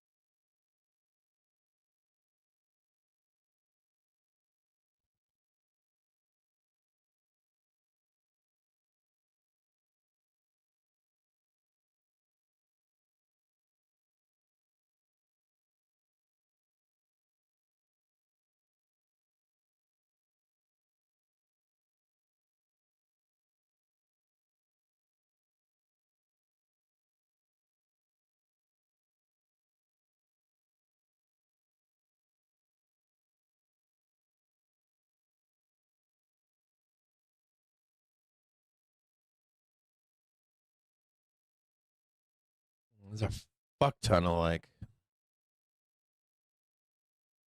Kind of like this one. I like CDNS Cadence Systems. They report after the bell.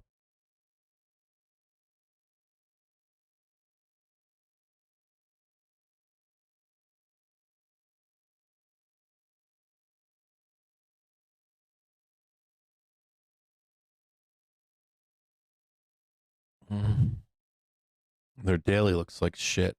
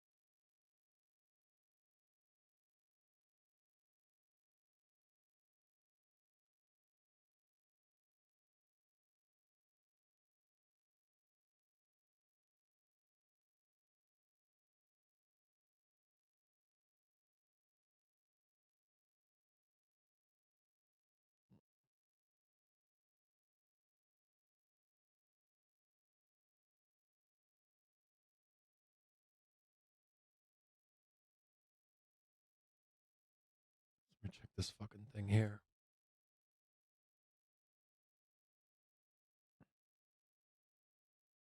Oh, yeah.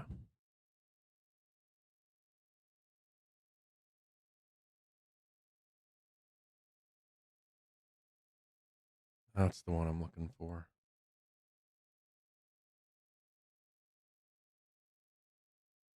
There's always fucking one shitbag stank in there, isn't there? There's always one fucking shitter. Okay, here's my favorite stock for Fitch Ratings says US banks regulatory framework moving toward de facto consolidation.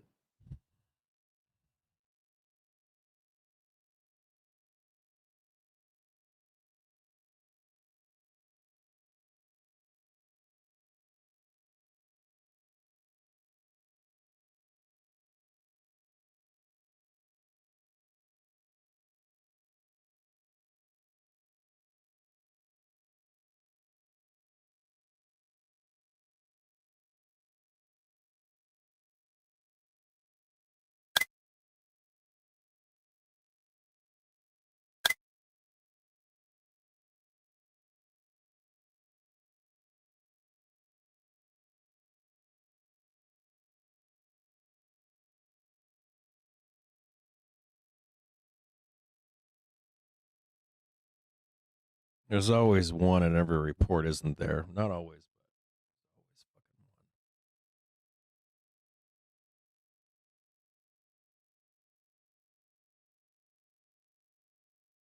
one. Always one stinky like. Just check this one more time. Qualcomm shares rise in volume spike, last up 12.7%.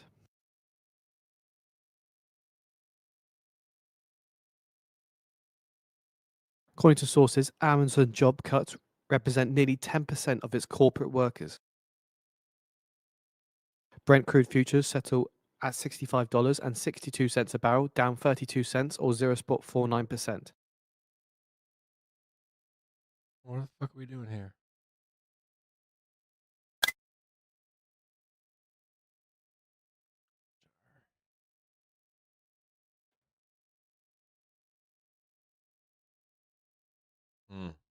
This one's primed for a fucking beat. There.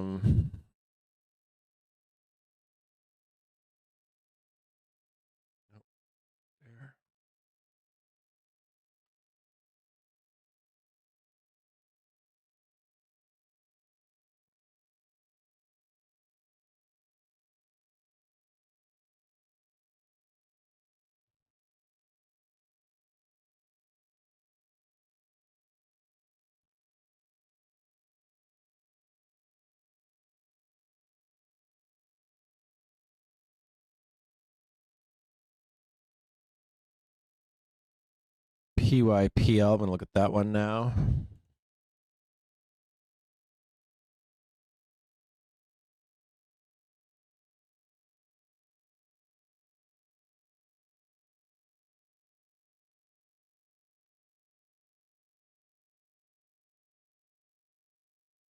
Target right there. Watch out for 684.36.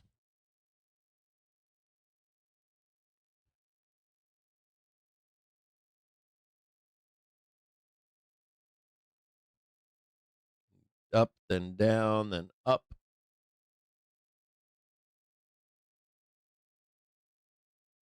PayPal. I fucking like PayPal. I fucking love PayPal here.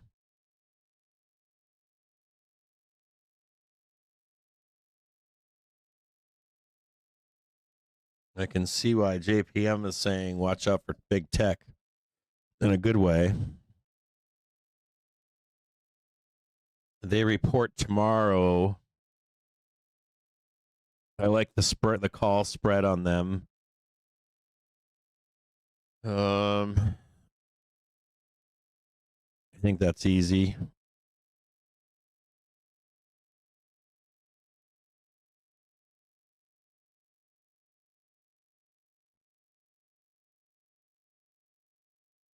That's a no-brainer, PayPal, in my view.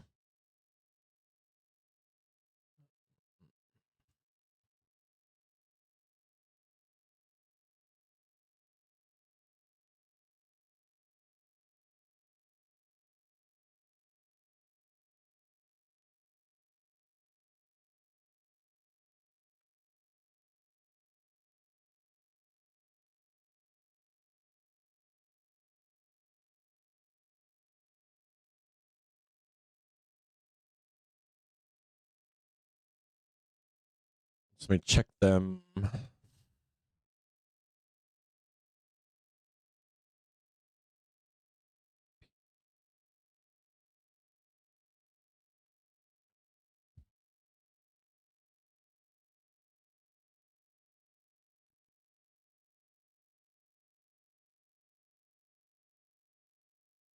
And they have lowered expectations as well.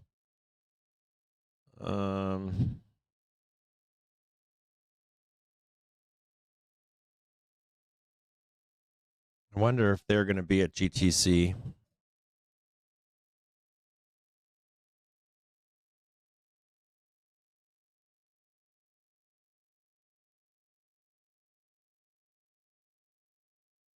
Let's see.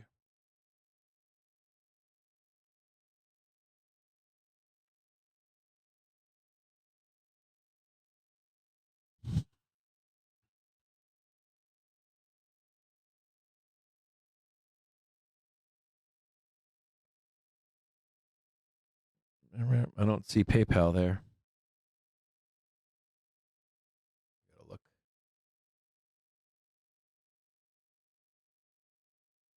Speakers.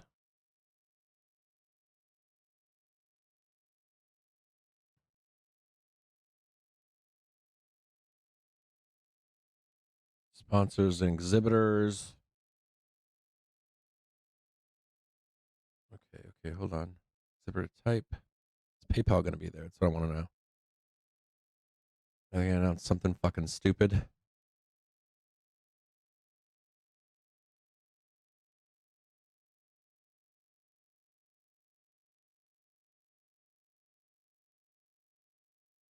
I don't see PayPal being there.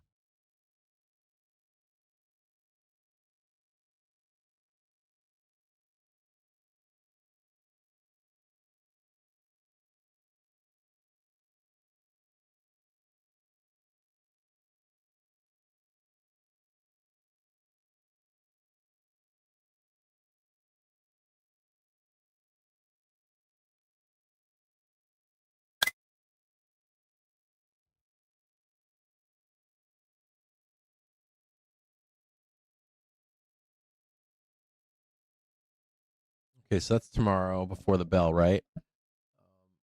I'll just look at a couple more tomorrow, then we'll move on from there. Hold on.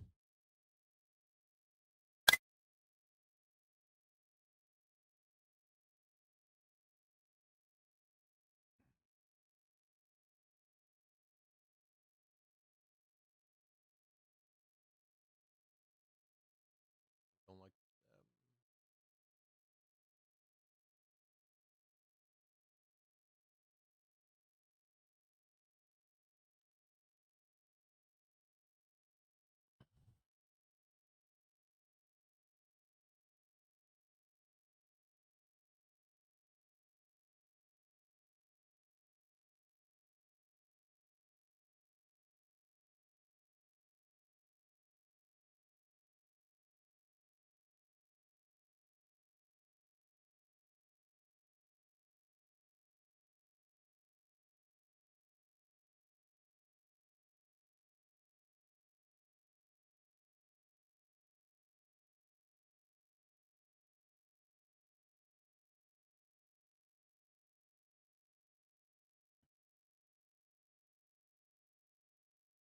Come on back.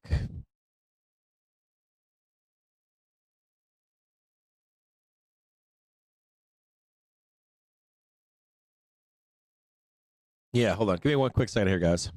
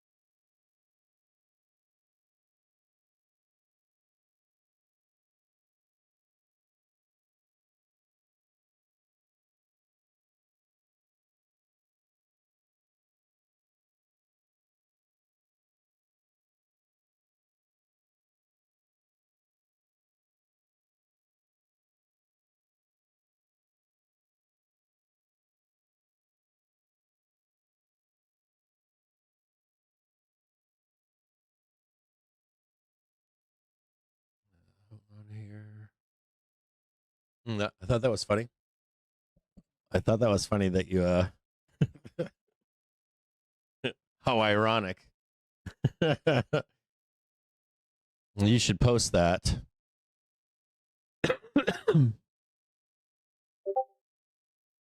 Hold on here. This is this one right here.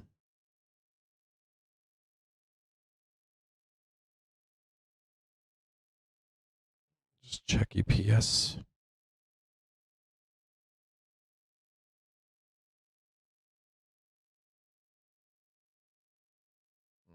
Ooh, this could be a big beat.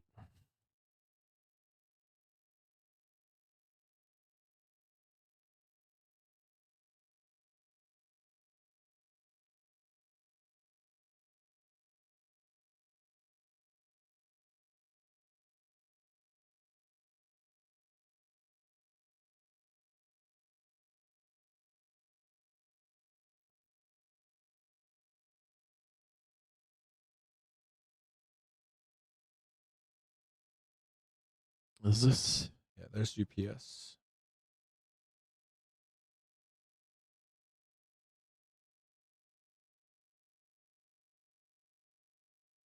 That one there.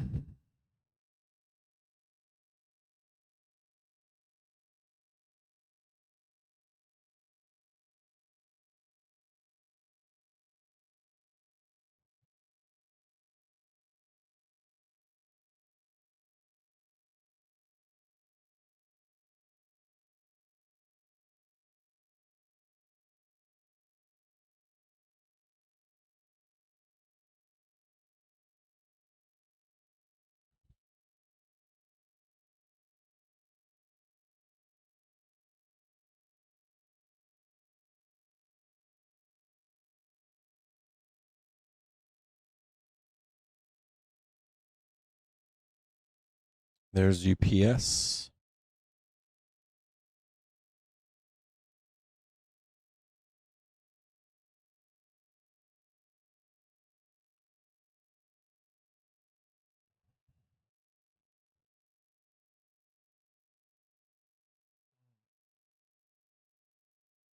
Well, fucking Corning looks like it's gonna go up.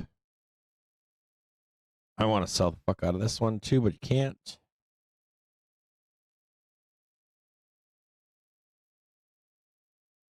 I want to sell this one pretty bad. This one's very trappy. I don't know about Corning GLW. It looks trappy as fuck. It doesn't look so bad on a 1 minute. On a 1 minute, it's pretty good for a squeeze. It looks like Corning looks like a pop and drop, but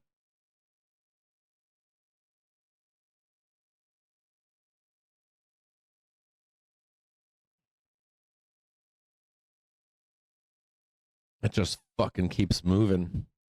Corning looks great. I mean, it looks great for like a trade, but I would take the money and run. They look like they're a great trade to $100. I'm not going to show that one though.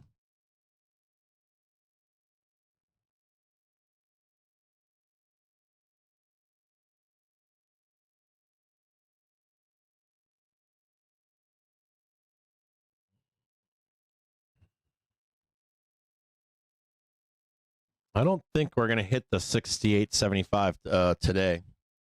68.75 and 90. I don't think that's today. I think it's tomorrow. I'm looking at a lot of these tickers here, like Corning, PayPal. Look great. Like Corning, PayPal, UPS all look good, but not till morning. We have to be careful here into this close. Getting shanked.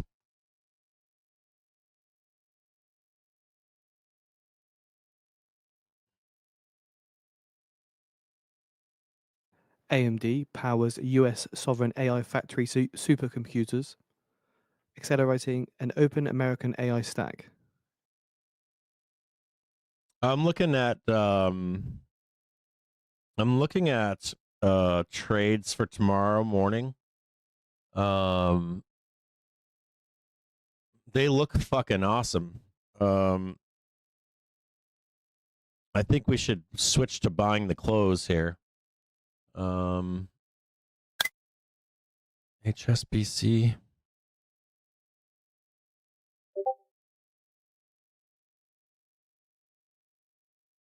Fucking HSBC looks fucking baller too.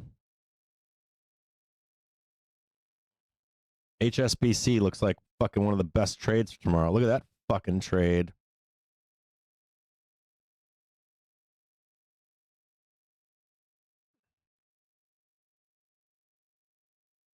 $30-minute.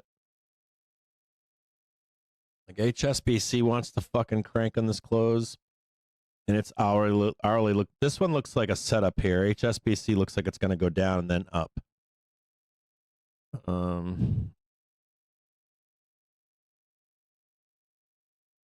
think HSBC goes down then up, but it fucking let me just check this one really quick.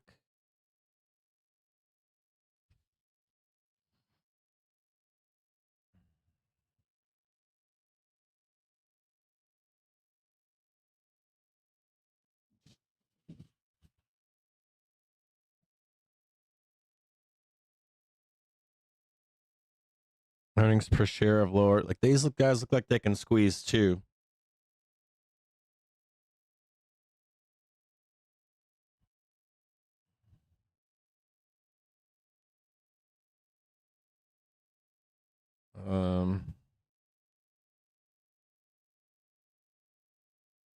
A&D say when fully deployed, Lux and Discovery Systems will represent a combined $1 billion investment of private and public funding. Lux AI supercomputer will be powered by AMD and housed at Oak Ridge National Labs.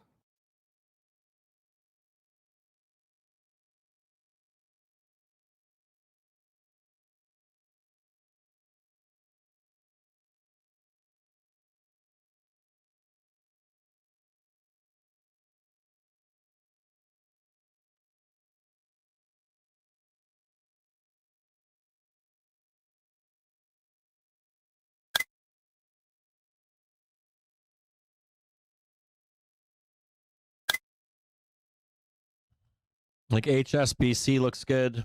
They might roll slightly overnight down to like 66.53 or something, but I don't think it's going to matter. Like HSBC looks like it wants to fucking print $72 in a really bad fucking way. Like it'll trade 70 and then come down to 68.50 and then back up again, but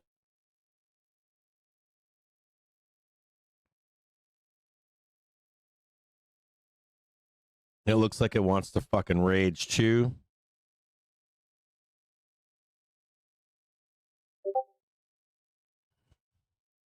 HSBC, be careful of dealers into this close. I might actually, I'm not on any calls anymore. I might grab some fucking puts for the close here. Hang tight here, guys. 84.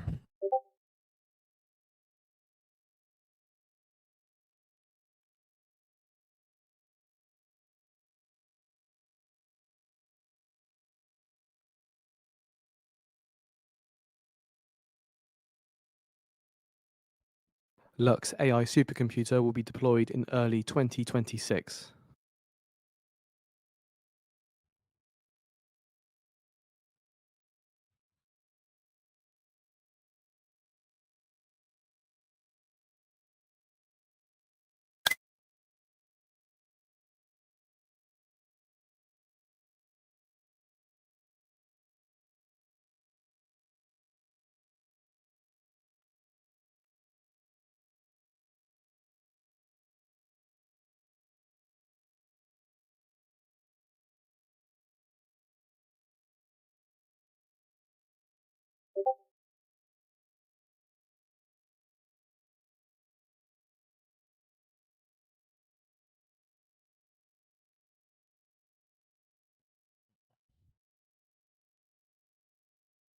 I'm looking at all these fucking reports in the morning. They look fucking awesome.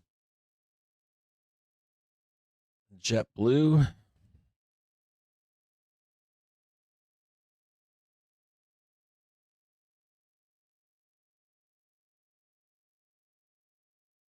I typed in JetBlue. Why is it not popping up?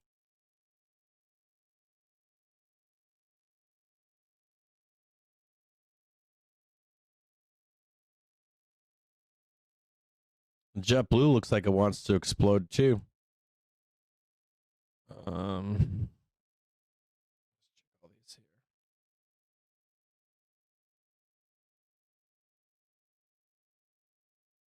JetBlue's got some weakness, but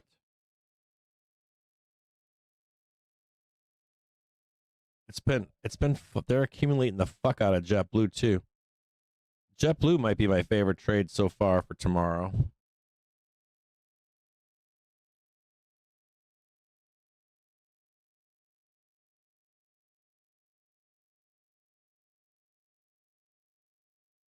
Favorite degen trade.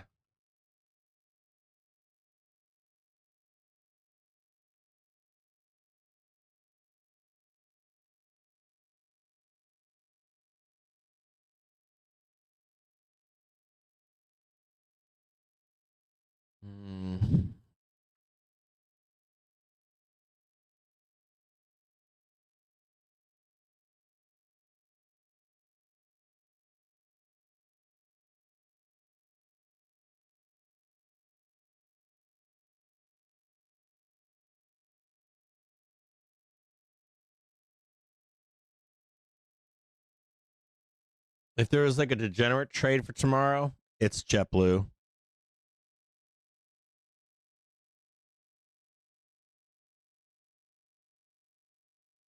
It's trading currently $4.62. It's in fucking discount. There might be a little bit of shit at the end of the day today. There might be like a little downstroke. I would watch JetBlue at the close today at 350 or whatever. It's trading $4.68 right now. If you've seen like weakness in it into the close here today, that fucker could hit like it could hit 792. 792 on JetBlue. There is a small little, there's some weak shit down here for the close, maybe 374, but I don't think it matters.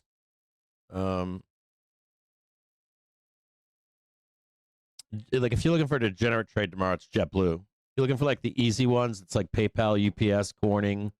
HSBC has a little some shit in it. But JetBlue is probably the best one that I can see so far.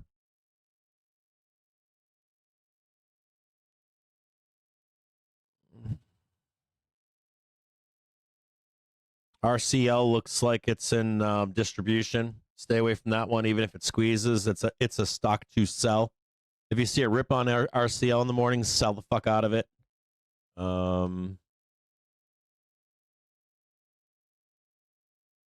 you're a bear out there looking to sell something. Same with Wayfair. Nope. Wayfair is another good degen trade here. Oops, sorry, I'm not watching. I'm trying to like keep my I'll stick around here with you guys. I'm gonna stick around after the close here today.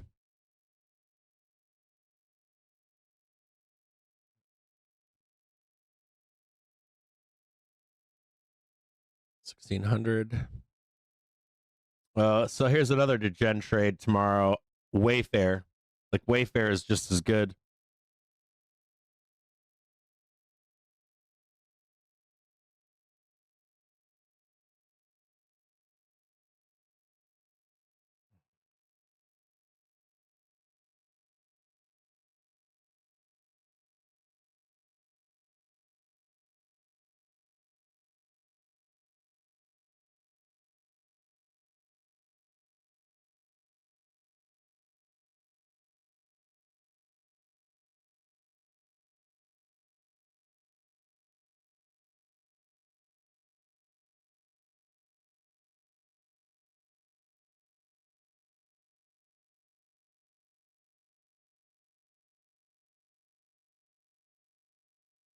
Wonder what the expected move on Wayfair is. They have an expected move of 11.5%. I think it goes bigger.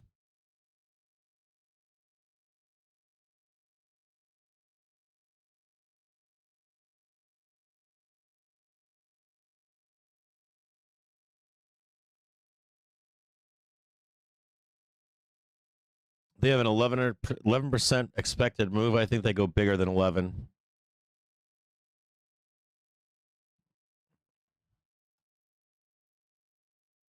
After the bell tomorrow, Visa, there was a request for it. This one's hard.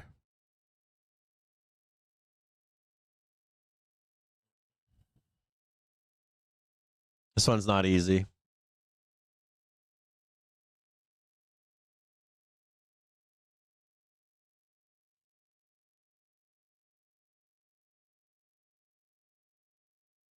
Let me check something here.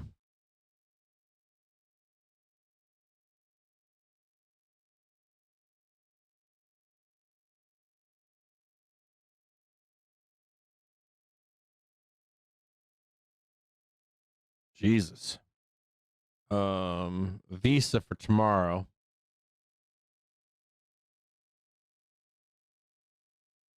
Mooning. For after the bell tomorrow on Tuesday close. Okay, we're going to do Visa next. Give me a second here. Hold on, gents.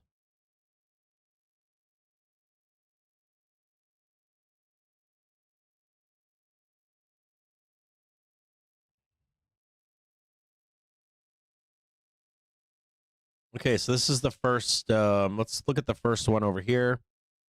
We're going to look at Visa. This is the first real big one here. Where are we at here? Who is asking about Visa? I got a lot going on. I got like a million fucking things going on.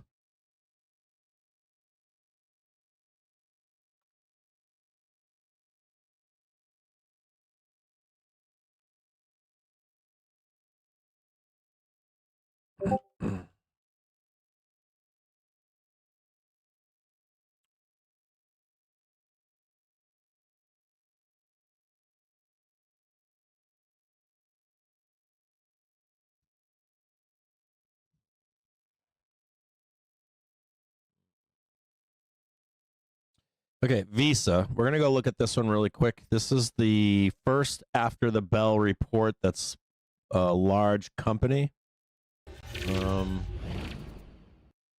Let's check this. They report tomorrow. We have end phase tomorrow.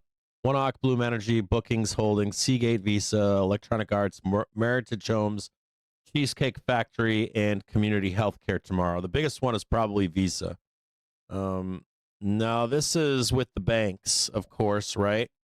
And I know a lot of subterfuge has been out there on bad credit and that sort of stuff. I haven't seen that. What I've seen the zeitgeist is being fed a steady diet of is subprime shit. Those companies close all the time. Now, Visa does tend to usually exacerbate trades against the banks. Let me bring up a bank, just show you. Here's Bank of America. Oh, shit, hold on. Well, this looks like a large distribution here, but what I want to show you here that's important, so this is Visa.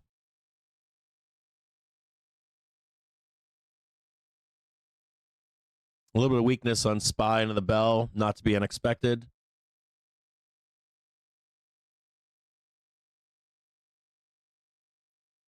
There's Visa here, right?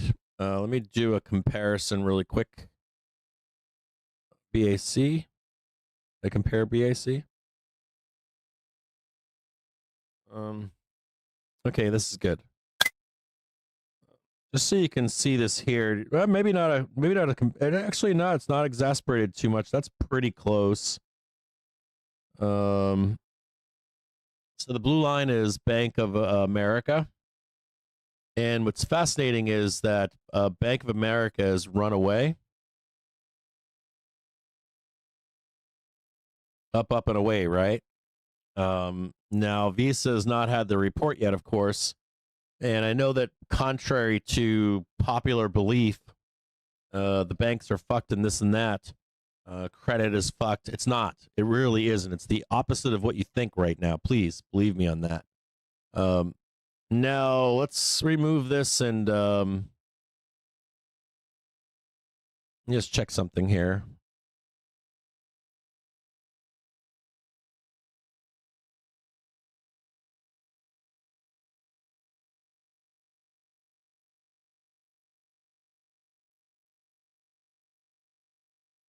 They reported on October 15th.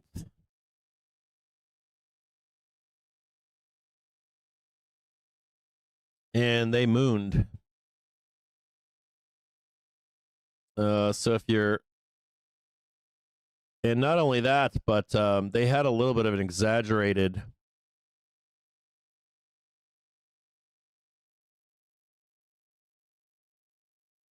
Can I move this one now? No? I move it if I do. There we go. It's a big move up here. That's a little bit of exaggeration, right? Back down. Big move down there. At least Visa, at least. And this kind of matches right up here, but we're missing this one little part right here. So this is the prior high right here. Visa's expectations. They're still going up right now.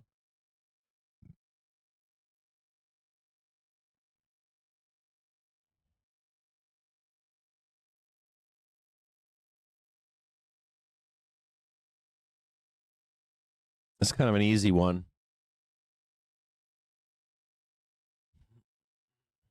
SPOO's a little bit weak still, trading lower at 684.01. Just a quick check back here so you can see this. And the reason why I was telling you in the Discord to maybe hold off on some bullishness up here today is because dealers would want to pound this shit down if they're going to get their faces ripped off in the morning. You understand what I'm saying here? So this isn't sellers like bears. This is sellers like dealers trying to hammer fucking price because the reports look good for tomorrow. Everything I'm seeing tomorrow looks good. Now after the bell too, Visa looks pretty good. It's like supportive of the market. So this is the prior high here. And you got this Batwing shit going on over here. This looks inconclusive. Right here. Come on now. The report is on. Sorry about this. Hold on, guys. I'm having real problems with the trading view right now. I can't grab shit. They report Tuesday at the close. Let's look at these guys. There's a gap to close down there. There's a gap to close up here. Just check their weekly really quick.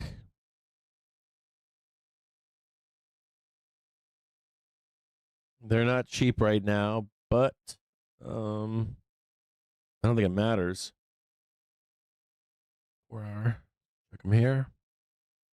A lot of fucking consolidation in there. You see that?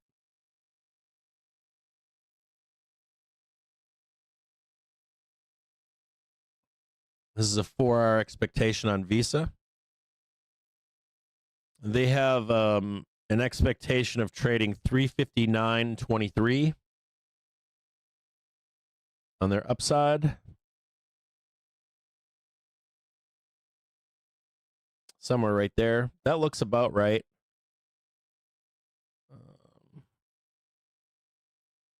You get a high tick right here.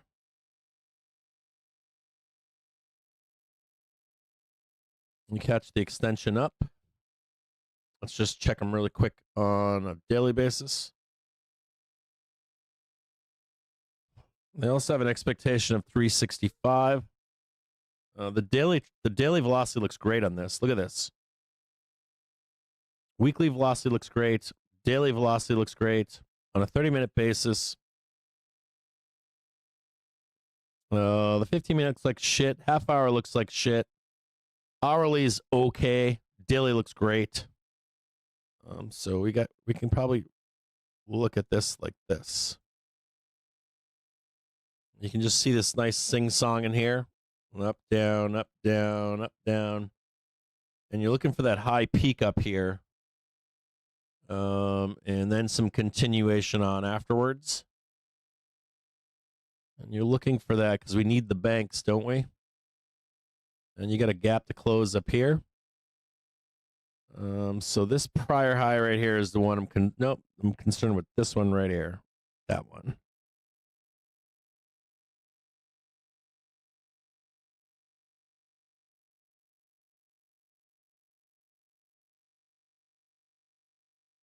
That one right there.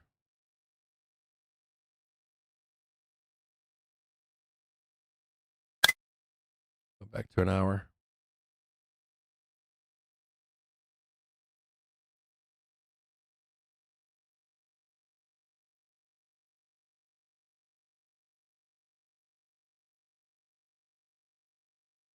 There. Don't have to worry about this one. We do have to worry about this one, though.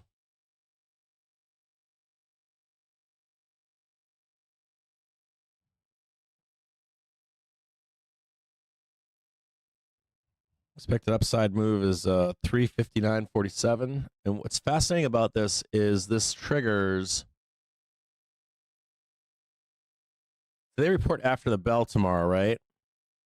Let me just go back to this 4-hour. This triggers a giant fucking gap close up here.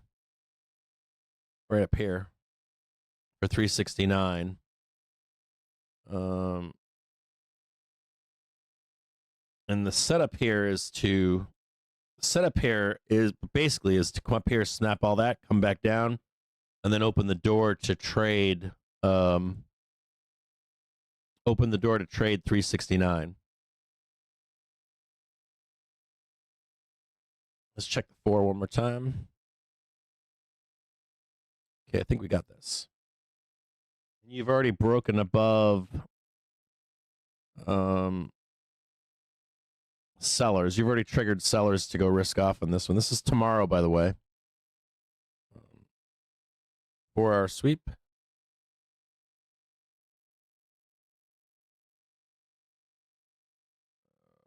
One hour.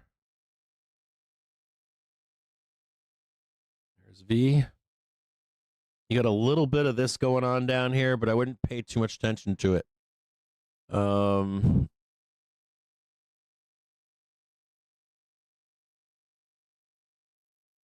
don't think you're coming back down here for this. Not right now. I think you'll see this in the springtime. I don't think you see this tomorrow. Nvidia and Deutsche Telekom plan €1 billion data center in Germany. SAP to serve as customer of Nvidia right Deutsche Telekom data center.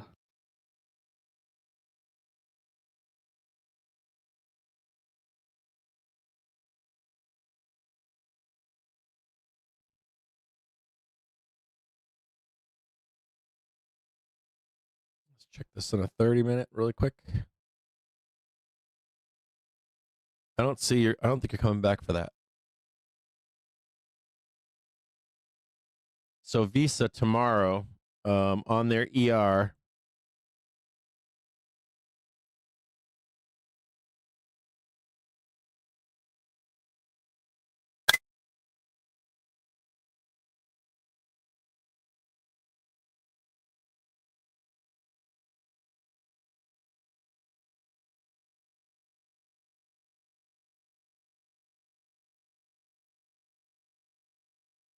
$358.09, maybe an extra penny. I would put a lot of time on these though. Put on like a trade for the 31st or the first week after.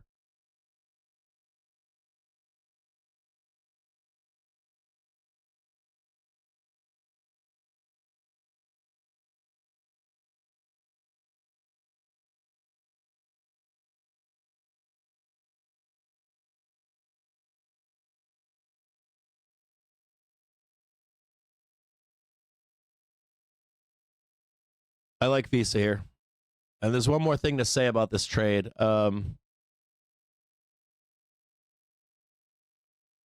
If they get blasted down here, I don't think it's going to matter. I would just put a call spread targeting 359. But here's the killer, like, this 369 is viable too up here. So if you get jackknifed down in the morning, let's just say they blast you down here, I still think you trade that. It might take a little bit longer. Maybe you date them out to end of December or something like that to guarantee the trade. But I think it's a no-brainer. What I'd really like to see is something like this into month end. And then you get the correction down here, possibly, but then you're going to trade that in the end of the year. So I don't even think that's viable. I think it goes straight up like this, but you never know.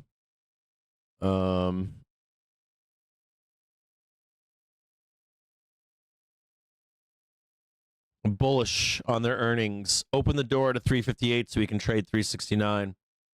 And not only that, but if you're doing something like this, there's an extension thereafter. You snap that one, snap this one, and before you know it, you're cranking to 400. It could be something stupid like this. 385 would be my target for end of the year. Somewhere over there. I like Visa.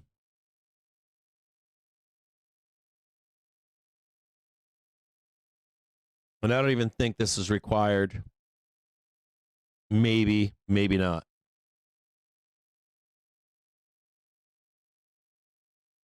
There's something else about this Visa too. There's like when I do this chart over here,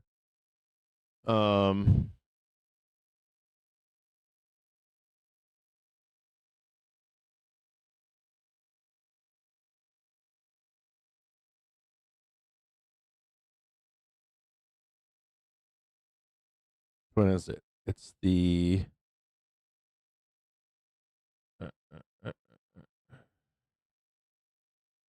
I don't see it. There it is right there. Breakout, breakdown. Look at this one really quick.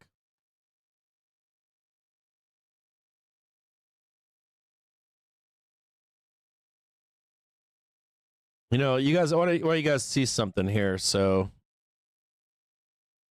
this is a breakout, breakdown chart that I use in the background. It includes Bitcoin. It includes IXG and XBD, and you need this for you need these indexes for moon time, and these all look extremely fucking bullish. Like, see that one right there, that one right there, that one right there. These look fucking phenomenal right now, and that includes Visa to some extent. So I'm not even going to do that one. I'm just going to do this one here. Maybe more something like this.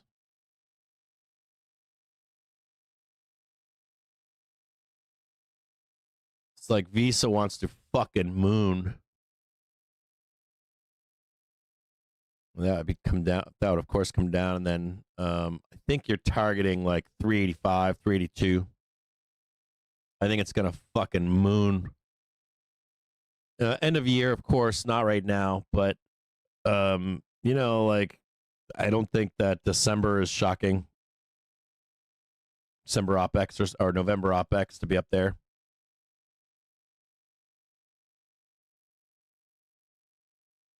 I think you're chasing this. So Visa, extremely bullish. They report after the bell tomorrow.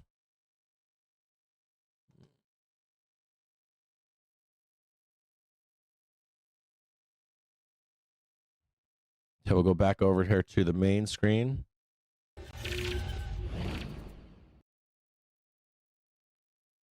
684.36 right now, trading into R5 currently. Target hit on 684.36. This was our target right here. So you can see it.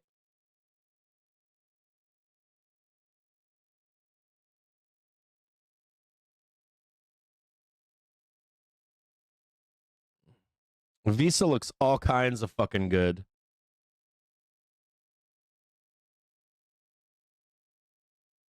I like them for tomorrow. I like them into their oh, I see what you're saying because you're in the OTMs. I would get out of them before the report. I would like get out of them tomorrow at some point. Is that what you said, tomorrow? Maybe call spreads. They're extremely we need Visa. We need all the credit card companies, all the fucking financial companies to party time. We need Bitcoin. We need them to like extend the party.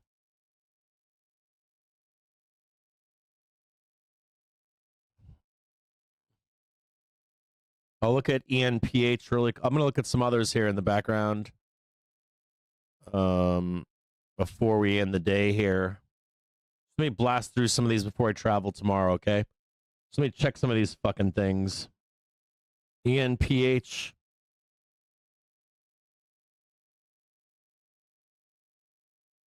Bullish. ENPH reports tomorrow after the bell. I'm bullish on them. Just by looking at it. On a 30-minute basis.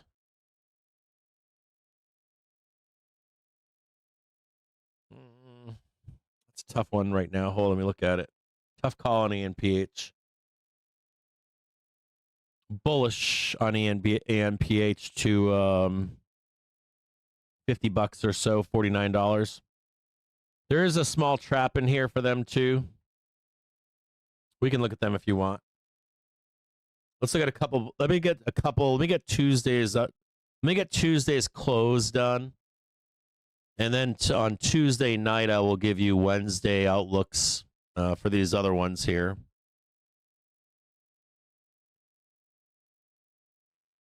This is ENPH.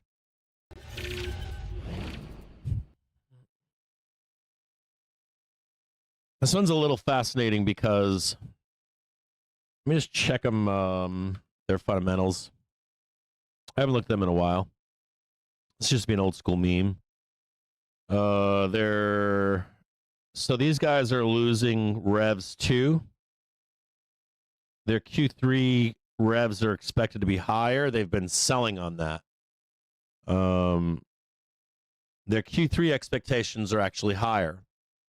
So if there was a time to lay off a short on this stock, ENPH, now is the time. They report tomorrow after the bell.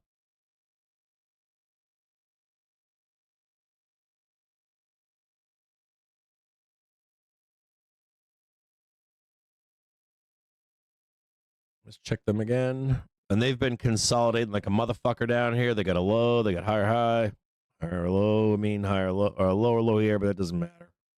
And they got the weekly coming down here. Their expectations.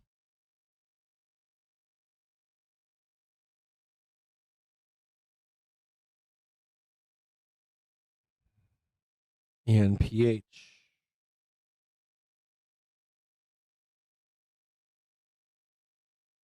They have a 12% move expected.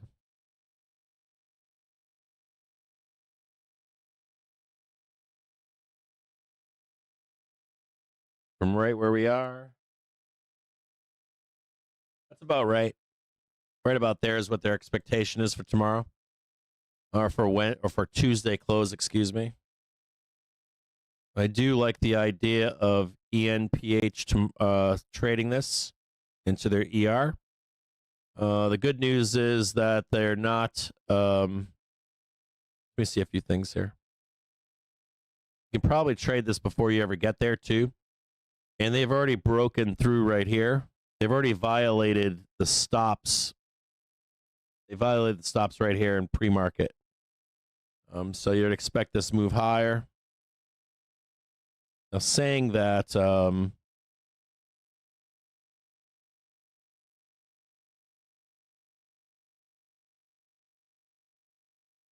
they haven't done it in cash market. So I would expect the pump up tomorrow. Maybe one more down move here tomorrow. 2, 3, 4, 5. Yep, right there. This could take into Friday to print. 31st, somewhere in there. They probably get a fat print on the 31st. Price target. Another thing too here is, here's their sell. You want to get out before you get there. Price target on by 31st. 41.11. Now it'd be fascinating to see if they break above. If they break above here and then down, there could be continuation as well. SPOO's running higher now into the close. Trading 684.69, squeezing higher.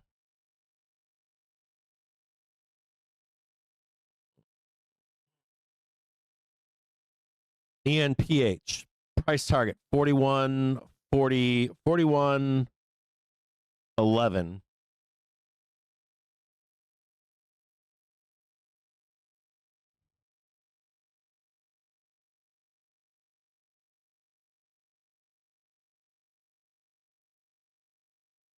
I think that's all I've got on. Did they fucking already run it all the way up here?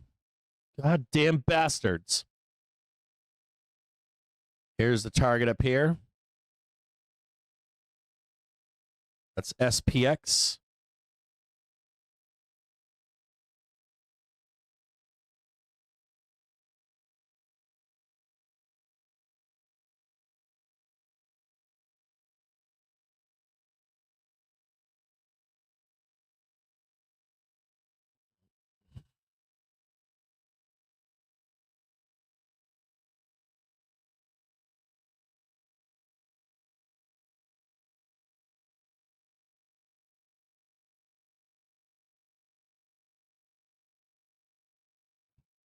OKE is it tomorrow after the bell. OKE.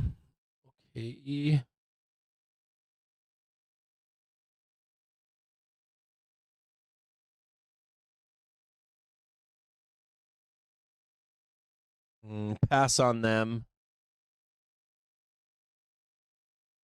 OKE's got some garbage. This is OKE. I don't like this company. They got a really small expectation tomorrow. They were sold on the 70. They did get a new high over here, so you could be saying, yeah, it's going to go up, but I think it's going to be like this. I think it's down, up, down, then you finally break. I think you're going to get caught in this. They're going to sweep this low, and you don't get your breakout right away. I like this company over time, but not today or not tomorrow. Be careful of a so they don't have an expiry. I don't even know if they do or if they do options or not. This is OKE. I see the upside move, but then it looks like down and then up. That's OKE. That's for Tuesday after the bell.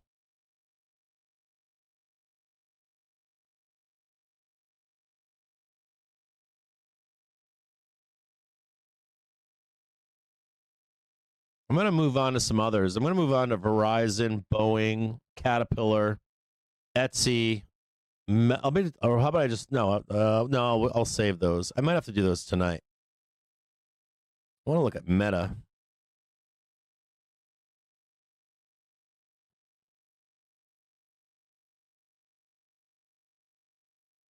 Man, I like Meta here too. Meta's got the same problem over here. Meta's on Thursday. I like that one. Then I like the sweep. And then I like the trade higher. And they still have squeeze potential in here. into the 31st.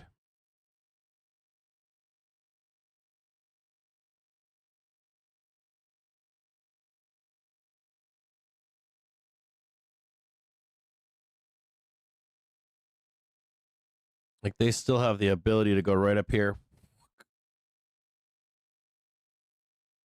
Like Meta's got a small trap on it, but it doesn't matter. Like Meta's got a trap in here.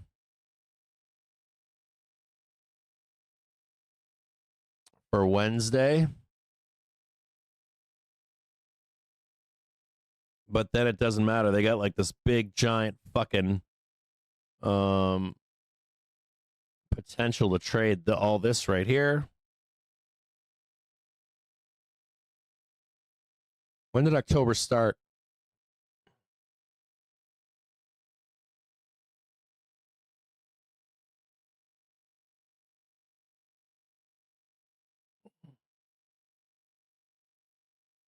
This would be ironic right here.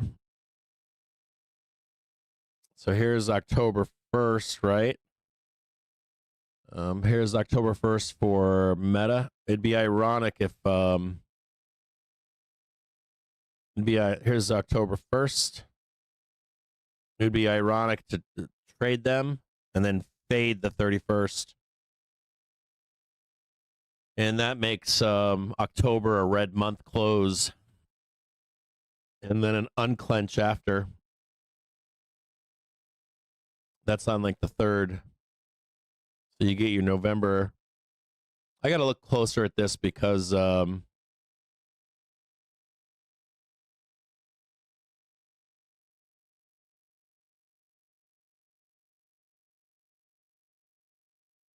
it's ironic about this is here's October 1st. Right in here. It's pretty much where we started, right?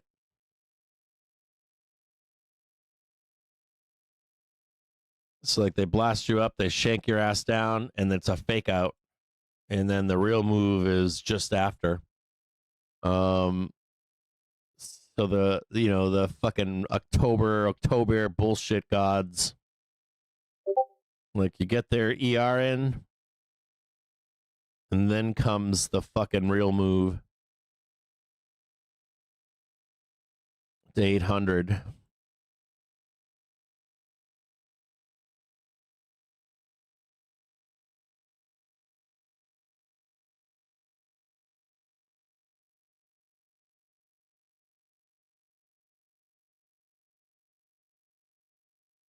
I mean, it won't be that fast, but it'll be pretty fucking fast.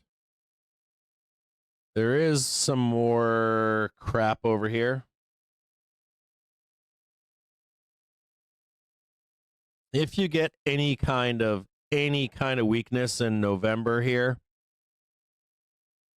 I guess some kind of jackknife down, anything like that, buy the fuck out of it.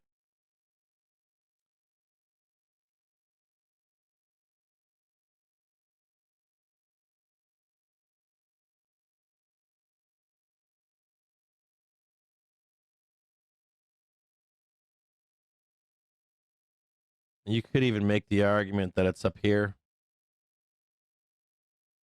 And then it's even higher into the end of the year. I mean, you could. I like Meta. I don't think you're going to get the entire move right away. There could be an argument for both of these here. Major sellers here, major sellers here. They're going to sneak in and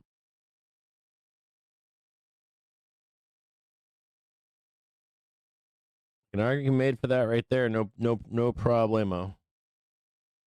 But there's something bigger going on. This would be your November OPEX over here. They slam it back down for the like we could slam that back down again. See how violent that is? As soon as you hit it, bam, bam, bam into the 3rd. Call it the 5th or 7th. But then there's this giant ass move over here.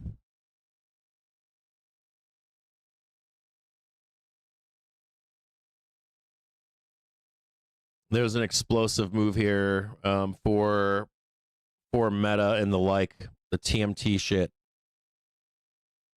You know what else too is if you break that there, these are gone. That seller is gone. He's higher. He's up here now.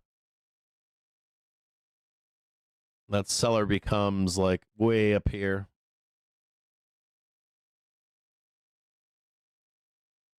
I'm not fucking around. Like that one right there. Like all you got to do is like take out those sellers. All that needs to happen. It's like a giant ass move in the end of the year. Bullish on Meta into the end of the year. Spoos squeezing higher now, trading 684.93. Cranking into this close. I'm going to assume that all these stocks that are, every stock that I looked at that reports tomorrow morning, like every one of them was extremely bullish. The reports that are after the close tomorrow are bullish, but not extremely. The AM prints are fucking huge. I didn't look at Caterpillar yet. I looked at Meta. Meta's got, like, this is all Meta needs to do. And just look, and you can see that daily trigger coming up.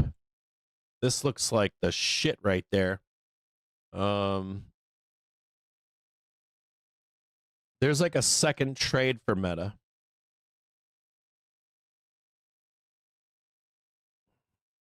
Let me just look at Meta really quick, what their expectations are. It's like Meta's 5.9% right now, right?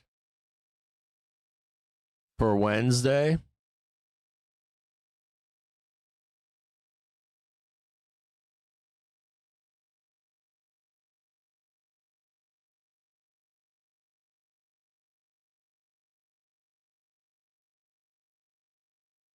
What is going on here? 1 minute into the market on close imbalance.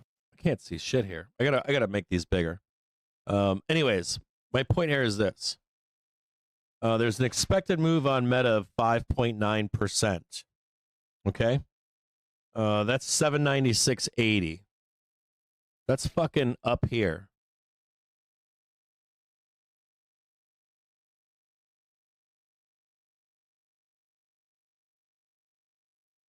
So you're going to be taking out like all of these prior highs, right? 10 seconds. So you crank up here on Wednesday close. You finish Friday like right here or OpEx or whatever. Market on So close imbalance. is right S&P in here. 500 Not OpEx, buy month end, side excuse me here. 197 million. Nasdaq 100 sell side 6.5 million. Friday. Dow 30 buy side 78 million. Mag 7 sell side 22 million. Let me just do this a different way here.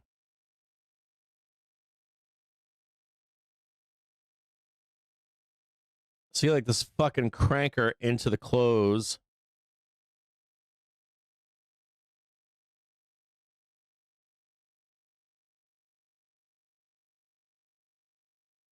This is where, like, this is totally fucking where, like, this November 15th, 5th, this fucker bottoms over here somewhere Friday. And it's like, it's fucking boomtown. This fucker's like boomtown at the end of the year.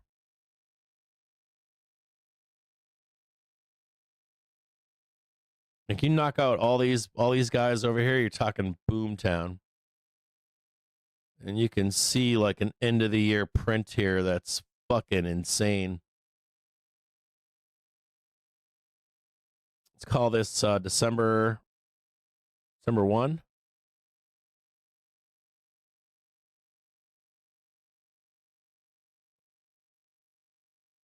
And it's like some kind of nonsense up here to 880.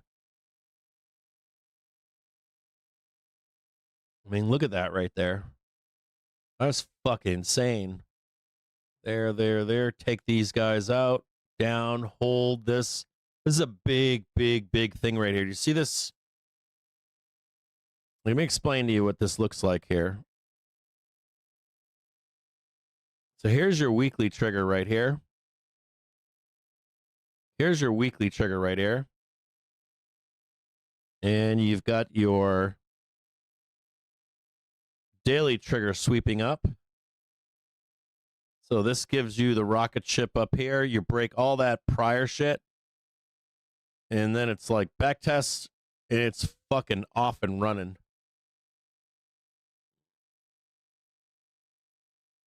Whatever that first week of November is going to be important.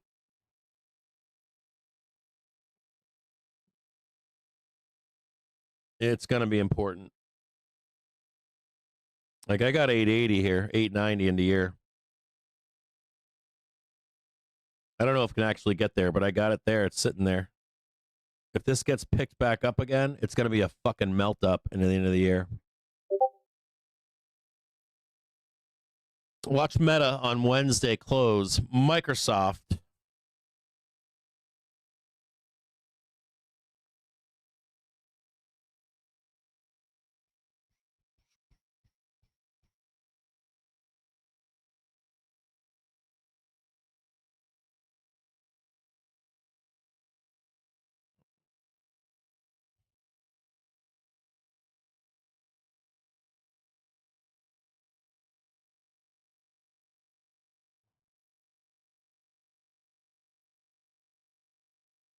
Daily looks great. Weekly supportive.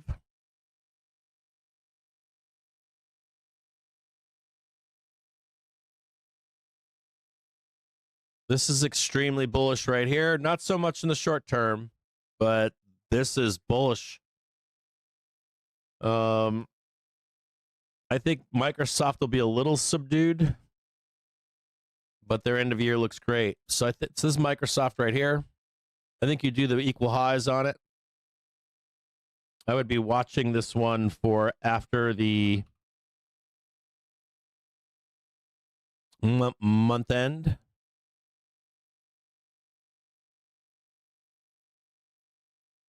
I think this one will be a little bit more subdued. But this one looks good up here, right? You just hit that up there. Whatever this is, though, likely you'll blow off some of that hourly velocity in here.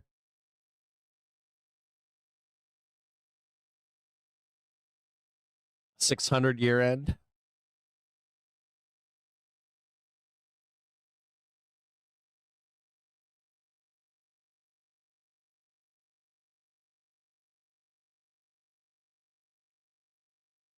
I don't even think you need to catch that. I think you're just going to get that. I think this one's a little bit more subdued. You catch this one. You're not going to give this up. And then you're going to crank. Microsoft year end, pretty bullish on it. There's 2026. Check this real quick.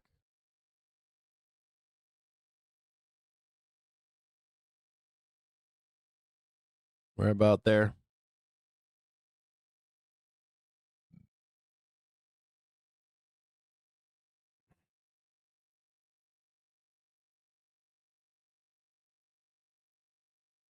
Let me just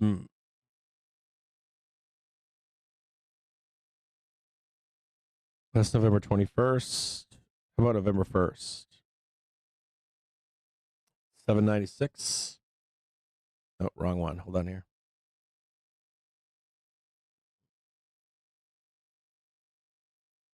$555. I think you beat that too.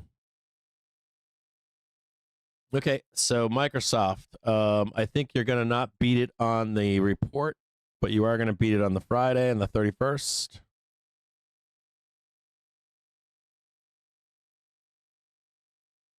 Whatever this is in here, this daily trigger is going to be coming up here.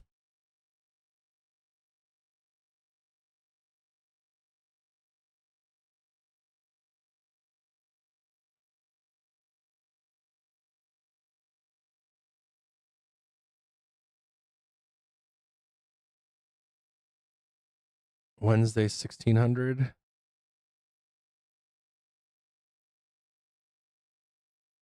Friday.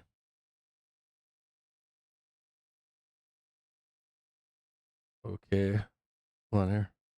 This one's more subdued, I think.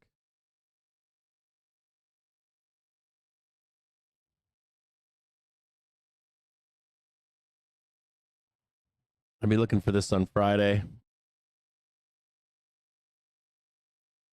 I think they crank thereafter.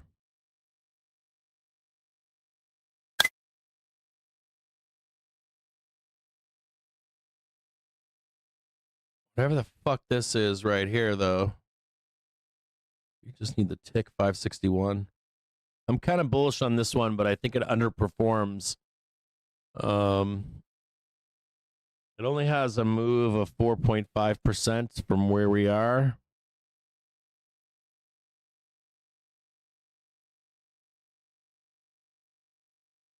Just make this a little bit bigger here.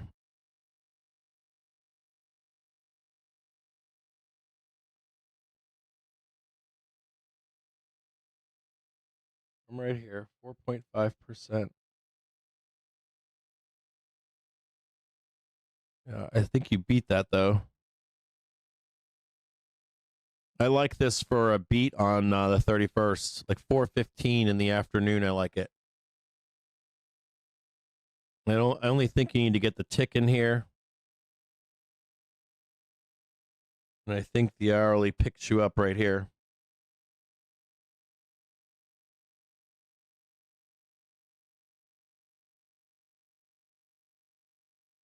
I think your early trigger comes right in right here.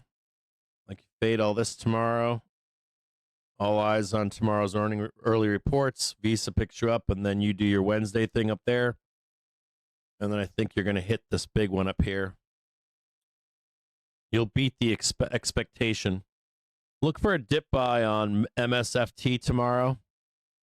Let's just check it.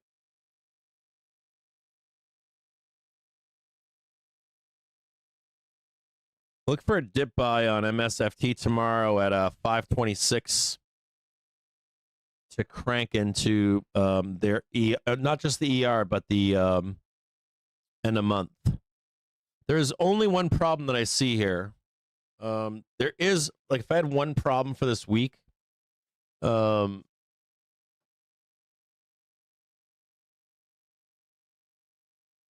only thing I can see in TMT, or not TMT, but Fangman plus T, the only problem that I see here for this month is on this monthly candle here.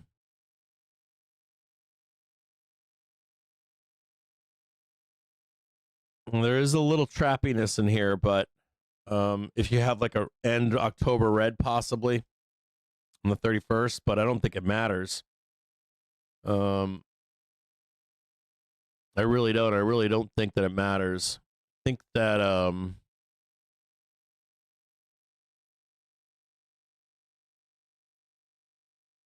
really don't think it fucking matters. I'm looking at this. This is the October candle right here.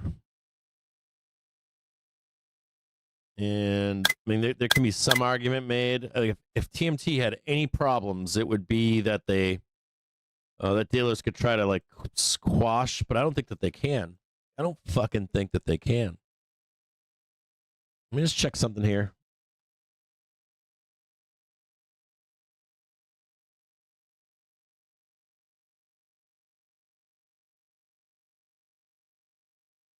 Qualcomm I don't shares think they fucking close at can. highest level Yeah. since July 2024, up 11%.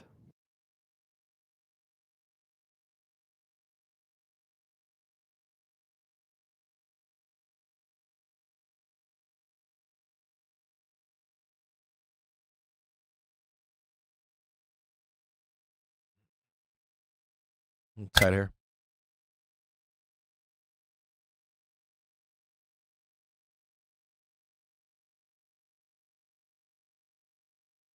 And there's like something in here.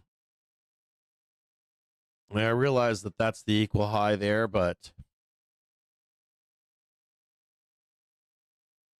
man, it's still fucking hiding there.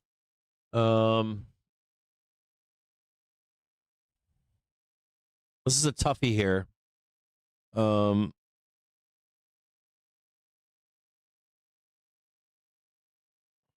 I got to look closer at Microsoft.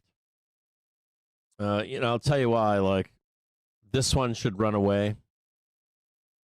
I see the big sell over here.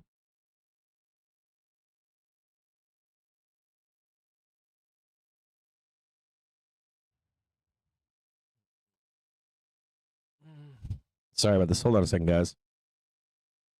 I'm getting wound up my cord here.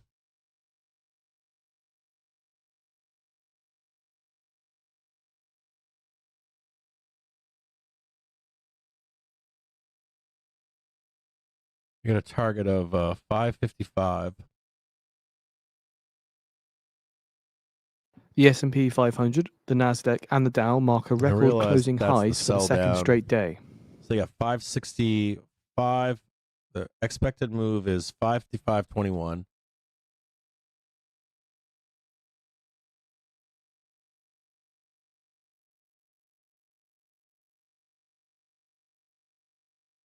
This is what you got priced in from options. So this is Microsoft. If you don't know, this is kind of ironic because let me show you what it's showing here. So we've got options pricing in a move right here. And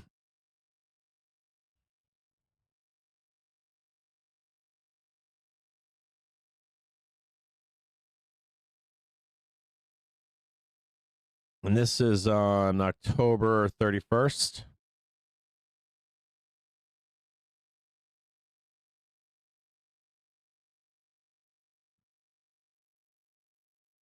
Here's the crux here in the market. This is the entire fucking crux of the market. So like this is what we have options pricing in for. Nope, not 11. 10. 31, right? This is what the options market has priced in, right? They report on Wednesday after the bell.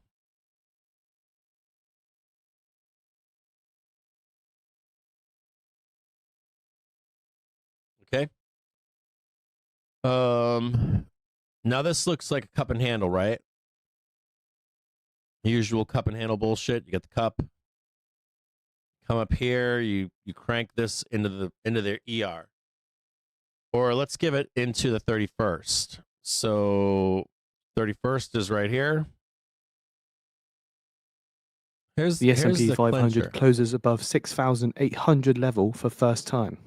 Move that over. Go to a 4-hour really quick. Check it really quick. They're basically the same. So you're looking at a dip by here.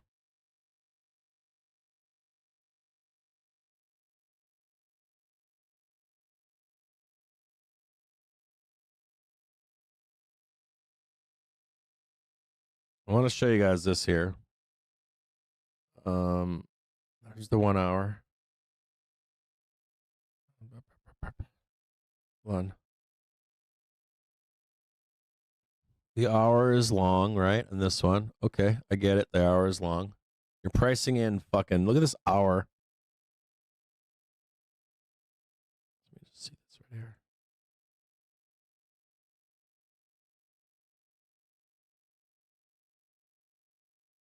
That's some of these fucking tickers. There's the last one right there. Okay, so we got to talk about something. Okay, so the last time we squeezed, it was on the prior high. Thereafter, it was a fucking mess. It was a fucking bloodbath. That is a wrong one. The reason I'm bringing this up to you is because that's a 13% down move in last time they were up there. There's a reason why I'm asking that is because if we fail that expected move,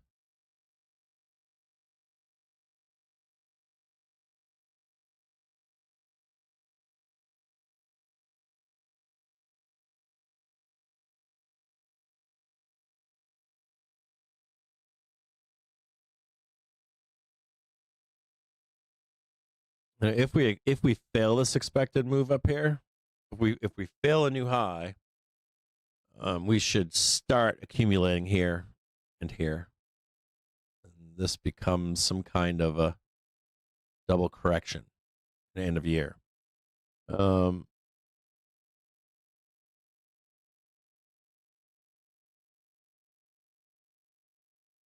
I fucking hate double tops too. I don't like trading them. I hate them. But you know, if you get reined in with the options expectation, the idea would be that the way is not higher, and you're looking at something like this.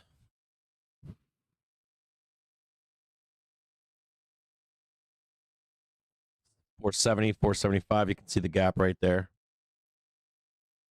That's the end of the year. That's Christmas. Fuck you, Christmas.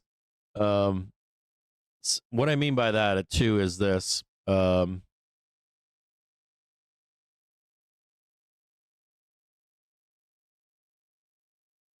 you look at these guys for their ERK, the one major problem here that we have is that they're priced in. I'm not anti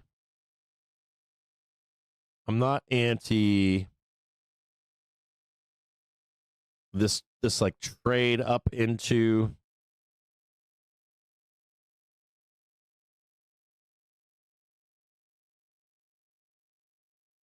I'm not anti this fucking trade, but you know what I got a problem with it is whatever the fuck this is over here. Like if that's maybe it's China, I can't tell. But like by the Friday, I think OPEX 21st. Or it doesn't participate in the end of the year, possibly. I would be like indexes only end of year. But I'm looking at this shit here. I'm like this is priced to fail the high. If that's the case, it would be turning down, right?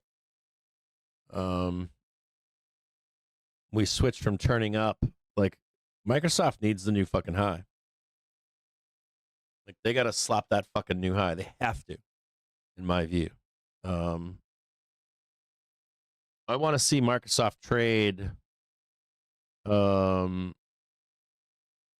above 561.24. Whatever that prior high is right there, I want to see it pierced. If it's not pierced, by the time in end of month for November or end of month for October running into November, I am afraid of a bloodbath into year end. I mean, that wouldn't be like that. It would be something like this, like reined in, dribble, dribble, dribble. Blood and that shit right there. And dribble, dribble, dribble. That's the Merry Christmas down there. That can change though.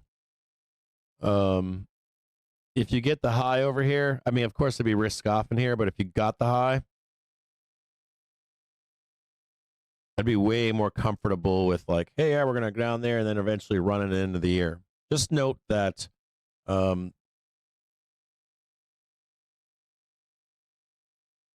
they're still leaving an option in the market to roll it into Christmas. And it all rests right here. It all rests. It's like right here. That's fucking distribution right there. The one good positive thing is this was in after hours. This wasn't in regular market hours. And the regular market hours is right here. You can see it, I think. Maybe it wasn't. This was not in market hours here. This could be like a fake wick almost. It's not quite a fake wick, but this could be bullshit. Like the down move could be bullshit. Fake wicks are when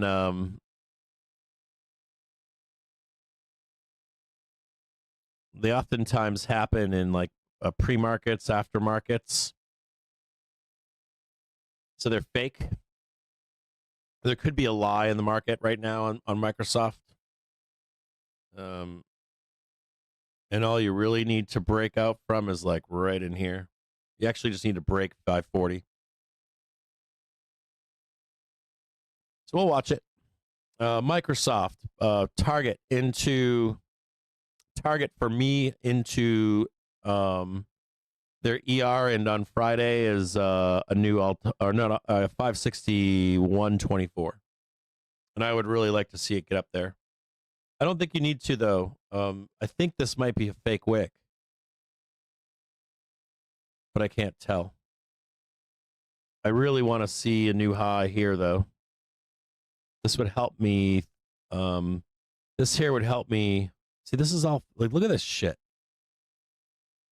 They can't fucking sell this fucking thing in cash market. Look at this shit.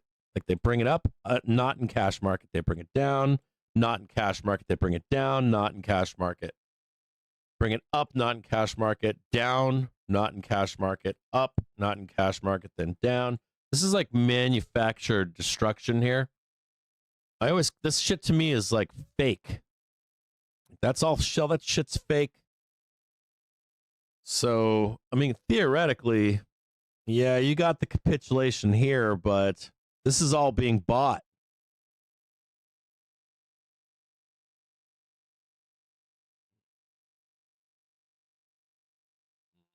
This smells like Microsoft smells like a scam.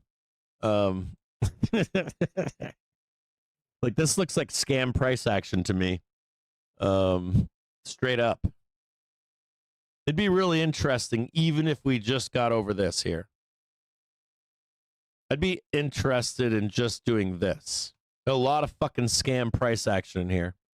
I would actually be happy with just that move there. Now, I think you can go vertical here easy. This is all bullshit price action. All fucking after hours pre-market.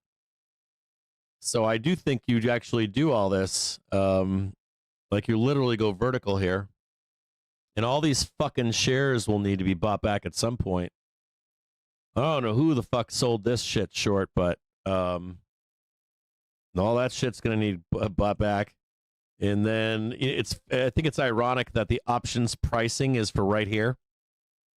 What they're trying to do is they're trying to set you up for another short on bullshit price action, more than likely, and trying to send this fucker down. They really are. I think this is kind of ironic. I got to look deeper into Microsoft and why they're showing the scam price. This is all scam to me. Like this whole thing over here is a fucking scam. And you can actually see in the cash market, it's just being bought.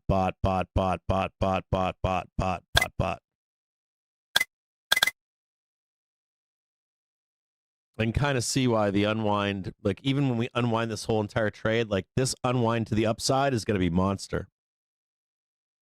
This is a fucking scam right here. This is a liquidity grab.